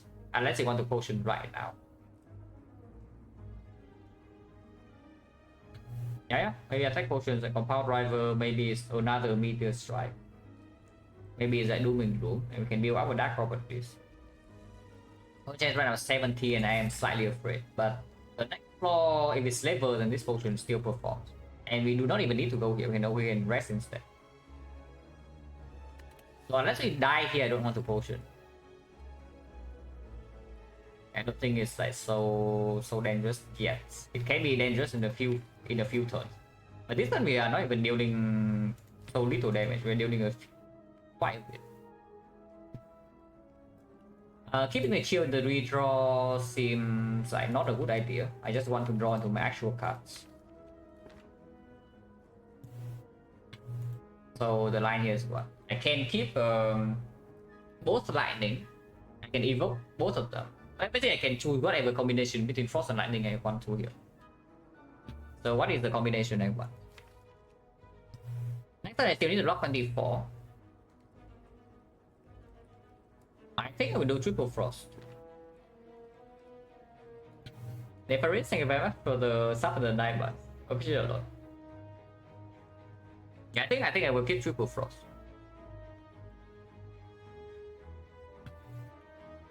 There's no zero cost attack potion that Ophon pulls back right now is amazingly good, right? Only beam cell at most. Which I guess is not insignificant, the beam cell out. And I'm kind of scared. Like we deal what 16 turn 16 so we deal 32 is at 100. And next turn I'm 3 energy. Bullseye is not down, Tempest not down, Vision's not down. Yeah, I'm actually kind of scared. Yeah, go with the ISO place down. I'm kind of scared. Oh, that's not really anything. Ruby dies last turn. Holy crap. Rebound meteor strike, what happened?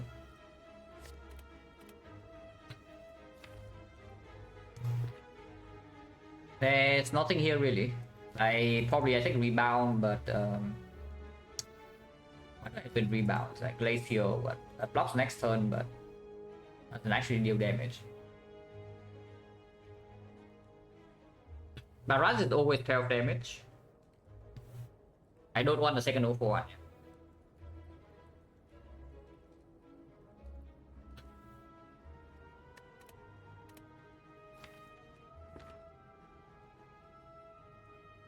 If I rebound, I think I want off order to be something like lightning, frost lightning. So next time I play Glacier, we block for 21. And lightning is still preserved. Can take one good.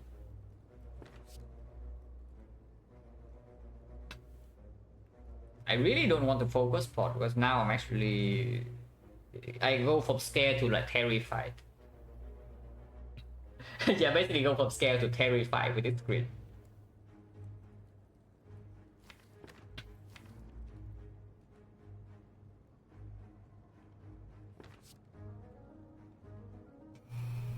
But yeah, if we spend focus pot here, we might actually just die to champ. Very possible to should have just died to champ with this. And yeah, next fight as well.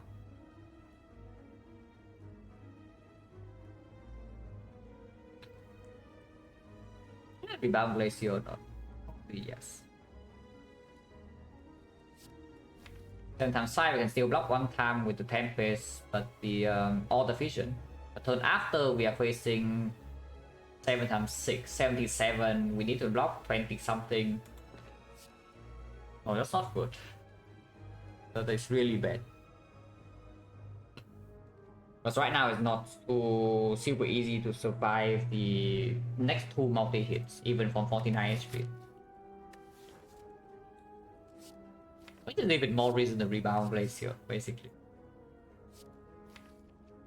Even if I do triple frost next and block 23, but that is still not enough to full block unless I draw into something else.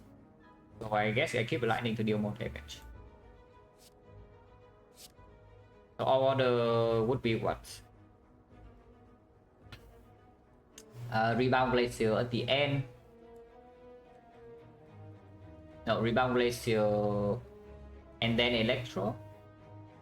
So like, let's say Rebound Glacier first, and then do Chill, and then do Electro, And then I do no. Yeah, rebound glacier, electro. So it's going to be frost, lightning. That doesn't work. I cannot do frost, lightning or what? Electro first. No, chill, electro. Yeah, chill first. Electro, so it's like frost, lightning, and then rebound glacier. But it's going to be lightning, frost. I want frost, lightning.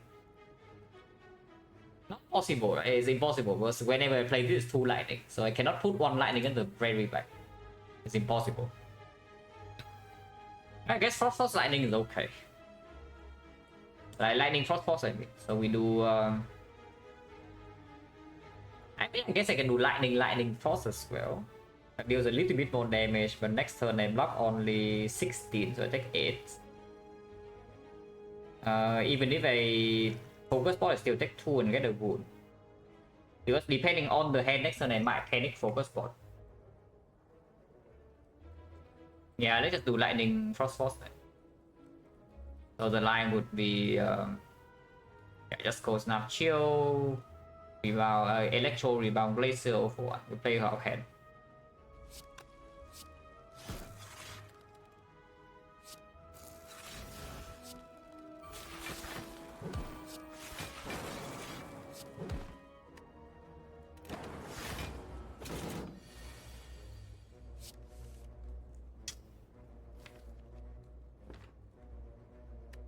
Oh dear lord.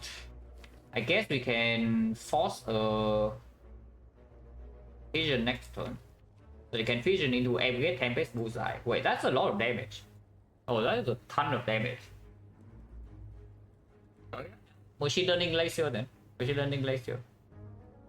Oh, with this we probably don't need to focus point. Let's count damage. Machine Learning Glacier, I take 3 damage this turn. I get 1 wound, but doesn't matter. I deal 8 damage, 88. 88, next turn I have 4 base energy. I draw into this. I do vision. Yeah, I do vision. Bullseye first. Yeah, Bullseye first. And then... No. Bullseye first doesn't even make sense. It shuffle in the Bullseye so I get more energy from Aggregate. So I guess it makes a little bit of sense. Okay, so let's do Bullseye first. So 4 energy. Bullseye 3 energy. Vision 6 energy. And then in the draw I have what? 1, 2, 3, 4, 5, 6. 13. So yeah, 13, 14. 14 I draw 3, 11. It's not even so much energy, it's only plus 2. So I need to Bullseye Zap. And then Vision. So it's 15. No, it's still the same. Yeah, 1, 2, 3, 4, 5, 6. 13. 14, so this is only 3 energy is plus 2. 6 energy. Also plus 2 is 8 energy. 8 energy Tempest for 8 is evoking 5 times. That's 60. That's 72. 72, 80. 92. Okay, we have enough. We have enough. Yeah, we have enough with this line. Like machine learning laser is killing. Because Flower also lines up on the correct one. We go for that. We take 6.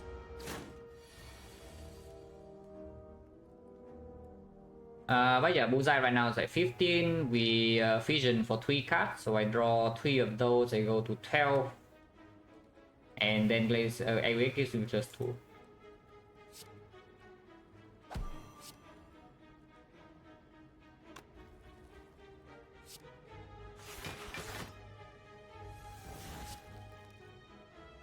Yeah. Easy.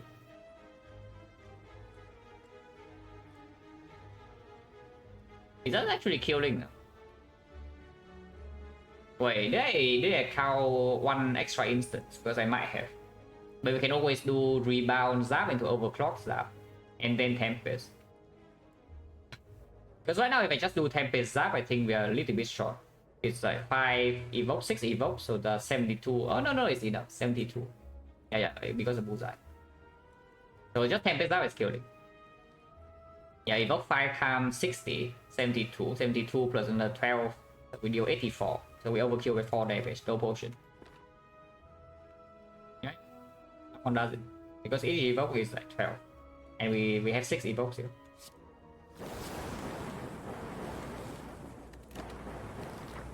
Okay, wood fight. Auto lightning. Well, overclock, aggregate. If you want to draw aggregate on any turn, is the first turn. It's just that if you don't line up draw with your aggregate, then of course it doesn't work. But yeah, if you want to draw this card on any turn, is the first turn, or of course the turn where you know like the turn where it your next reshuffle. So maybe on turn 1 or on turn 3 or on turn 4. Either turn 1 or turn 4. But yeah, we have Ancient Tea set, so bottling overclock also makes the 0-1 guarantee to draw cards. You bottle overclock, your 0-1 will draw cards. At the very least, no matter when you draw it. And we will not remove this ever. It will be pretty decent. Recursion, if you see one dark orb with Candy or Gem Soul, you can upgrade the recursion to evoke recur plasma. With 1. We don't have enough draw for this recursion to be good, or eventually we have enough draw it becomes infinite, but right now it doesn't actually play. We can pick it up later maybe. Right now when we are running to and lead immediately into another one, 2 upgrades in the act. Now I would assume it's on aggregate plus any card draw we see, so like who had the scheme or whatever. No room for the recursion upgrade, right? At least I don't think so. Yeah, recycle, so ABC recycle, that's our upgrade.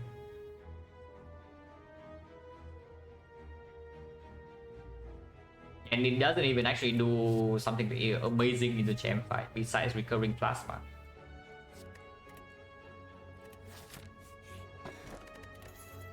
Recursion come back. I don't know about that one. It's good, but I don't know if I want double chill and opening hand. It's okay with overclock, I guess. But yeah, this upgrade is good. This upgrade is whatever. This upgrade, one of them is fine, 2 is bad. This upgrade is amazing. This upgrade is amazing. This upgrade is fine. I don't feed this. Okay. Better block that. So we run to elite. Either stop the electro and we are fine. Kill electro. Do this. Electro chill then. Fusion doesn't do anything.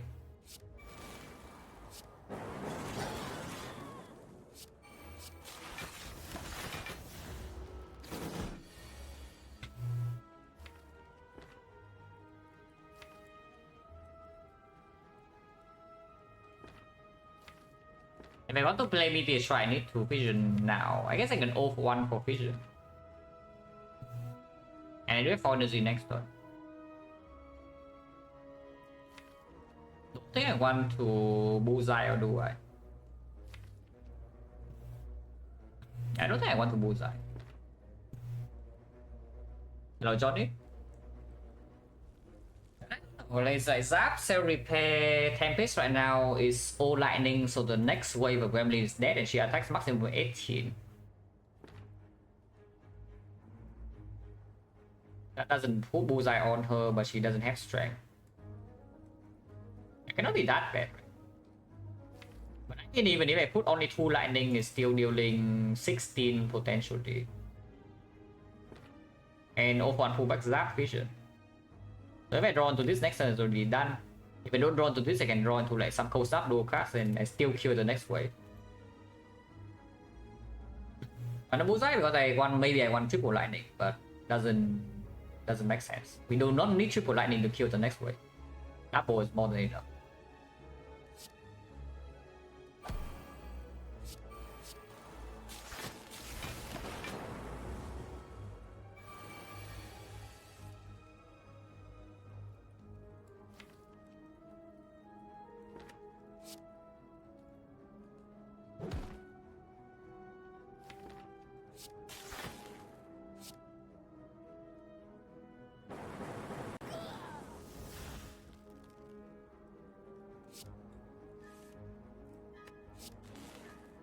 Oh, should have done that. I mean, doesn't matter if I've done. The fight's done anyway. That next turn if I want to kill. If she doesn't attack, I don't need to kill her.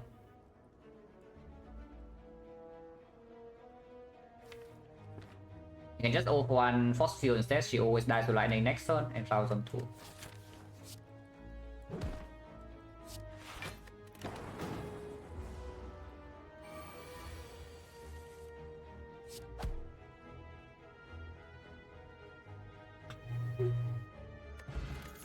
Not this spot, well, that can be our chance, so. FTL is just a deck filler that makes the aggregate stronger. With the ult one, it plays a little bit, but we don't have any relics. And I am very gladly picking up XecnaR in this spot over a decent amount of things. I don't know whether that's true or not. Actually, it might not be true.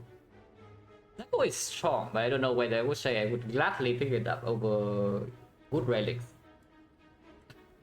Yeah, probably over bad relics, but not over good ones. Even if I have Meteor Strike over 1 and like Aggregate Vision and T-Set. Yeah, it's an okay XecnaR. It's still a 3 energy XecnaR, but it will not feel like 3 energy because we have energy generation relics like this, and we have like energy cheat cards. And this FTL basically just deck filler. But deck filler is still okay with this. Later on it might hurt with bit of death, of course, time eater sometimes, but takes quite a while.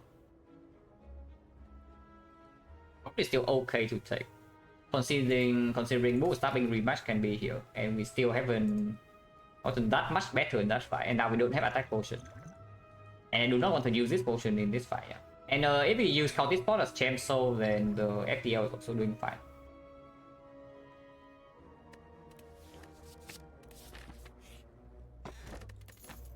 Actually fighting they did.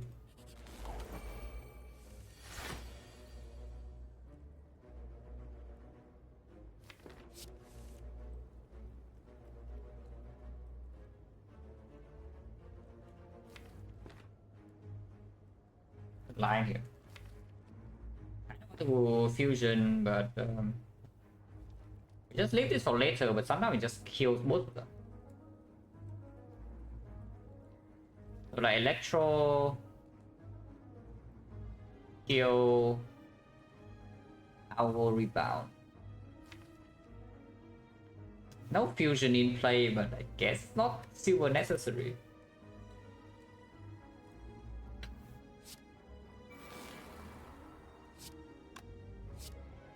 I need to play that, but sometimes I do kill them too fast.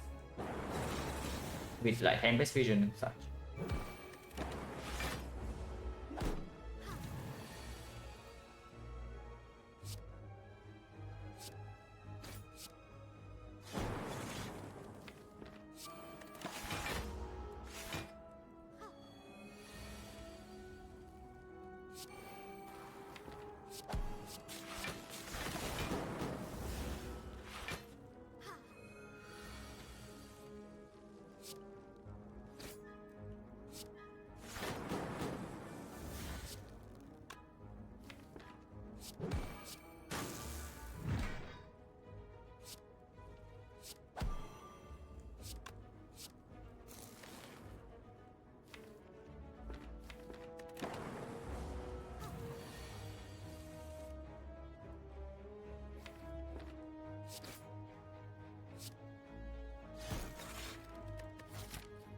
We do T-Set, so I guess we just kill now. That one is fine.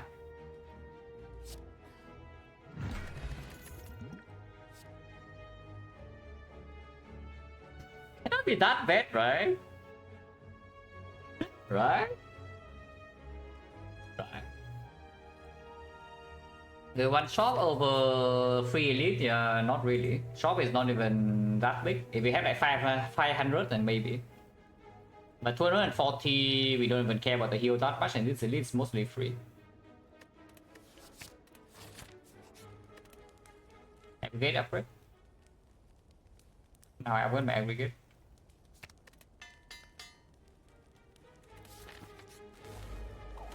Okay, I claim this fight is free. We'll see how true that is. Looks like it's true.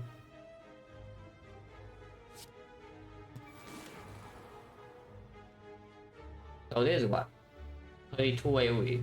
Okay, they are dead.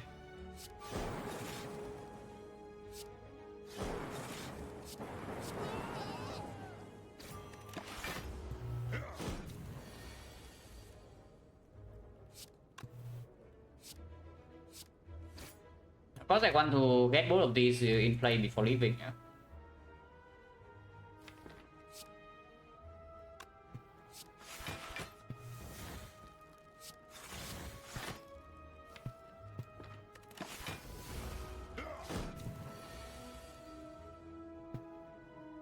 So paying 5 HP for algorithm plus upgrade.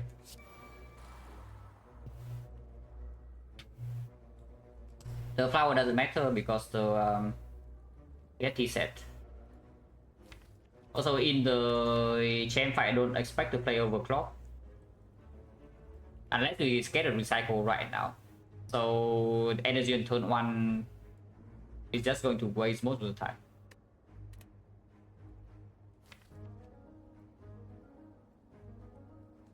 There's no way we die to champ 160, right? There's no way, guys. Come on, let's get real here.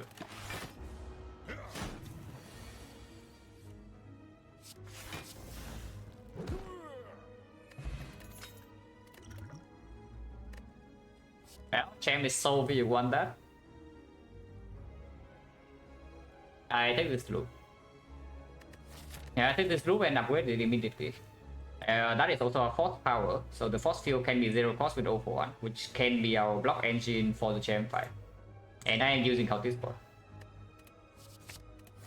I am just using Cultist Spot in the champ.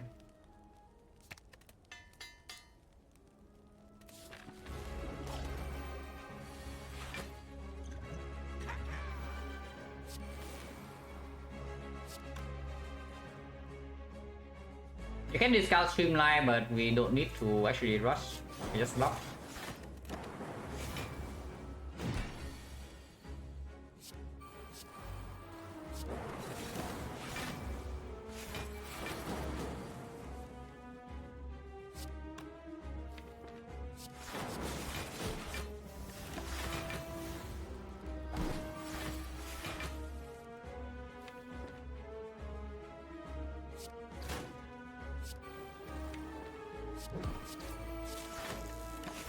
That shouldn't be super difficult. Because we kind of have perma weak.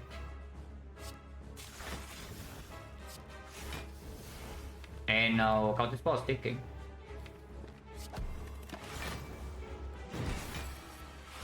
Thank you for the red money.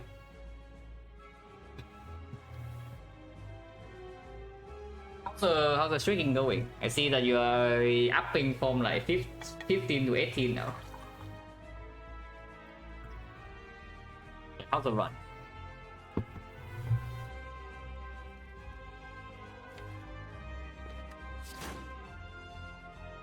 Plasma. I guess you don't need to keep this plasma around, but keeping it is fine. No reason to to not keep it.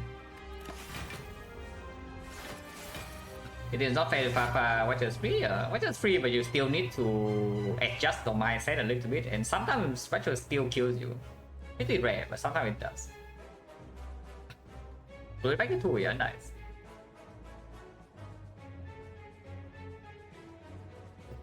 You can definitely do it. Oh, my streak losing to Watcher. Yeah, every Watcher run I see recently, I just lost it. I guess Coach has been winning ever since he came back.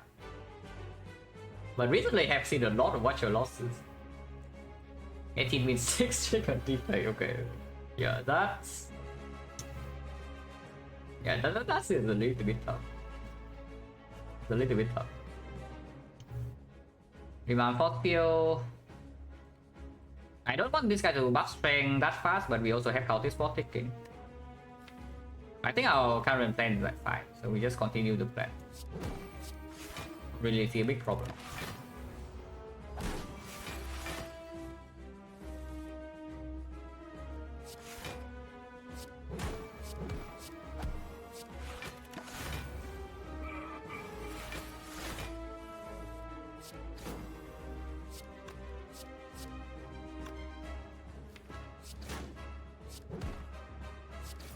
For my week. We are taking some damage though if I don't dual cast this. I guess I can just dual cast this. We lose plasma, which is not great for this turn, but we can rotate ops again with the fusion.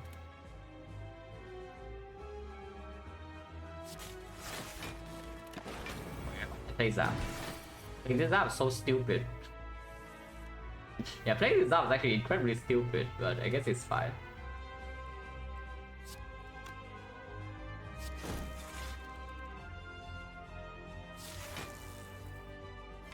For sure. We can go next turn. We can actually just go next turn. If I want to go next turn, I will just loop the plasma. And yeah, I think we are fine with going next turn.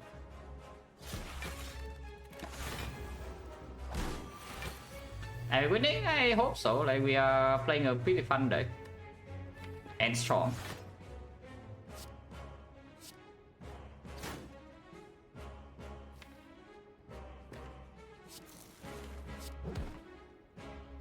We are currently super strong.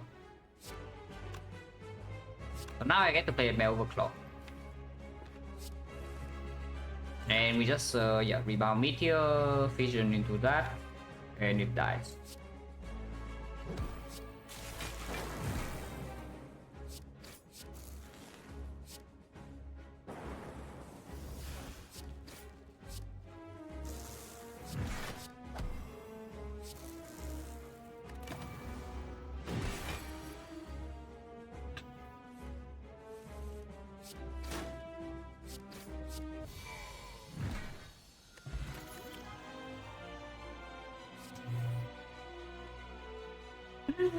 No. Yeah, no. And was Game applicable? Yes. Kind of. I probably need to consider it. Amplify though. Oh, let's amplify. Not amazing. It does make the force field maybe discount faster, and amplifying machine learning is good. Amplifying this if we with focus pot can do like a lot of things, and it does heal +7. So it's a decent amplify. But no, I do not want a second 04. I do not care what boss relic I see, I do not want a second 04.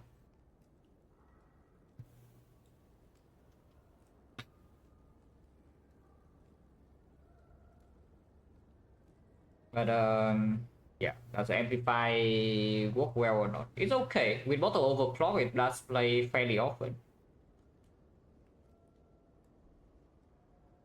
I don't mind it. It's slow guy. Is it slow though? Is it really slow? At some point you need to deal with a bit of death, yeah.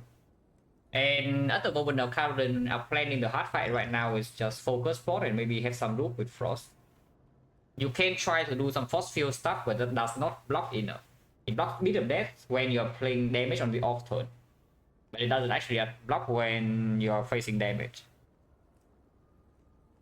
So what's wrong with amplifying the loop? Because if you get to amplify cell repair, again, Potion Bell, you want to preserve your resources right for.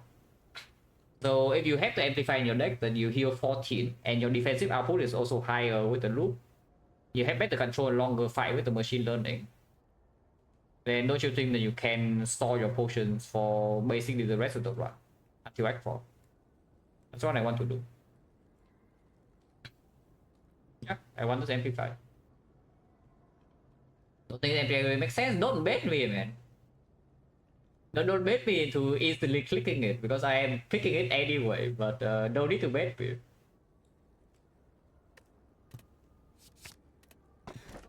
Here a bit.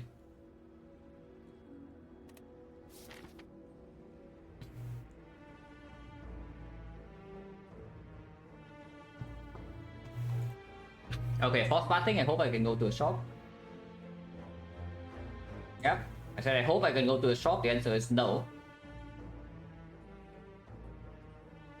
Are you kidding me? The burning list last floor, but we cannot pass to a shop. Oh, that's annoying as hell. But I guess you enter Act 4 with like 600 gold. Question mark shop? Nah, we're not going to question mark. We are going to prayer wheel fights. It's like prayer wheel fight, you heal 14 with amplify cell repair pyramid, and you have the algorithm to build up as well. We're going to all fight here. Yeah, we're actually taking every single fight in this side. But we can. We are forced on the 2 question mark though. It's the fourth 3 question mark act, so I do not want any question mark early. I do 1, 2, 3, 4, 5 here. Into fire elite question mark 5 question mark here. A small chance to be a short steal, but not likely.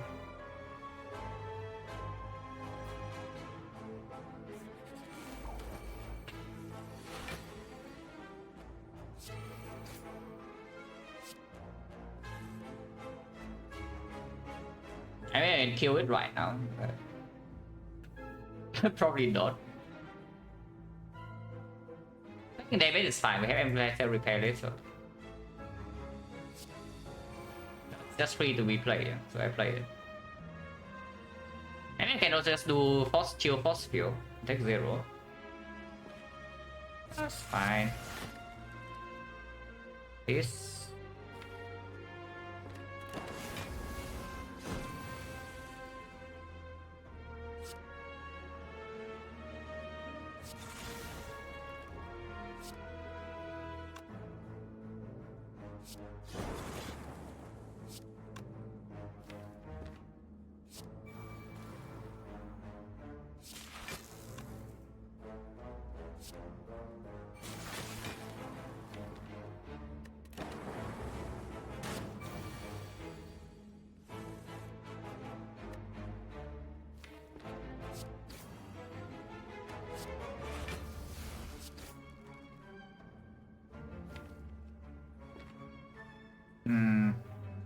The loot is fast, man. So I guess we just overdraw by 1 then. That's fine. Apparently should have exhausted Tempest long before, but I want to have some potential guarantee lethal in hand.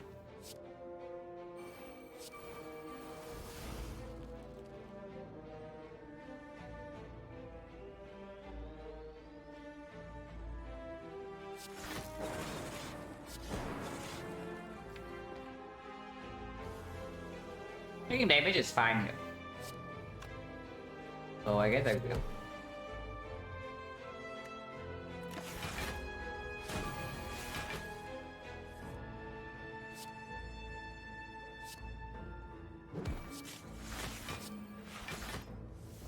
Why did I do that? I mean, again, taking damage is fine here, yeah? But that like makes no sense. Yeah, that actually makes like 0 sense whatsoever, but yeah, doesn't matter. We take what, 11? 11 is real damage though. 11 is real damage.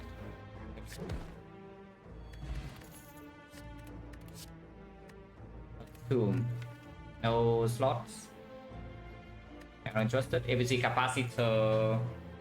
I don't want to pick it that much either.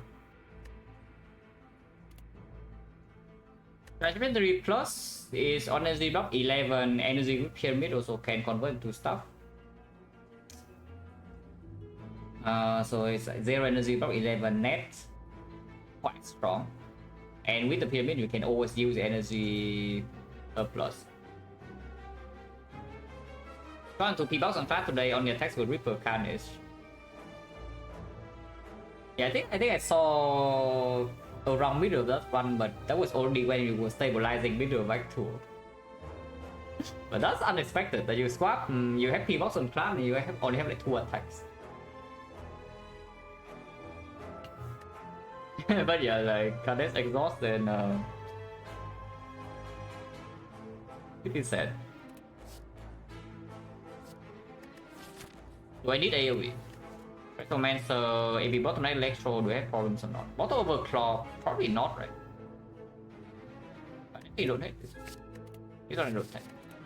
Upgraded good, unupgraded bad. See green, take green. The wisdom of life coach and it works. See green, pick green.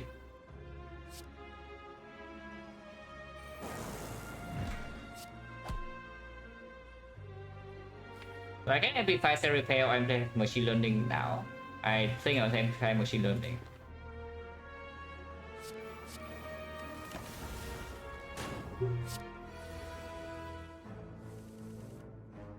Fine.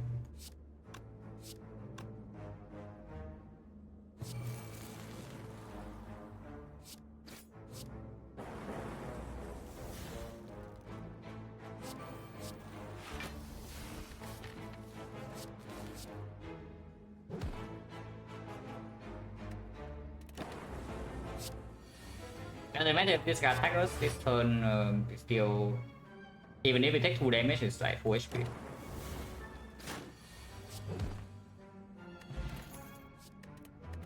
Okay, one is. I was kidding. One is enough. I do not take 3 of them. Because I was praising this charge battery plus and charge talking the battery minus, yeah, and then they see okay, battery plus and battery plus. I don't want 3 of you. 1 is enough. It's upgraded, yeah, it's upgraded. 1 is enough, guys. Move on. You can take O3. I'm fairly certain you can take O3 and B5, but it's not a good play. Because the only use of this thing is that it gives you some fat load block before your engine is in play. Which is still somewhat significant. Like the fat load block here is not insignificant at all. And it can play in a fight like Awaken 1, like right here, where you are struggling with playing your powers. Because this run doesn't outscale Awaken 1 with powers. So we are stuck with like a few cards in our hand. You probably play Electro, but you're stuck with the cell repair, you're stuck with the machine learning, and the loop doesn't outblock the Awaken 1 either, so you're taking extra damage. Unless you see a recycle, that fight is actually fairly troublesome, considering that Force Field is not 0 cost. But we do have Perma Weakness, we go with the Ice, and I hope that by the time we get to Awaken 1, our deck is a little bit stronger than this. You can take a second battery just for Awaken 1. I would say it's not an unreasonable thing to do. But I don't think we need to worry about that yet, because we have plenty more card rewards. And yeah, if I see a recycle, I just don't want it. The chance that we see a recycle from here is not that low.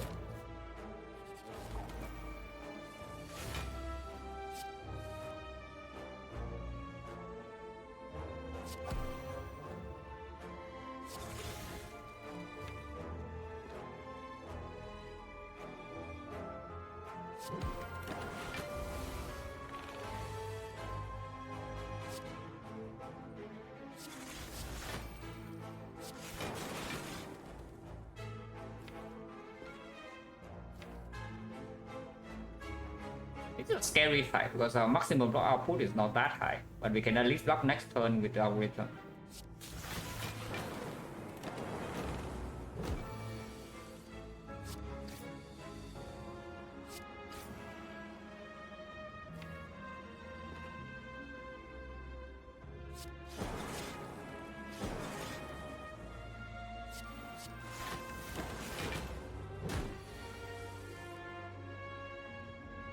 Automatic amplify is not exactly good.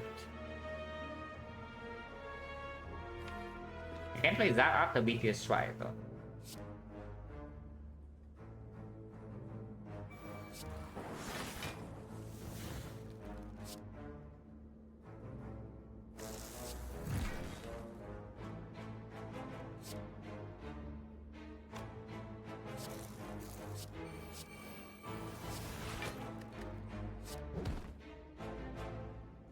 I think we are fine.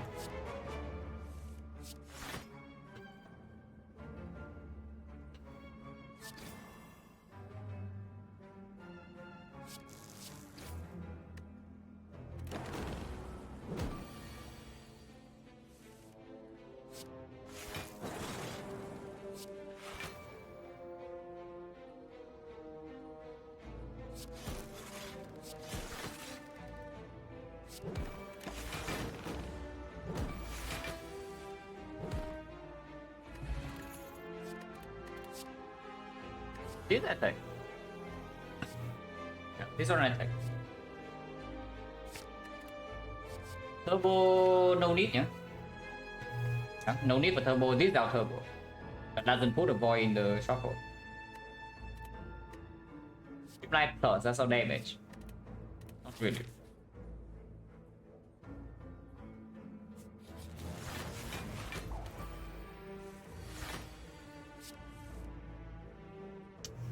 Cannot play meteor turn 1. It was fine.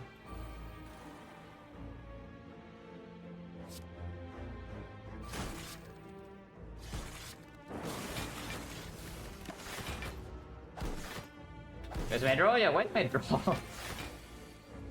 The only real draw we have in the deck at the moment is a card that we cannot play longer fights. It's good though, like just look at the bottle overclock so far, yeah? Has done, honestly, it's been carrying like quite hard. But when we enter boss fight, we need to find something else. Because right now we are dying to time eater, and with the awakened one is not actually easy either. And we cannot go to a shop to spend a freaking gold. Because Burning Elite is at a very screw up position. It's scary. Scary as hell.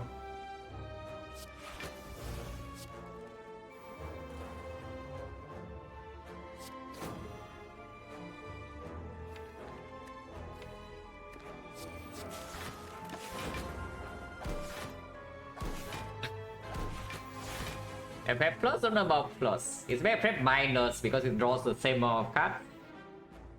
But you get a burn in the this card. Skip plus, yeah, that would be nice.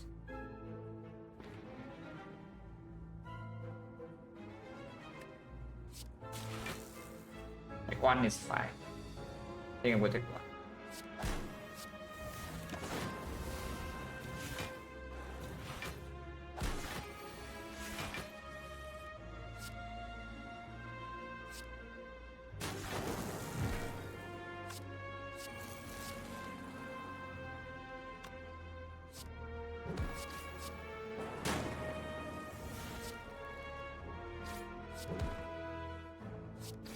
I mean, when our deck goes off, it goes off. It just takes a while to go off.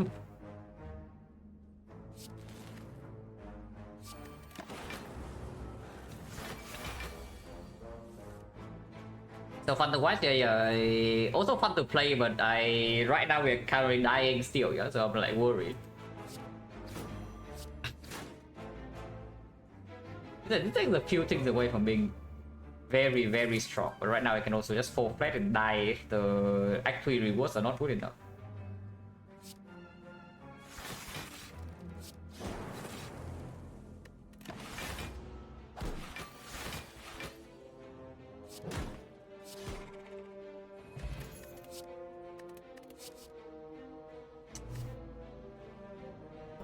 That is draw, but it's not drawing an awakened one. Like this is actually killing me in the awakened one here. On the other hand, you can do capacitor and try to outscale awakened one that way with like maybe 1 consume or 1 defect. yeah, we pick up hit sinks right now. We're getting Omega Clock in the awakened one, but that is the only fight where it's bad. Every other fight is pretty sick for this deck. So hit sinks. But it needs to be green at some point too. Capacitor does not need to be green. Can only be amplified and then it's like fine. I mean, this thing I guess can also be amplified, but his thing is a fast cut. This is a slow cut. So you don't mind. But basically, his thing you cannot wait for the amplifier to be in your hand before you play it. It needs to be fast. Capacitor, I guess. If we are having no other answer, we focus more in the Awakened one. Because yes, I think if we play loop, capacitor, and then we focus pot, we will be fine in that fight. And I hope that I don't need to. Oh yeah, this is garbage. Energy pot. We not only have one.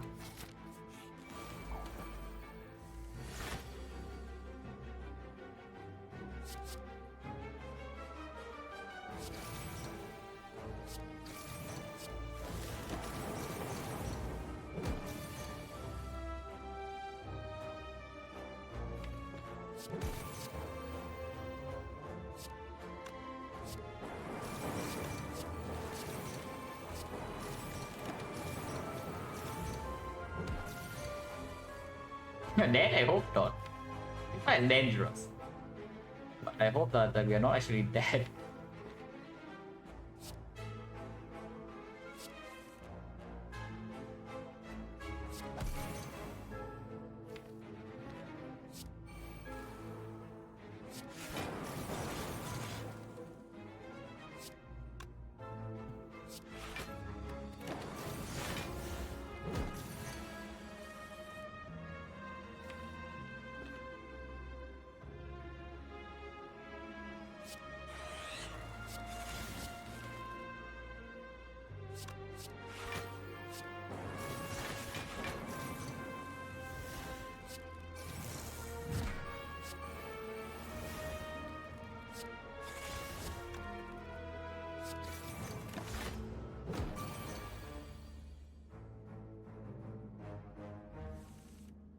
Yeah, we're fine.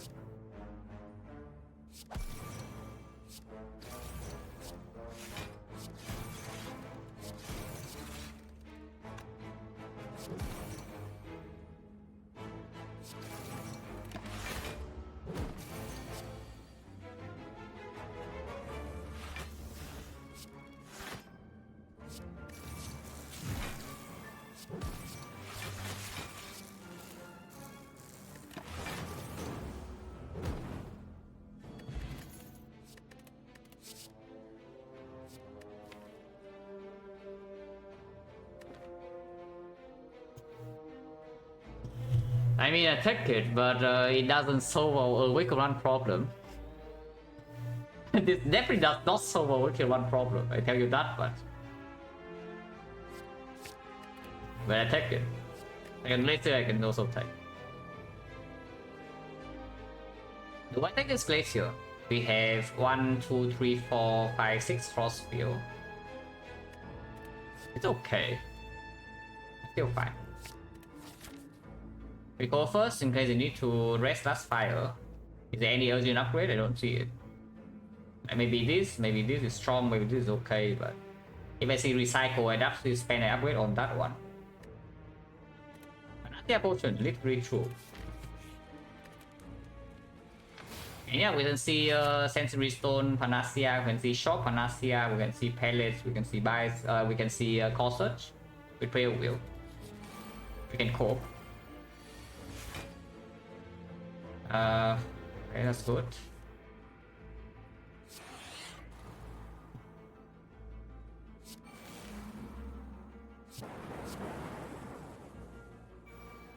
I'm gonna play fusion over loop, but I don't mind playing loop too much.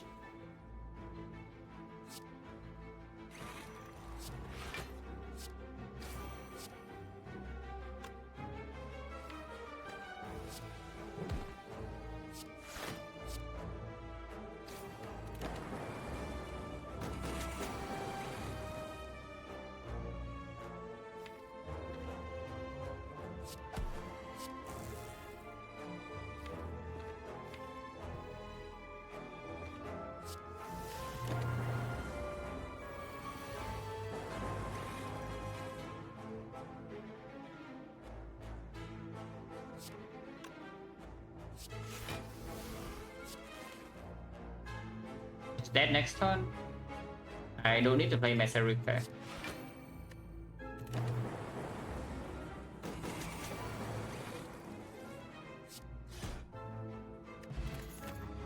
Okay, we can spend one in the weakened one then. No problem.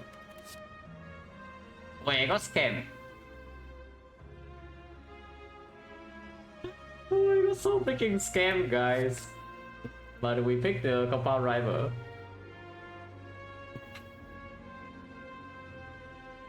Oh wait, what does this replace? Probably energy, right? Yeah, probably energy. I can spend one focus spot in the awakened one. This can always be artifact or dark shackles or like panic button. This is a better build up potion basically. Like these are output. This is also output depending on if we draw well. And this is build out when we draw terribly. And again, I talked about this already. Like I want flexibility in my potion belt.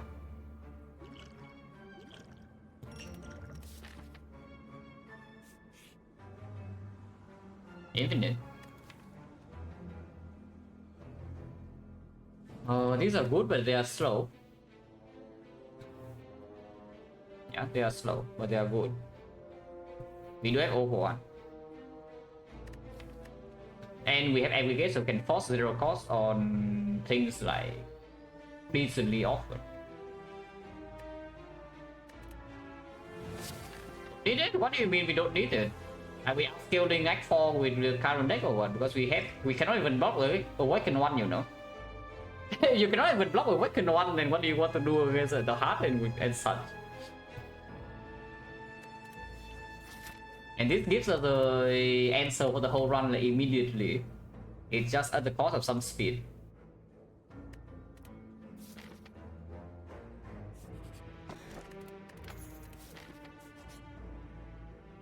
Okay, no shop for us. This is the 5. So we enter Act 4 with 600. We already say that, 600.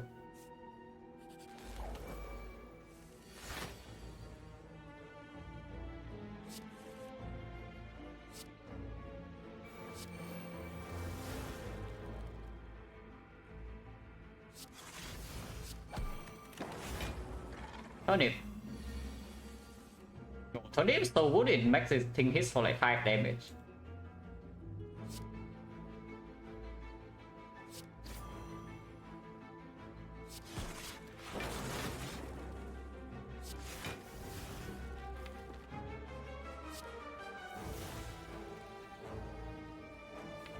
Wait, how did this happen? No guys, how did this happen? Why is this 0 cost? No, but really, I do think we need this madness scaling. If I don't think I need the scaling for madness, I could never equip them because they are slow. Even when you can force a target most of the time, they are still slow. But at the moment, I am actually afraid of the late game.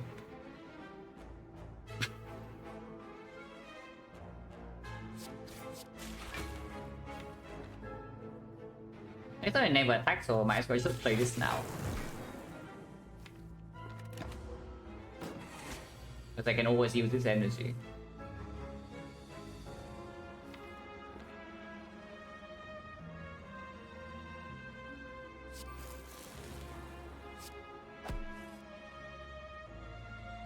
I really want to amplify this cell repair. Amplify is not in the draw power though. I think I don't need, so I can just cell repair again next floor. But what if I just lose HP next floor? I pull back what? 1, 2, 3, 4, 5.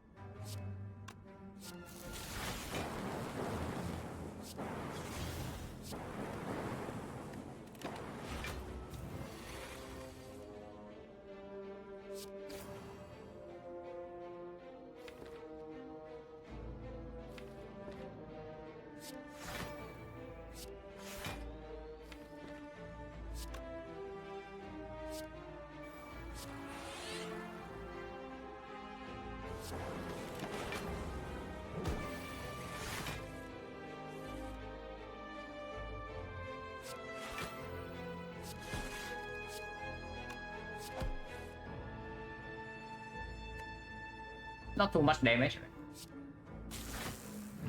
Let's play this now.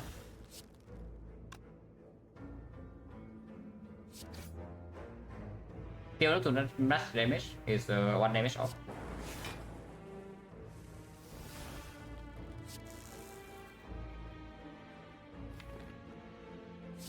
Actually never attacks, but I can keep doing this turn. To make hand space really. Don't need this.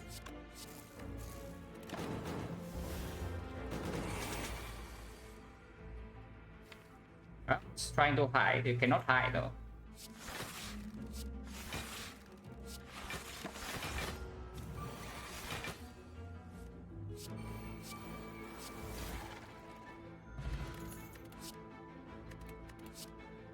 Infinite.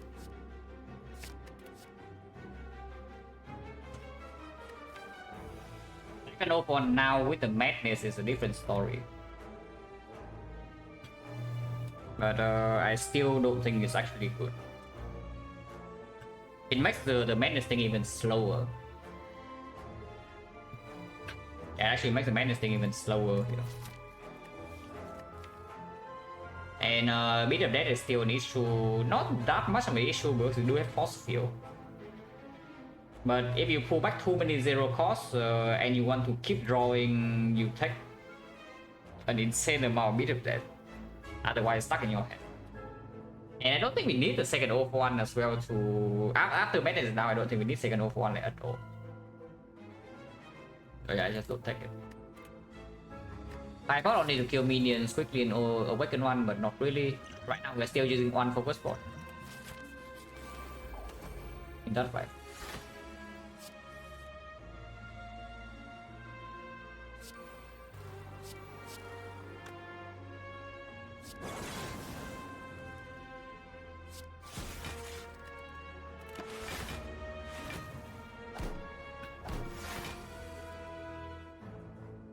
I don't mind the machine learning even if we have pyramid.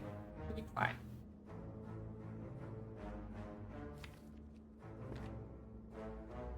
I don't want to play this.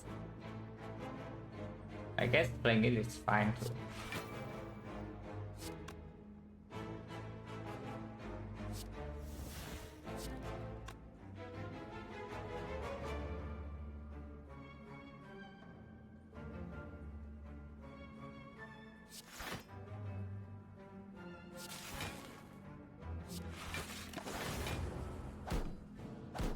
Turning to judgment could have been the view, yeah. Not a good one, but it could have been one. Yes. It.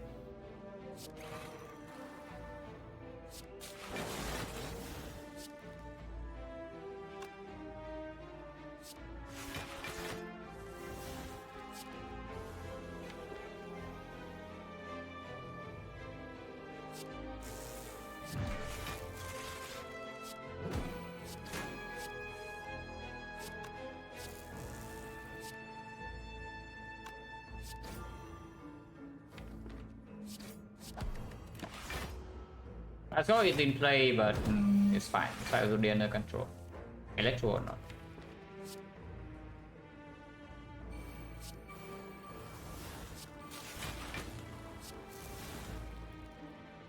There's that.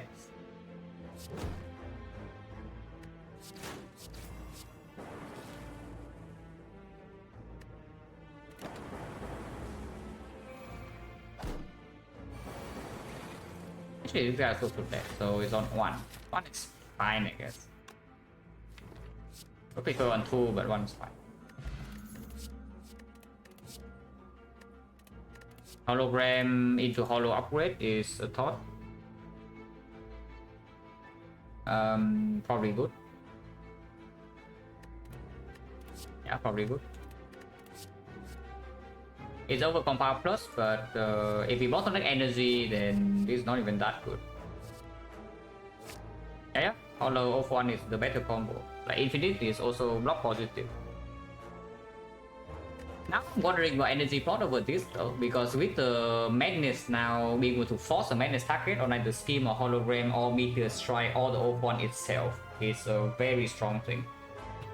The energy plot can help us do that. Perhaps. But probably not. Probably not. In the hard fight, I think I just let my score immediately part note block and then we do some Magnus stuff. So this will not clock me in the hard fight.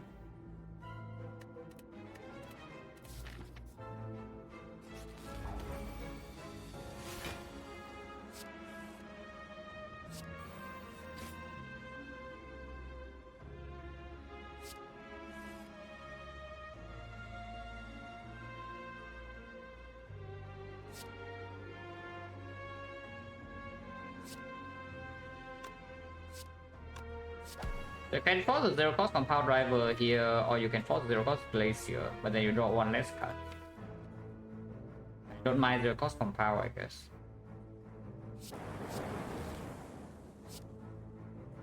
That means I get amplify out of my hand now.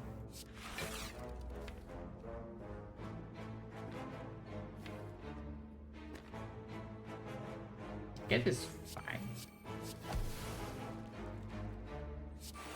Oh.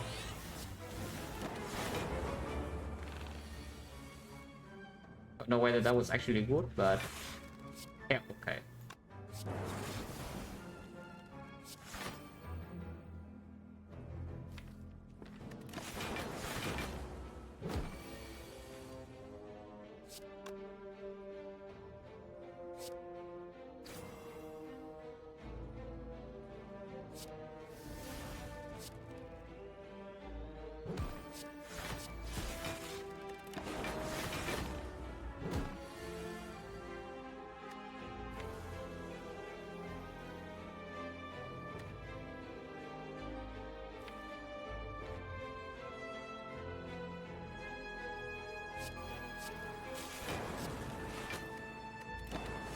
A bit here. It's fine.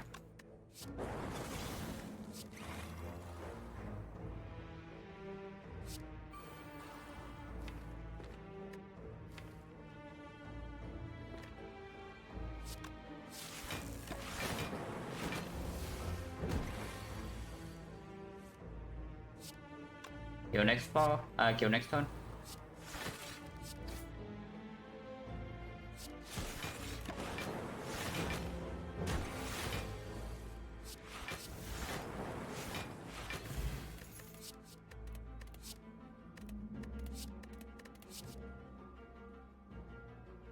Prayer wheel just sucks.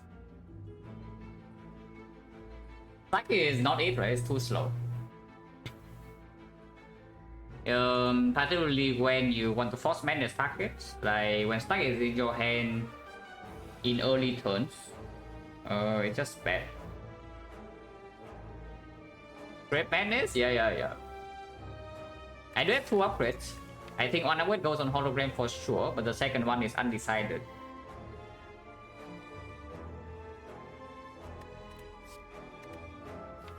How scary is this if we can 1-5 with this? Because we do get clock a bit, yeah.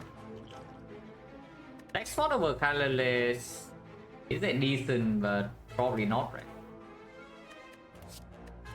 Yeah, probably not. Let's skip. Real wheel, I guess it did give some decent things, but be better.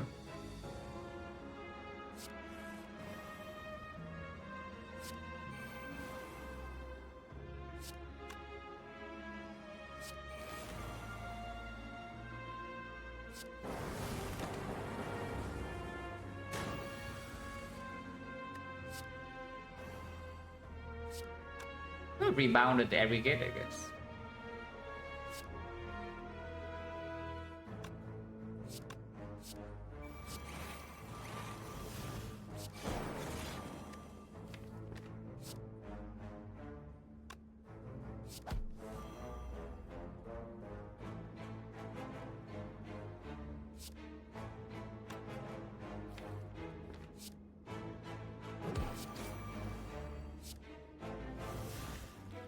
I've hit the algorithm, but I don't even mind that too much.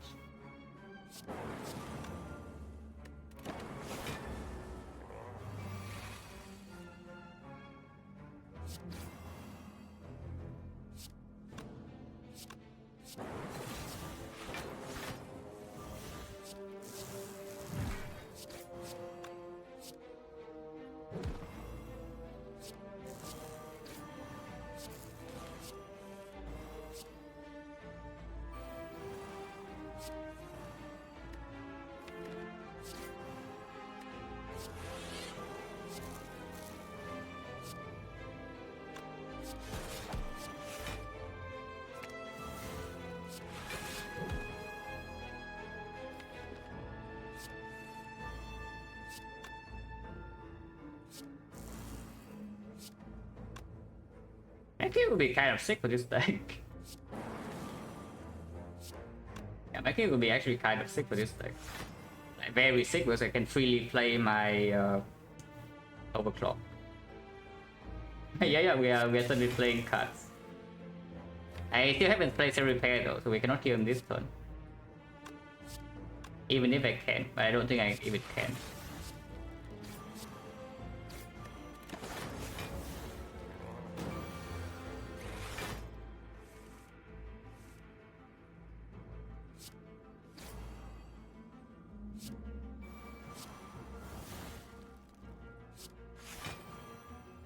On one is fine, we have TFT set, so we kill the next one.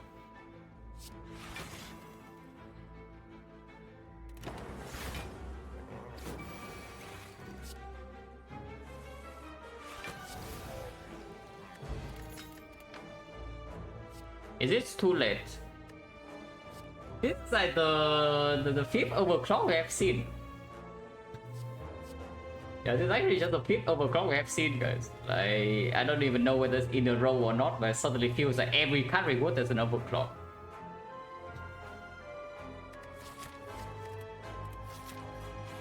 But hologram. This is troublesome. But I hope that one focus block can deal with it.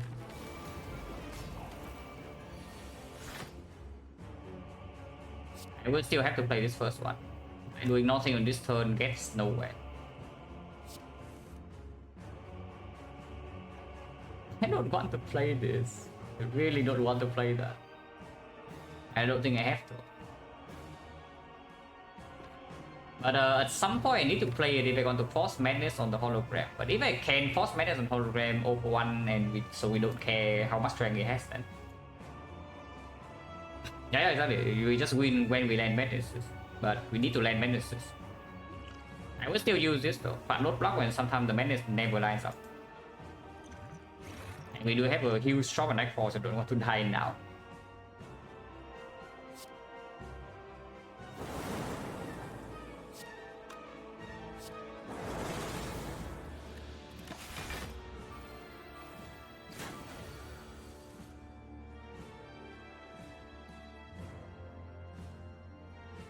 Well, I can fully send it.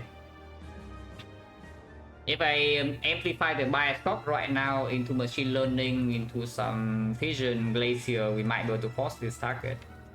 But if I do that and I don't, and I fail to get infinite, we could die immediately. We're actually just going to die immediately if I go for that and it fails. So I probably don't do it. But this drawer is not exactly the best. Capacitor loop is not drawn yet. We draw the bad powers first. And hologram is currently stuck in my hand, no energy gen. That's pretty scary. Electro I would also play. And Abigail is not in my hand either. I really want to set the vision for the potential minus force, but maybe we just play vision now because I don't see this like getting anywhere if I don't play the vision.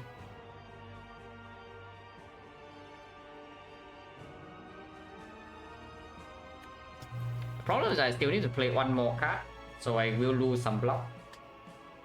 But I guess recursion is like fine.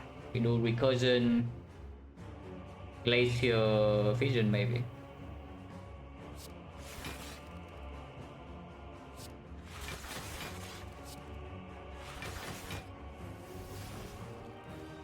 That's not very good. We can rebound hologram. Go first. Fusion is like fine.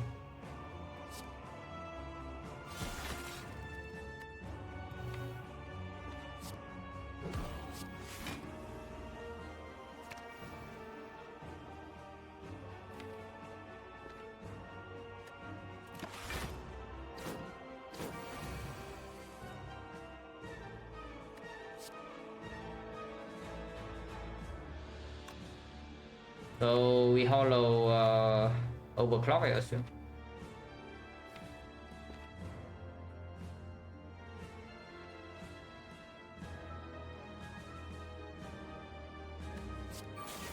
I will still play that.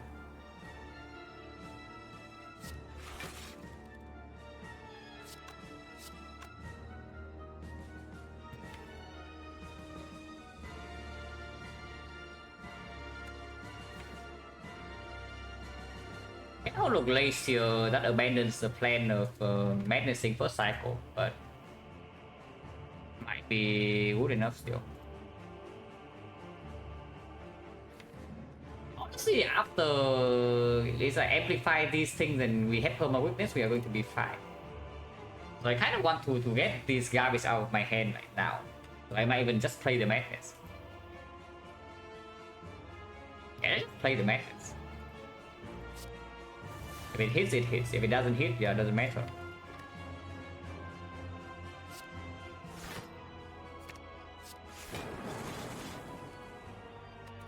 I need to actually make hand space to draw into my stuff. Because we can play this in another way like this.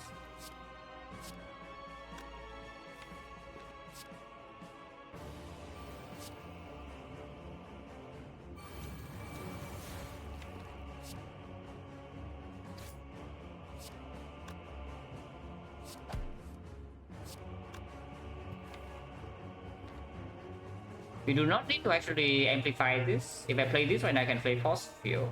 I mean, I guess I can still play Force Field and then off one later. I have weakness here, but I also need to kill this. Yeah, I guess that's fine. Try with this. Okay.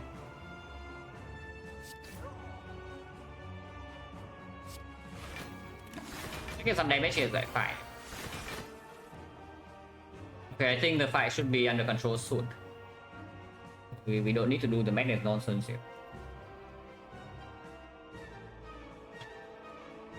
So I can just play the magnets again to redraw into my amplify. We amplify the capacitor and then we are like, okay. There's your cost, yeah. Matter.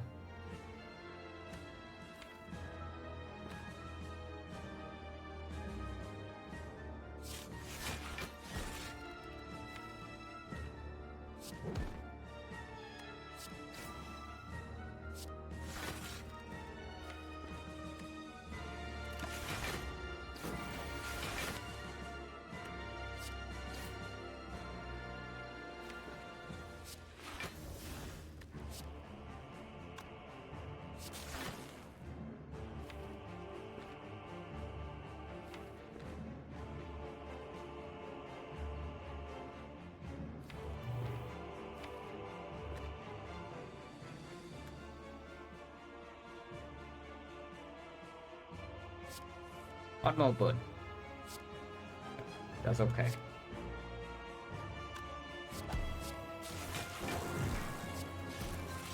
I would like to make some hand space.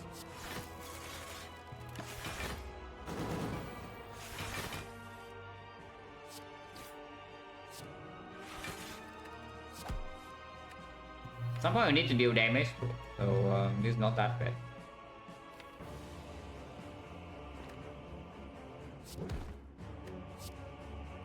I do not want to play another overclock. So maybe that was bad. I replace one with the overclock.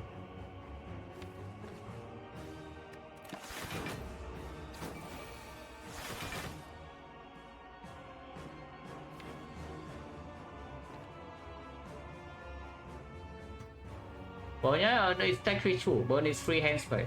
It's really true.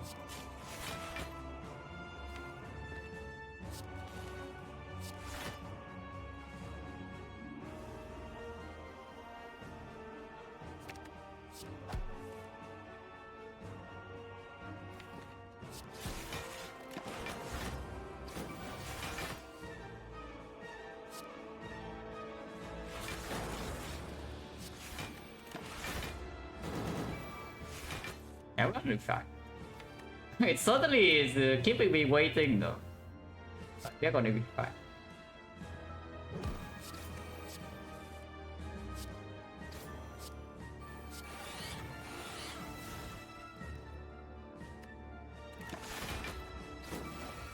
It's for my weekend now, and we have set up our engine. So this should be decently comfortable afterwards. Yeah, it's only 53, 52, which is easily blocked.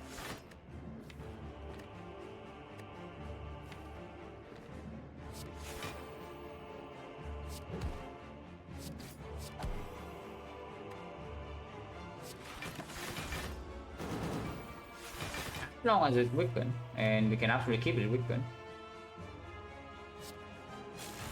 We can also play a billion cards. Playing a billion cards also works.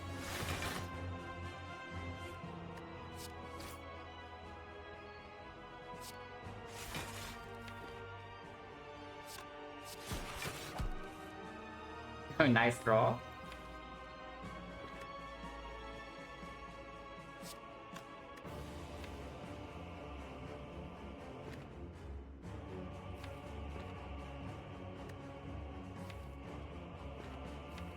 We also need to deal damage, yeah? Because after we kill this phase, like the fight trivial, like we just play this, our hand is no problem, and it's perma weaken, fight that. But we need to still deal this on 90 without taking significant damage. But yeah, focus force are absolutely necessary with this draw order. So good thing that I saved this all the way through, and we still have on white for.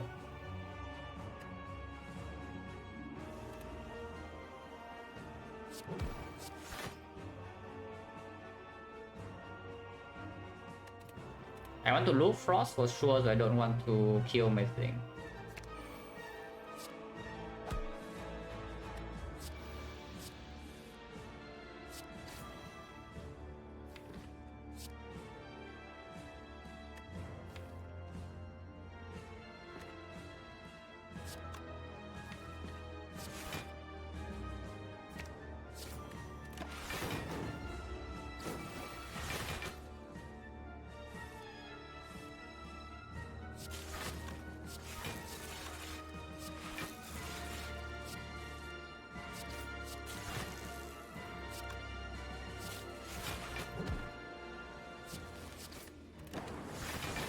It looks lightning, but that's fine. It's still weakened forever. And looping lightning is good for damage too.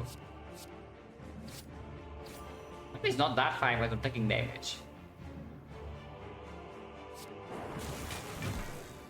Taking a little bit. I don't want to put another burn in, or do I? I don't. Taking damage is fine. Oh, we still here 14.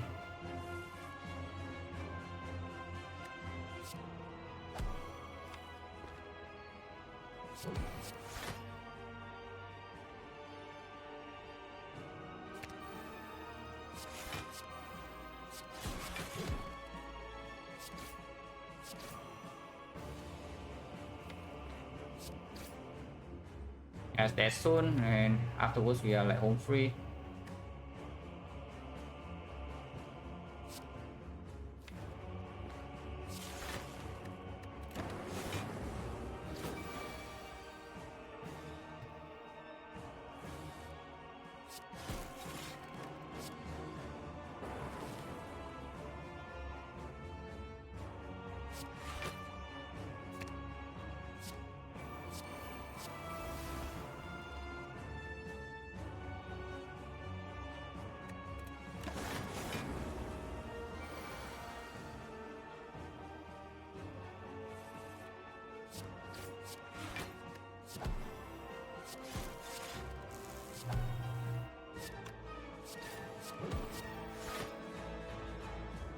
Shouldn't have done that.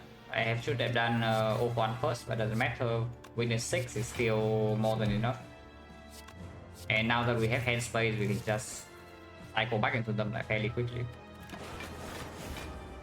So we lost at 3 HP in this fight. One strong potion, no? But that's acceptable.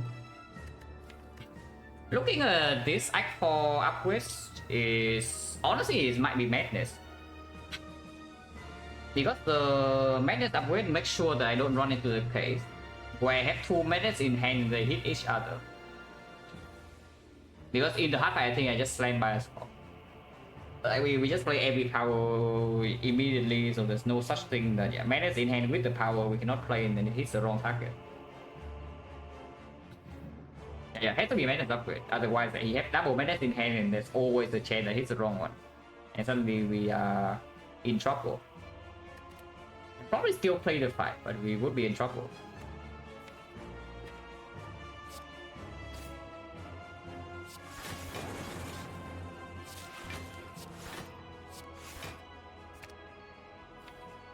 One, two, three, four, five, six.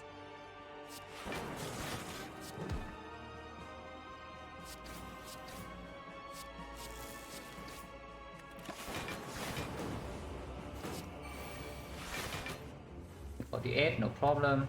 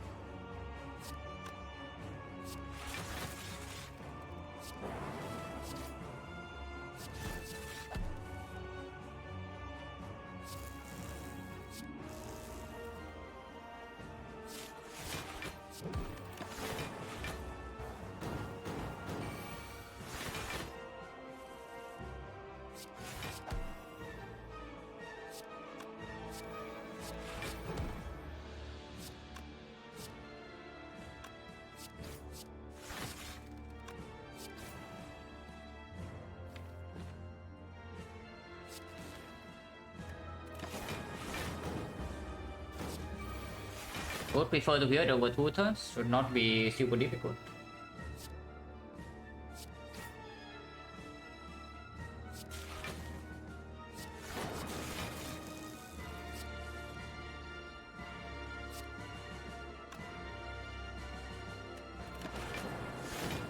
Yeah, let's loop this and then we can meteor strike. And it's dead.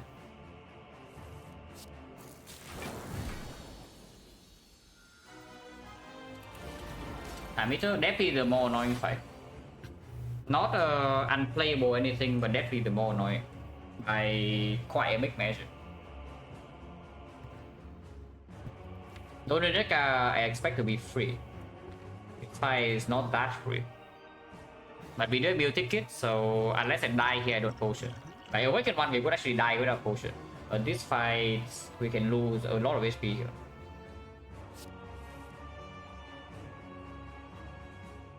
How much do you believe in this madness? Because if you really believe you can aggregate right now, play by Skog and then play madness. Seems a little bit tough to pop by Skog turn 1 here, but if we manage Meteor Strike or something, you can deal a lot of damage. Madness Scheme doesn't do it though.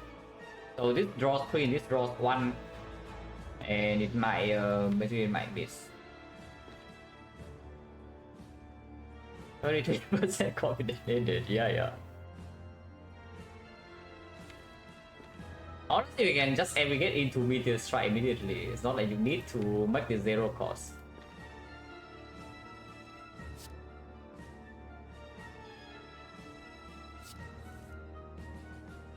Oh.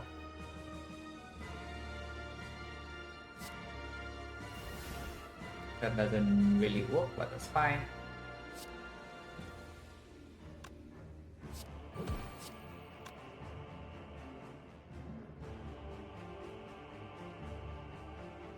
In this fight, I don't care about the minus targets too much. We probably lock with Force Field and we deal damage with like random meteors right here and there. I do damage like this is not bad either. 1 out of 2. It sucks. Fine.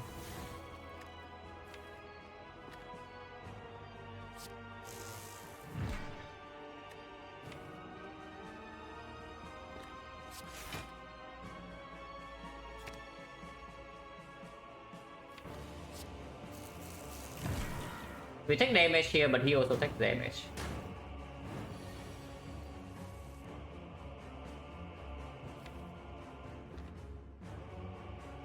Therapy can be played whenever. Do not need to amplify this. So just play it. I want to amplify this loop though.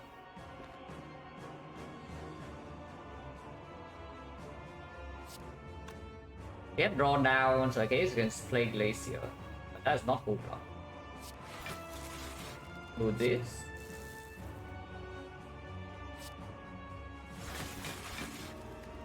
You're not full blocking. Well, that is a little bit scary to be Vaughn here. When algorithm is not in my hand yet.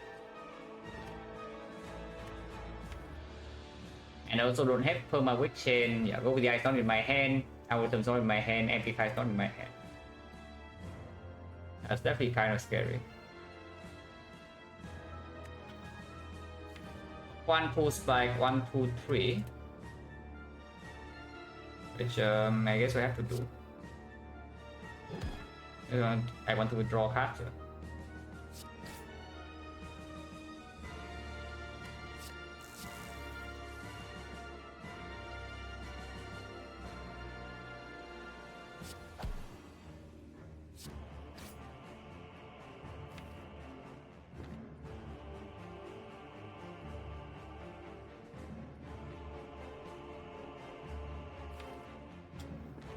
Next one might hurt. Doesn't hurt that much because you do have to turn it, but still going to hurt a bit.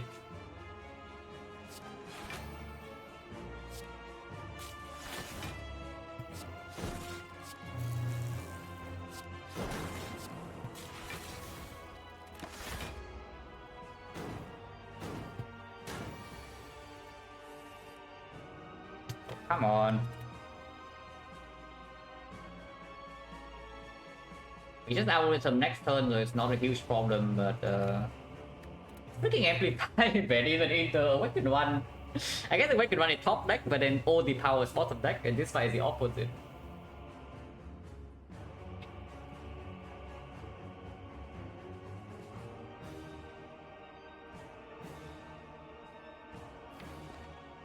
Oh, yeah, we just do this. Next time we really forecast. And don't shuffle out the amplify. Amplify power into the algorithm, and that's our turn.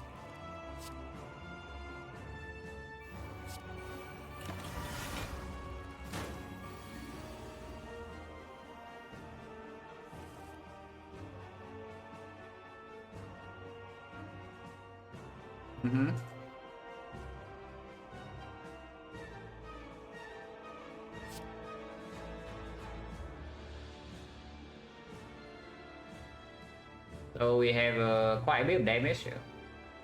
No, kill.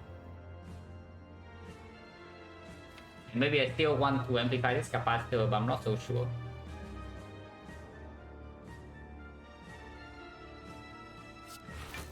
Yeah, just splitting this turn.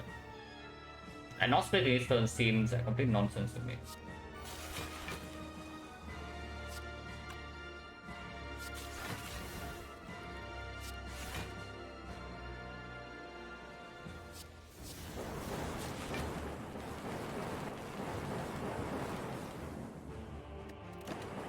Scott Tempest, we can do that, but this is a safer line to win the fight. Because even if it kills my flower, it's going to be messed up a little bit.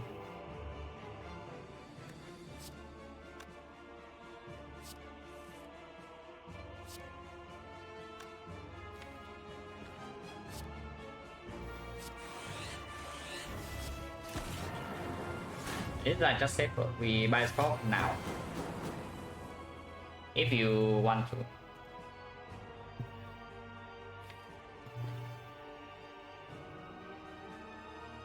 His fragment is going to be weakened.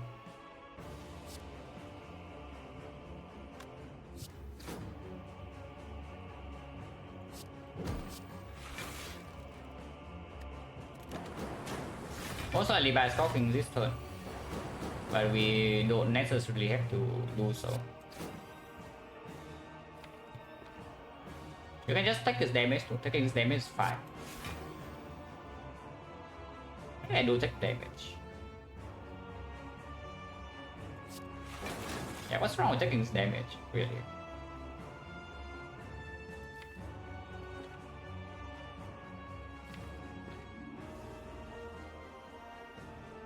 Yeah, taking his damage. Don't see any problem.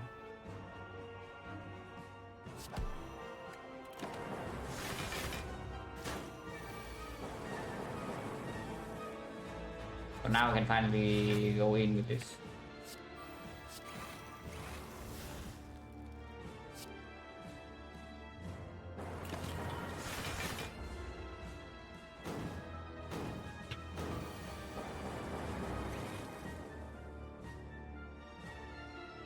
We want to kill in 2 turns, I think, yeah. With the T set, we want flower on 1, so killing in 2 turns good. Over 1 pulls back, 1, 2, 3, 4, 5 in this order.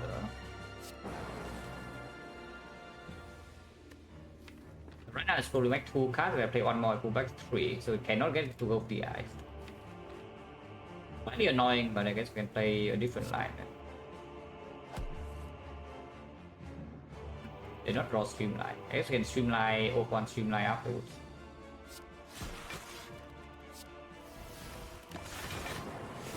Taking damage here again is like fine. I want to kill next turn. Very easy. This kills now, so I don't want to kill now. I want to kill the next turn. Yeah, this is like much safer instead of if it's lethal immediately, then sure, like, it's good, but don't need to do the math. This side is completely safe, and we have full heal with the meal ticket.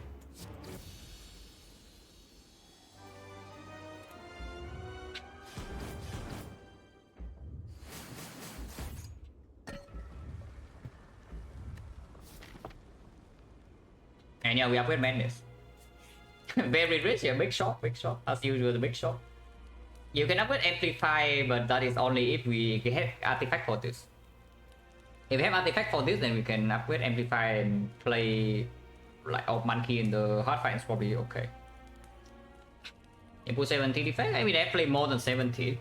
I play the full 100 before this and another maybe 30 practice before that on stream.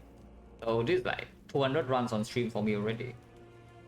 And yeah, of course I have improved a lot. If you watch the start, like the first 50 I played Defect, it's bad.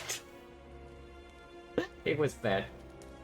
It wasn't that bad, it was still like 60%, but there was a ton of errors. I still make some errors here. But yeah, definitely have improved a lot. It was crown swap. I had 1 crown swap in the practice run, and then 1 crown swap in the early on in the tempo. Pretty miserable run, to be honest. It was a long time. Anyway, upgrade madness. So the double madness can actually happen. Triple madness. Wait. Oh dear. Yeah, we buy this, yeah? Spoon Madness? Yeah, Spoon, sure. Spoon can actually play. Spoon Madness, Spoon Fission, Spoon Tempest doesn't matter, but these are 0 cost, so they don't get hit by Madness. Spoon Madness is certainly funny though, and it's quite strong. But I think Artifact Potion is a no-brainer. After Artifact Potion is not so clear, because if you toss away Bale Potion and you bring in Spear and Shield, you have issues. But I kind of want to have also the focus spot. Suddenly our output is completely solved for the hard fight.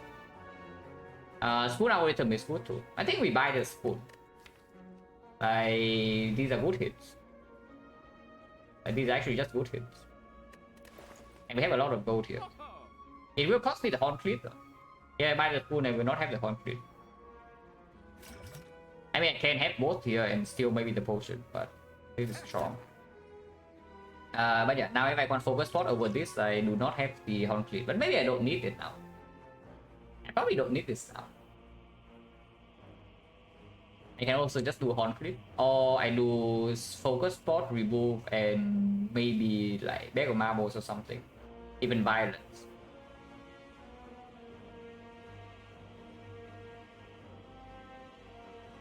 I can buy violence in these two, and violence is not actually a bad thing.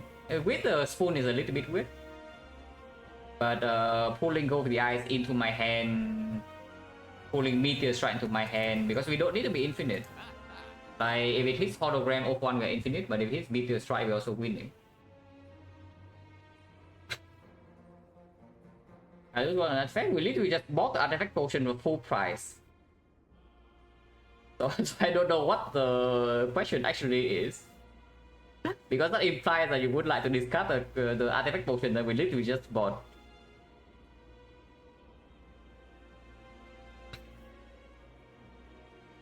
How is turbo?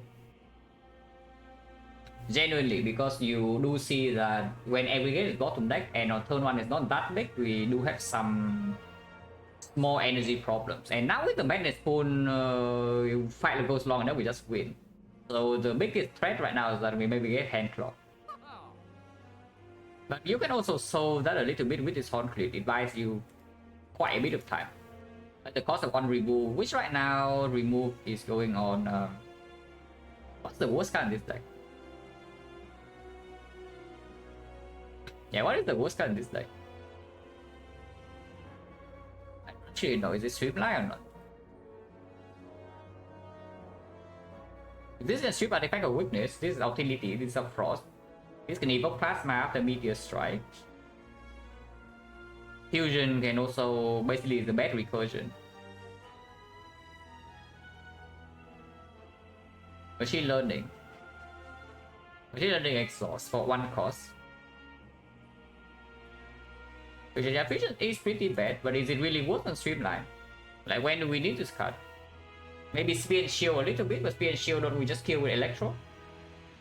ATL, no, ATL 0 cost. Any 0 cost when you're spamming Madness is fine.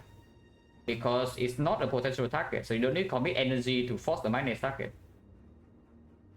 But here, whenever you draw into Streamline, you want to get rid of this to make the Madness not hit, you spend 2 energy. That's a steep cost.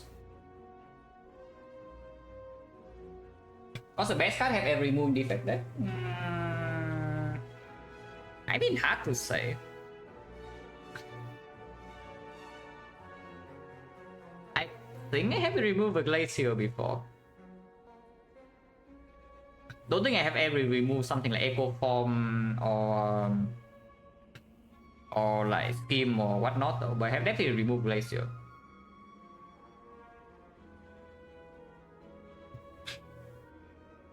Maybe remove isn't what to go with Streamline? No, why? Why Streamline suddenly good now? You think our deck has a million plans to actually win the fight, the Streamline is not one of them. Like, why Streamline suddenly so good? The only reason to not remove is that, yeah, okay, you say Horn Cleat is better. But then you buy something like this, then the Streamline remove also is stronger because you don't violence into it. So you don't get hand claw.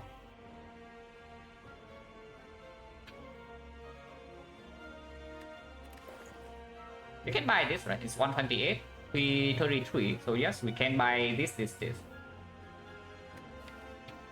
don't think 1 turbo if I'm removing.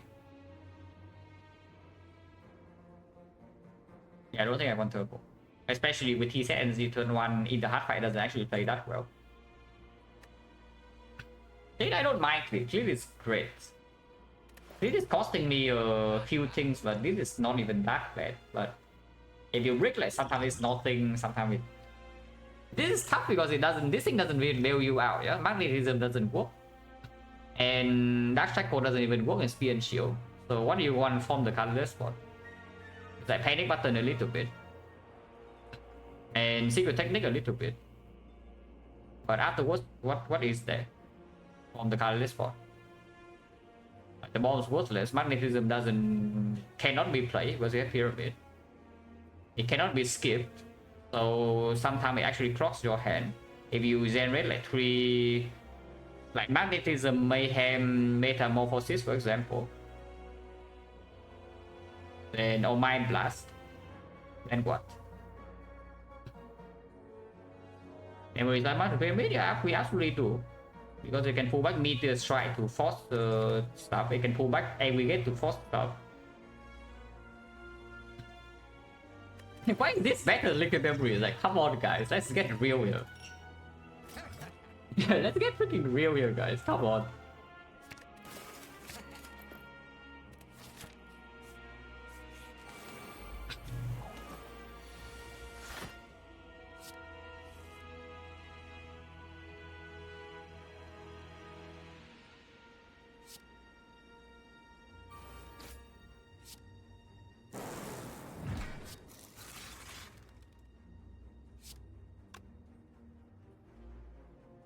Algorithm is in my hand, so I'm safe. Or next turn. Well, bias for Electro because keeping his plasma around to dual cast is still quite strong, and we buy ourselves more turns with the bias core. So I think I will just hold this hand.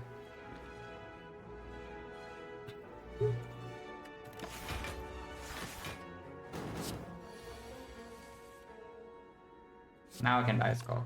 I mean, I don't need to buy a score yet, but I would like hand space. I don't need to. I can just play the loop this plasma, and next turn I go in, which is probably the better line. I did not get spoon. Yeah, currently still losing 6 HP, but fine. I can play force field. I can play force field. Plus down is annoying, losing the 50-50 is annoying, but we can draw. Okay, so this turn is going to be hopefully big.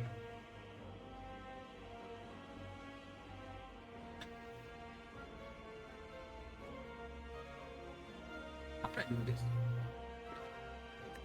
we should have a massive turn here if I play this properly without potion use.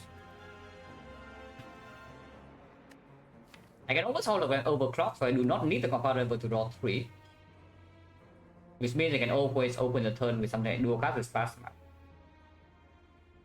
Dual cast plasma, bias core, electro, compound rival, draw 2. Now shield. Shield debuffs you random either focus or strength if you have all slots. So you can buy prismatic shard or non-defect for the thing to debuff your focus.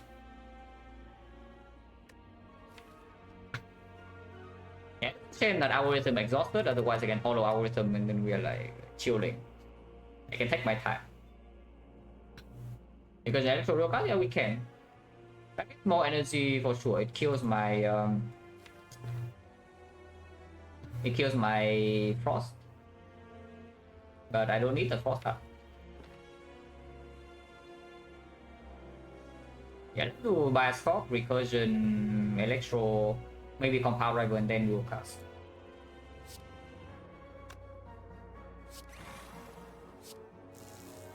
You can compound first before electro even. Let's do that. Violent. Garbage, doesn't pull me over. We can hologram violence and do it again, and that will always work. yeah, if we hologram the violence, it will always work. Thank you very much for the red, Jarimpo. Yeah, electro, dual cast.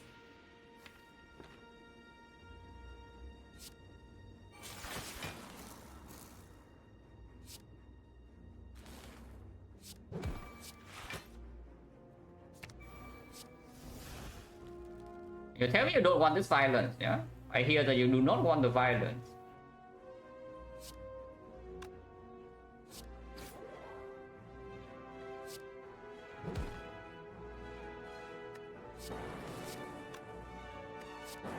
I just see that this thing is dead.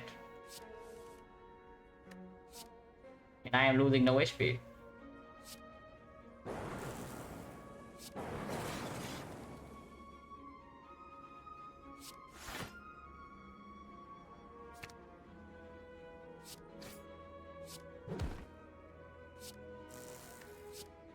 Also, whole deck is going to be 0 cost at this rate. Not that we need to. I 1 flower 1 2 and that's about it. We just leave this fight. It'll be very easy.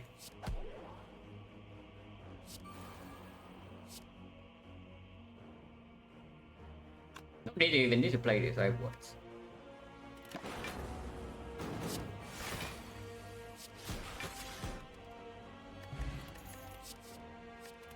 So flamed. Auto go with the eyes means that we always have weakness first cycle. Yeah, I just take that. Finish my note, yeah, after turning down at 3 charge plus, surely this one will make the cut. You can bottle meteor strike if you're adventurous. I don't think we should do it. Let's bottle this.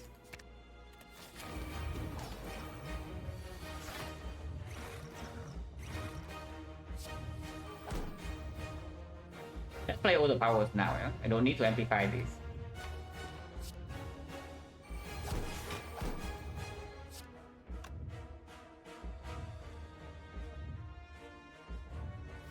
Do I block vulnerable or do I block his bias spot? I think I will block vulnerable. Now that I already have 4 focus in play.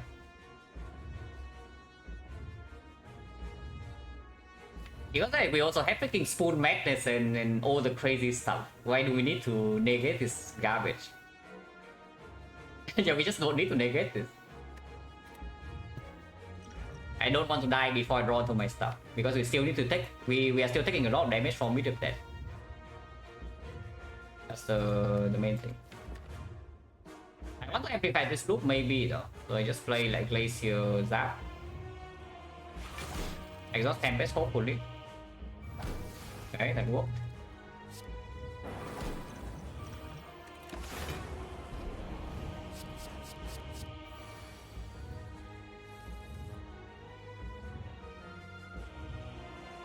Well, I guess we are not amplifying the stuff.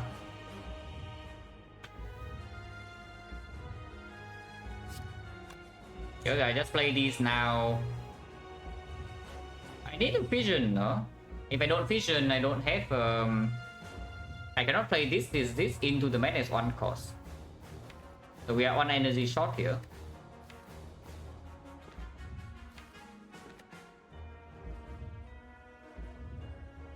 Yeah, there's no lag with liquid memories to force this turn.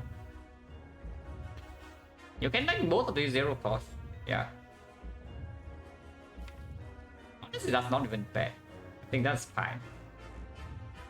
I think that's completely fine. And sometimes spoon get the madness gets spoon and like we are okay, but yeah, what it's just vision right now. I don't want the vision to be 0. I don't want this to be 0 cost basically. So what about just fusion into vision immediately? What's wrong with that?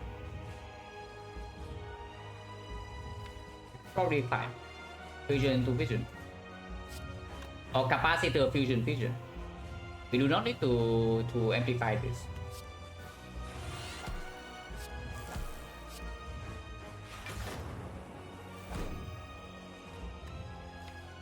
Vision's back. I guess giving artifact pause is basically to not let it stroke my hand. There's that, but yeah, also doesn't really matter.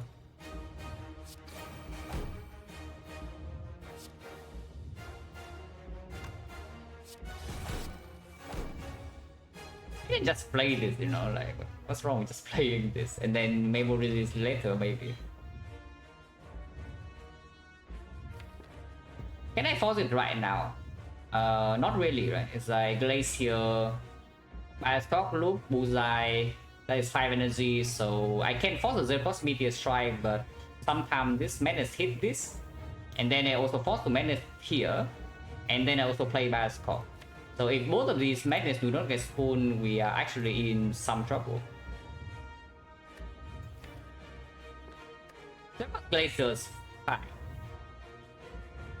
So maybe Bullseye Loop and just Madness. If it hits by a scope, just sucks to be us, but then second Madness always hit the good target. I don't amplify the loop, but it's not that necessary. Okay, okay. I don't want to play the Bioscope, that's scary as hell. Because if both the Madness actually do not get spoon and we play the Bioscope, now we actually can get in trouble. The deck doesn't draw that much. Deck draws a decent amount, but not that much. Just play this. Okay. 50-50. Also we got Madness, it got spoon, right? Yeah, it got spoon. So we can even do memories right now on the Madness to guarantee it hits this, which I will. One cost Madness, if it is on exhaust then it's whatever. Faded. We are doing something here, guys. Yeah, we are totally doing something with this deck. And the heart is not going to like it very much. Yeah, the heart is not going to like it very much, I can tell you. It's not a guaranteed pull on 0 for 1. And do this first. Okay, now it's guaranteed.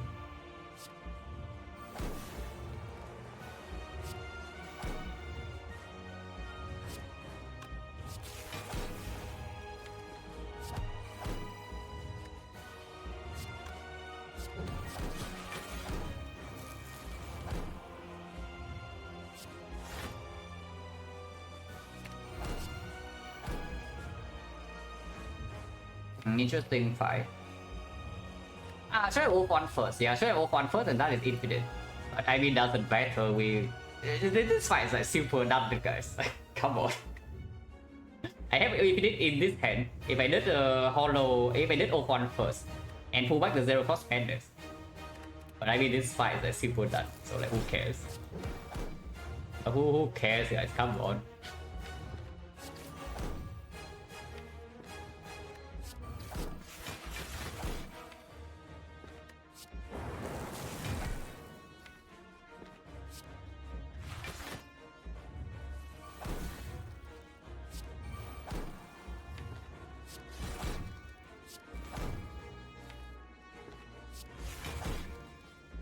Oh, clock, next turn's better, so no reason to do it now. Also, we shuffle.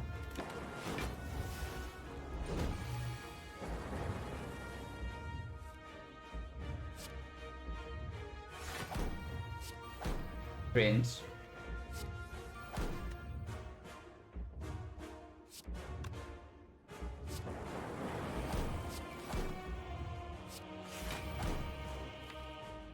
Sure.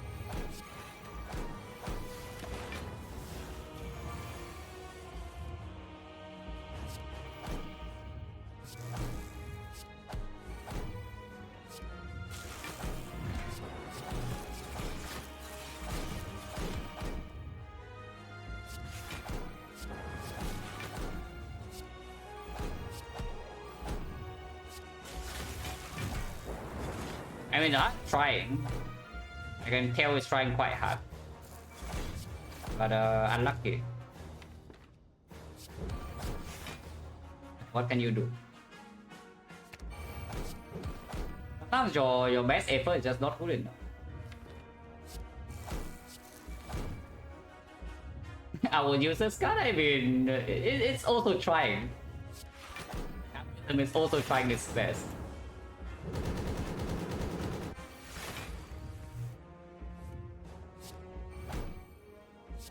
Okay, fine, if it insists, then it insists. Oh, finally it's gone. It's finally gone, but we have 0 cost hologram.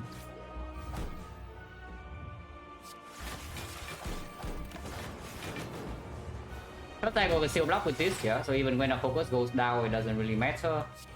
Cringe.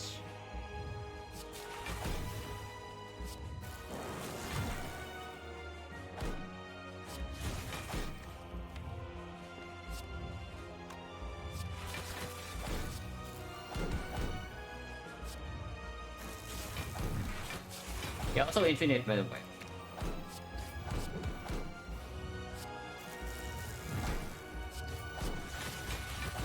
mean, of course we are infinite, like our whole deck is 0 cost. If your whole deck is 0 cost with 0 for 1 and a ton of draw, you better be infinite.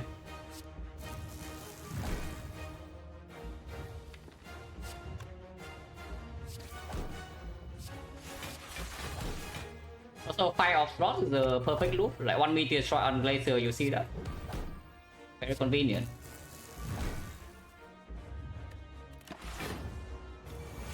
Okay, algorithm's doing something this turn, guys. Come on. Oh. With that? He did something. It's full block. Who's like the algorithm's useless?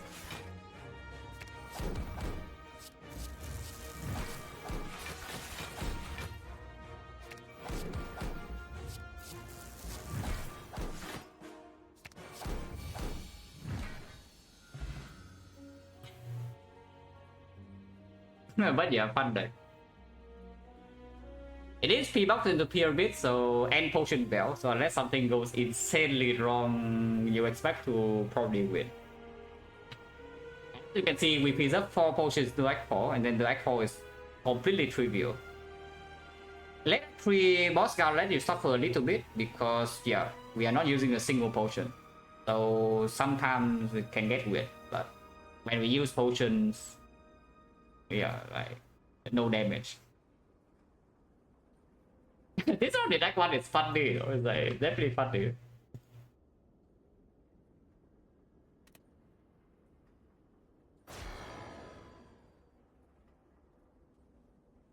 Yeah, he suddenly tried to kill the run in act 1. Was we a whole way? 208 whole way into taking 20 plus. That's a nice thing. You spend 2 potions in a whole way fight on floor 4. And you take 20 plus.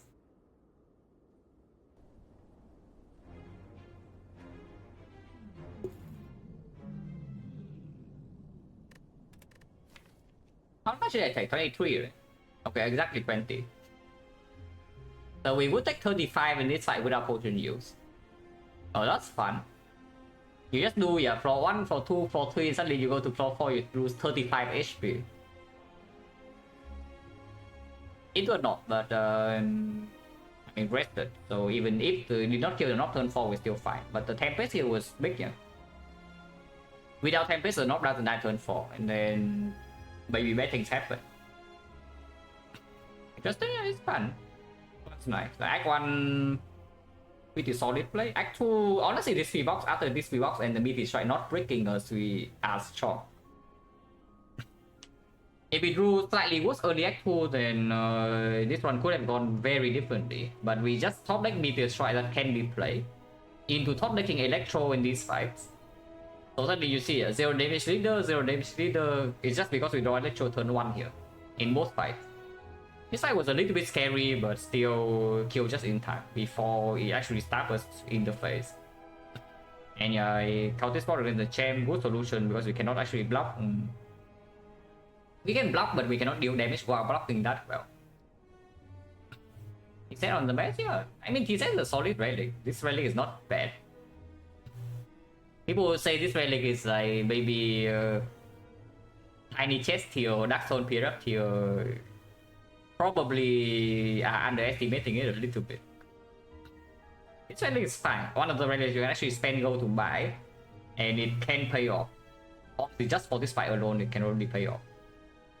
Yeah, but the overclock was amazing. This overclock pick, I mean, it's fairly obvious, but really, really, really strong. I said, like, absolutely. Like, absolutely, yes, it played. Okay. This fight with no amplify, what's your plan? Do you use a 2 focus spot here or what? I guess you could have used 2 focus spot and be fine with how this fight went. But yeah, this fight is dangerous. This fight is way more dangerous without amplify.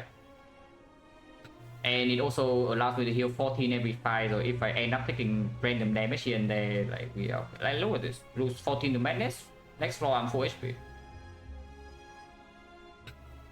Absolutely. Even without seeing pyramid, I was already thinking this is good enough. And then we have pyramid, so of course it's good.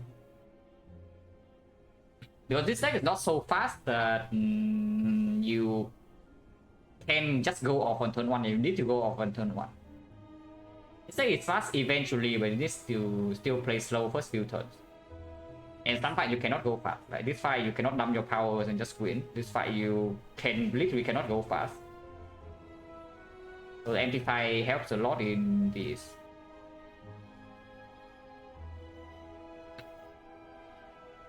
Yeah, after the even after first event, like this act 1 was already annoying as hell. And then we enter act 2, first event after.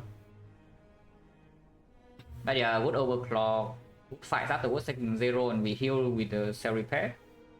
And upgrade overclock into bottle overclock. Now this is when we actually become strong.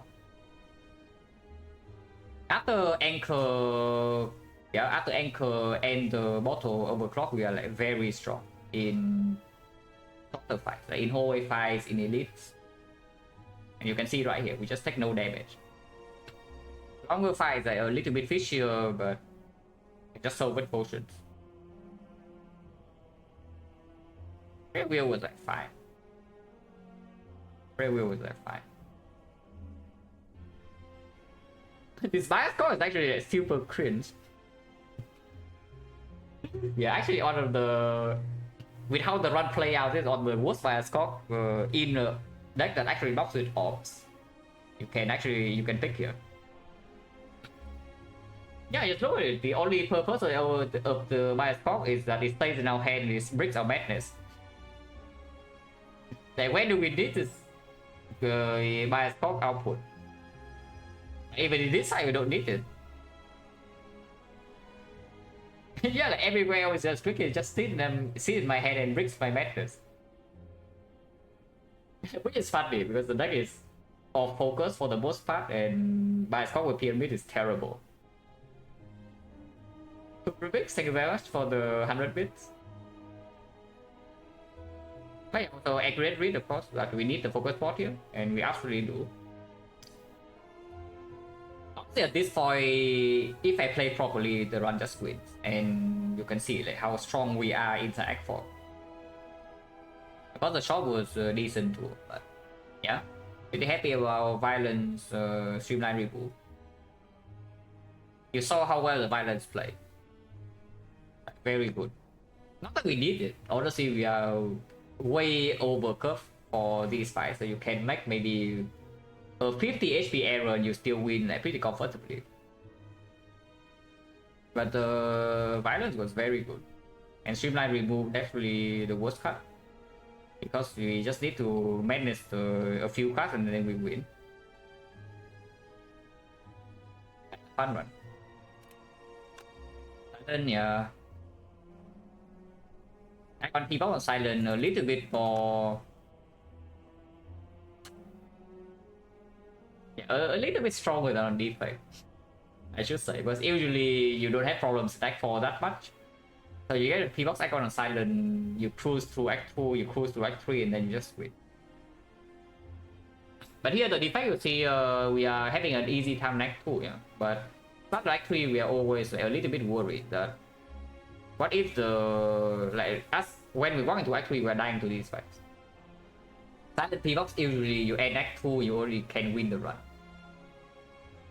It's a little bit weaker, but still strong. I think P-Box for 6 cards here and they are all good. Like Chill is good, Aggregate is amazing, Meteor Strike ends up being massive. Algorithm, okay, I guess irrelevant, but it pretended to do something in the Spear and Shield. It pretended to do something in Spear and Shield. It was fine. Fusion, yeah, bad Meteor Strike, but not the worst thing possible. Seal was fine. Seal was not a super amazing, but it was fine. Momentum actually bosses a little bit here. It wouldn't die without it though, but it makes the fight safer for sure. Cool favorite relic when it plays up there can make go win? Yeah, as long as it doesn't disappoint you. I remember one of the very early runs on Defect where I have where I have like algorithm, hologram, or and whatever. I bought a spoon neck form, and I needed the spoon to work one time in the hard fight to win. Yeah, it missed like 3 times in a row and then I died. That was pretty disappointing. The run was fairly early on. But yeah, when this thing works, it's very strong, usually.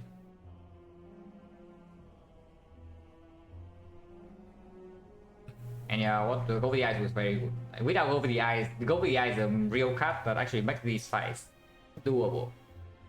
Without the Go with the Eyes, these fights are super dangerous, most of them. The corruption actually thing it depends on your deck, of course, as always.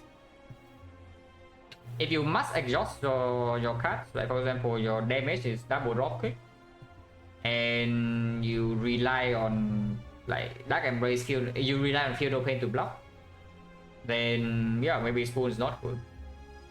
But if you actually have high impact skills, like a lot of structs, maybe struct plus even, some flame barrier, some impervious, then Spoon corruption is a good thing. It's not too difficult to evaluate. Like if you must exhaust cards, then Spoon is bad. If you're fine with just playing your block cards for 0 for the rest of the fight without making your deck like smaller as the fight goes on, then Spoon is good. Pyramid as the boss relic overall the best one. You can lower the boss relics right now.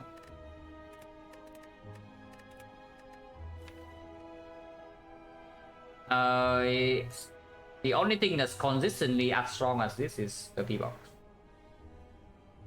And only P-Box after Act 1, yeah. P-Box after Act 2 does not compare to the Pyramid. But I just noticed, what is better than Pyramid here? Like, nothing even comes close. Because if you think about what the Pyramid does to you, it gives you more output than basically every single energy relic, while not having a real downside. Yeah, the output this thing actually gives you per turn is more than 1 energy, which is pretty crazy because it also solves your consistency issues. Second class amazing. Second class somewhat comparable. I still haven't lost on second class, so yes, it's strong. I think energy of Pyramid Silent deck has well plans. I say see a Pyramid, pick Pyramid. You play Silent, you see this, you just click it, and then it wins. I mean, the quote-unquote worst Pyramid on Silent I have ever picked was after Act 2. I am on 3 energy. I have Pocket Watch. I have Wallet Plan Plus. 3 energy with no energy gen. And it was energy versus the Pyramid. And I just take Pyramid anywhere and then it wins. This relic on Silent is very, very, very, very dumb. It's better than basically everything else, so just click it. Unless you have death runs with a lot of ships, or you have Snecko already, then don't click it. Otherwise, yeah, click it. 2 days ago, reprogrammed die Pyramid, yeah, that's a Defect though. Defect is different because Silent Pyramid, you have a lot of ways to get rid of cards in your hand, number 1. Number 2 is Defect doesn't have a card that suddenly say skip 1/3 of the hard fight. Yeah, you give Defect something like a Fishing Wheel and suddenly you don't even die in that hard fight. This relic on Silent is by far the best one. I shouldn't say by far. Act 1 P-Box compares with this. After Act 2 though, this is just insanely powerful. I just look at these cringe relics. What do we even... What do they give you? Yeah, what do they give you really that compares to this? You also Hammer depends on how strong the run currently is.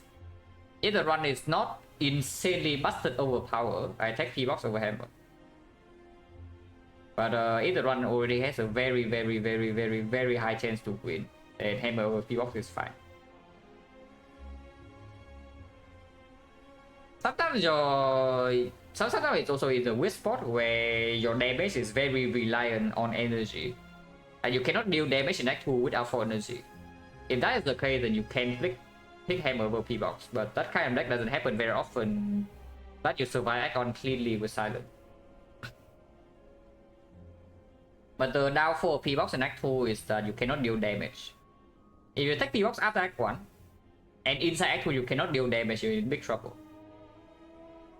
So you need to look at your deck a little bit before clicking it. But most of the time it's good, because you don't really take like triple Predator or something in Act 1.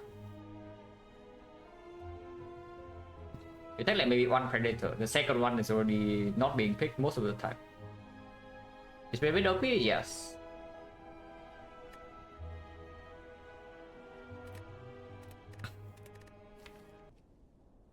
I thought Team almost take mid despite the option kill coffee because it's just better. I think it's overpowered.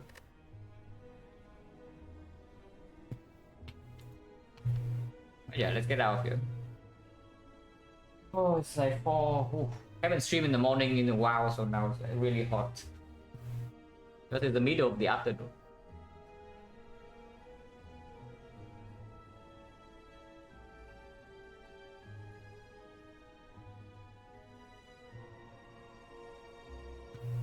It kills Unseen Top? No, that's wrong. Pyramid and Seizing Top, you have like Storm of Steel, Pyramid and Seizing Top. What about that? I mean, I know for a fact I have had a run with Unseating Top, Storm of Steel Pyramid, yeah. And it played.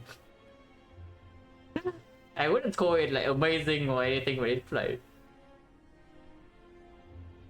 But thanks for watching guys, as always. And see you.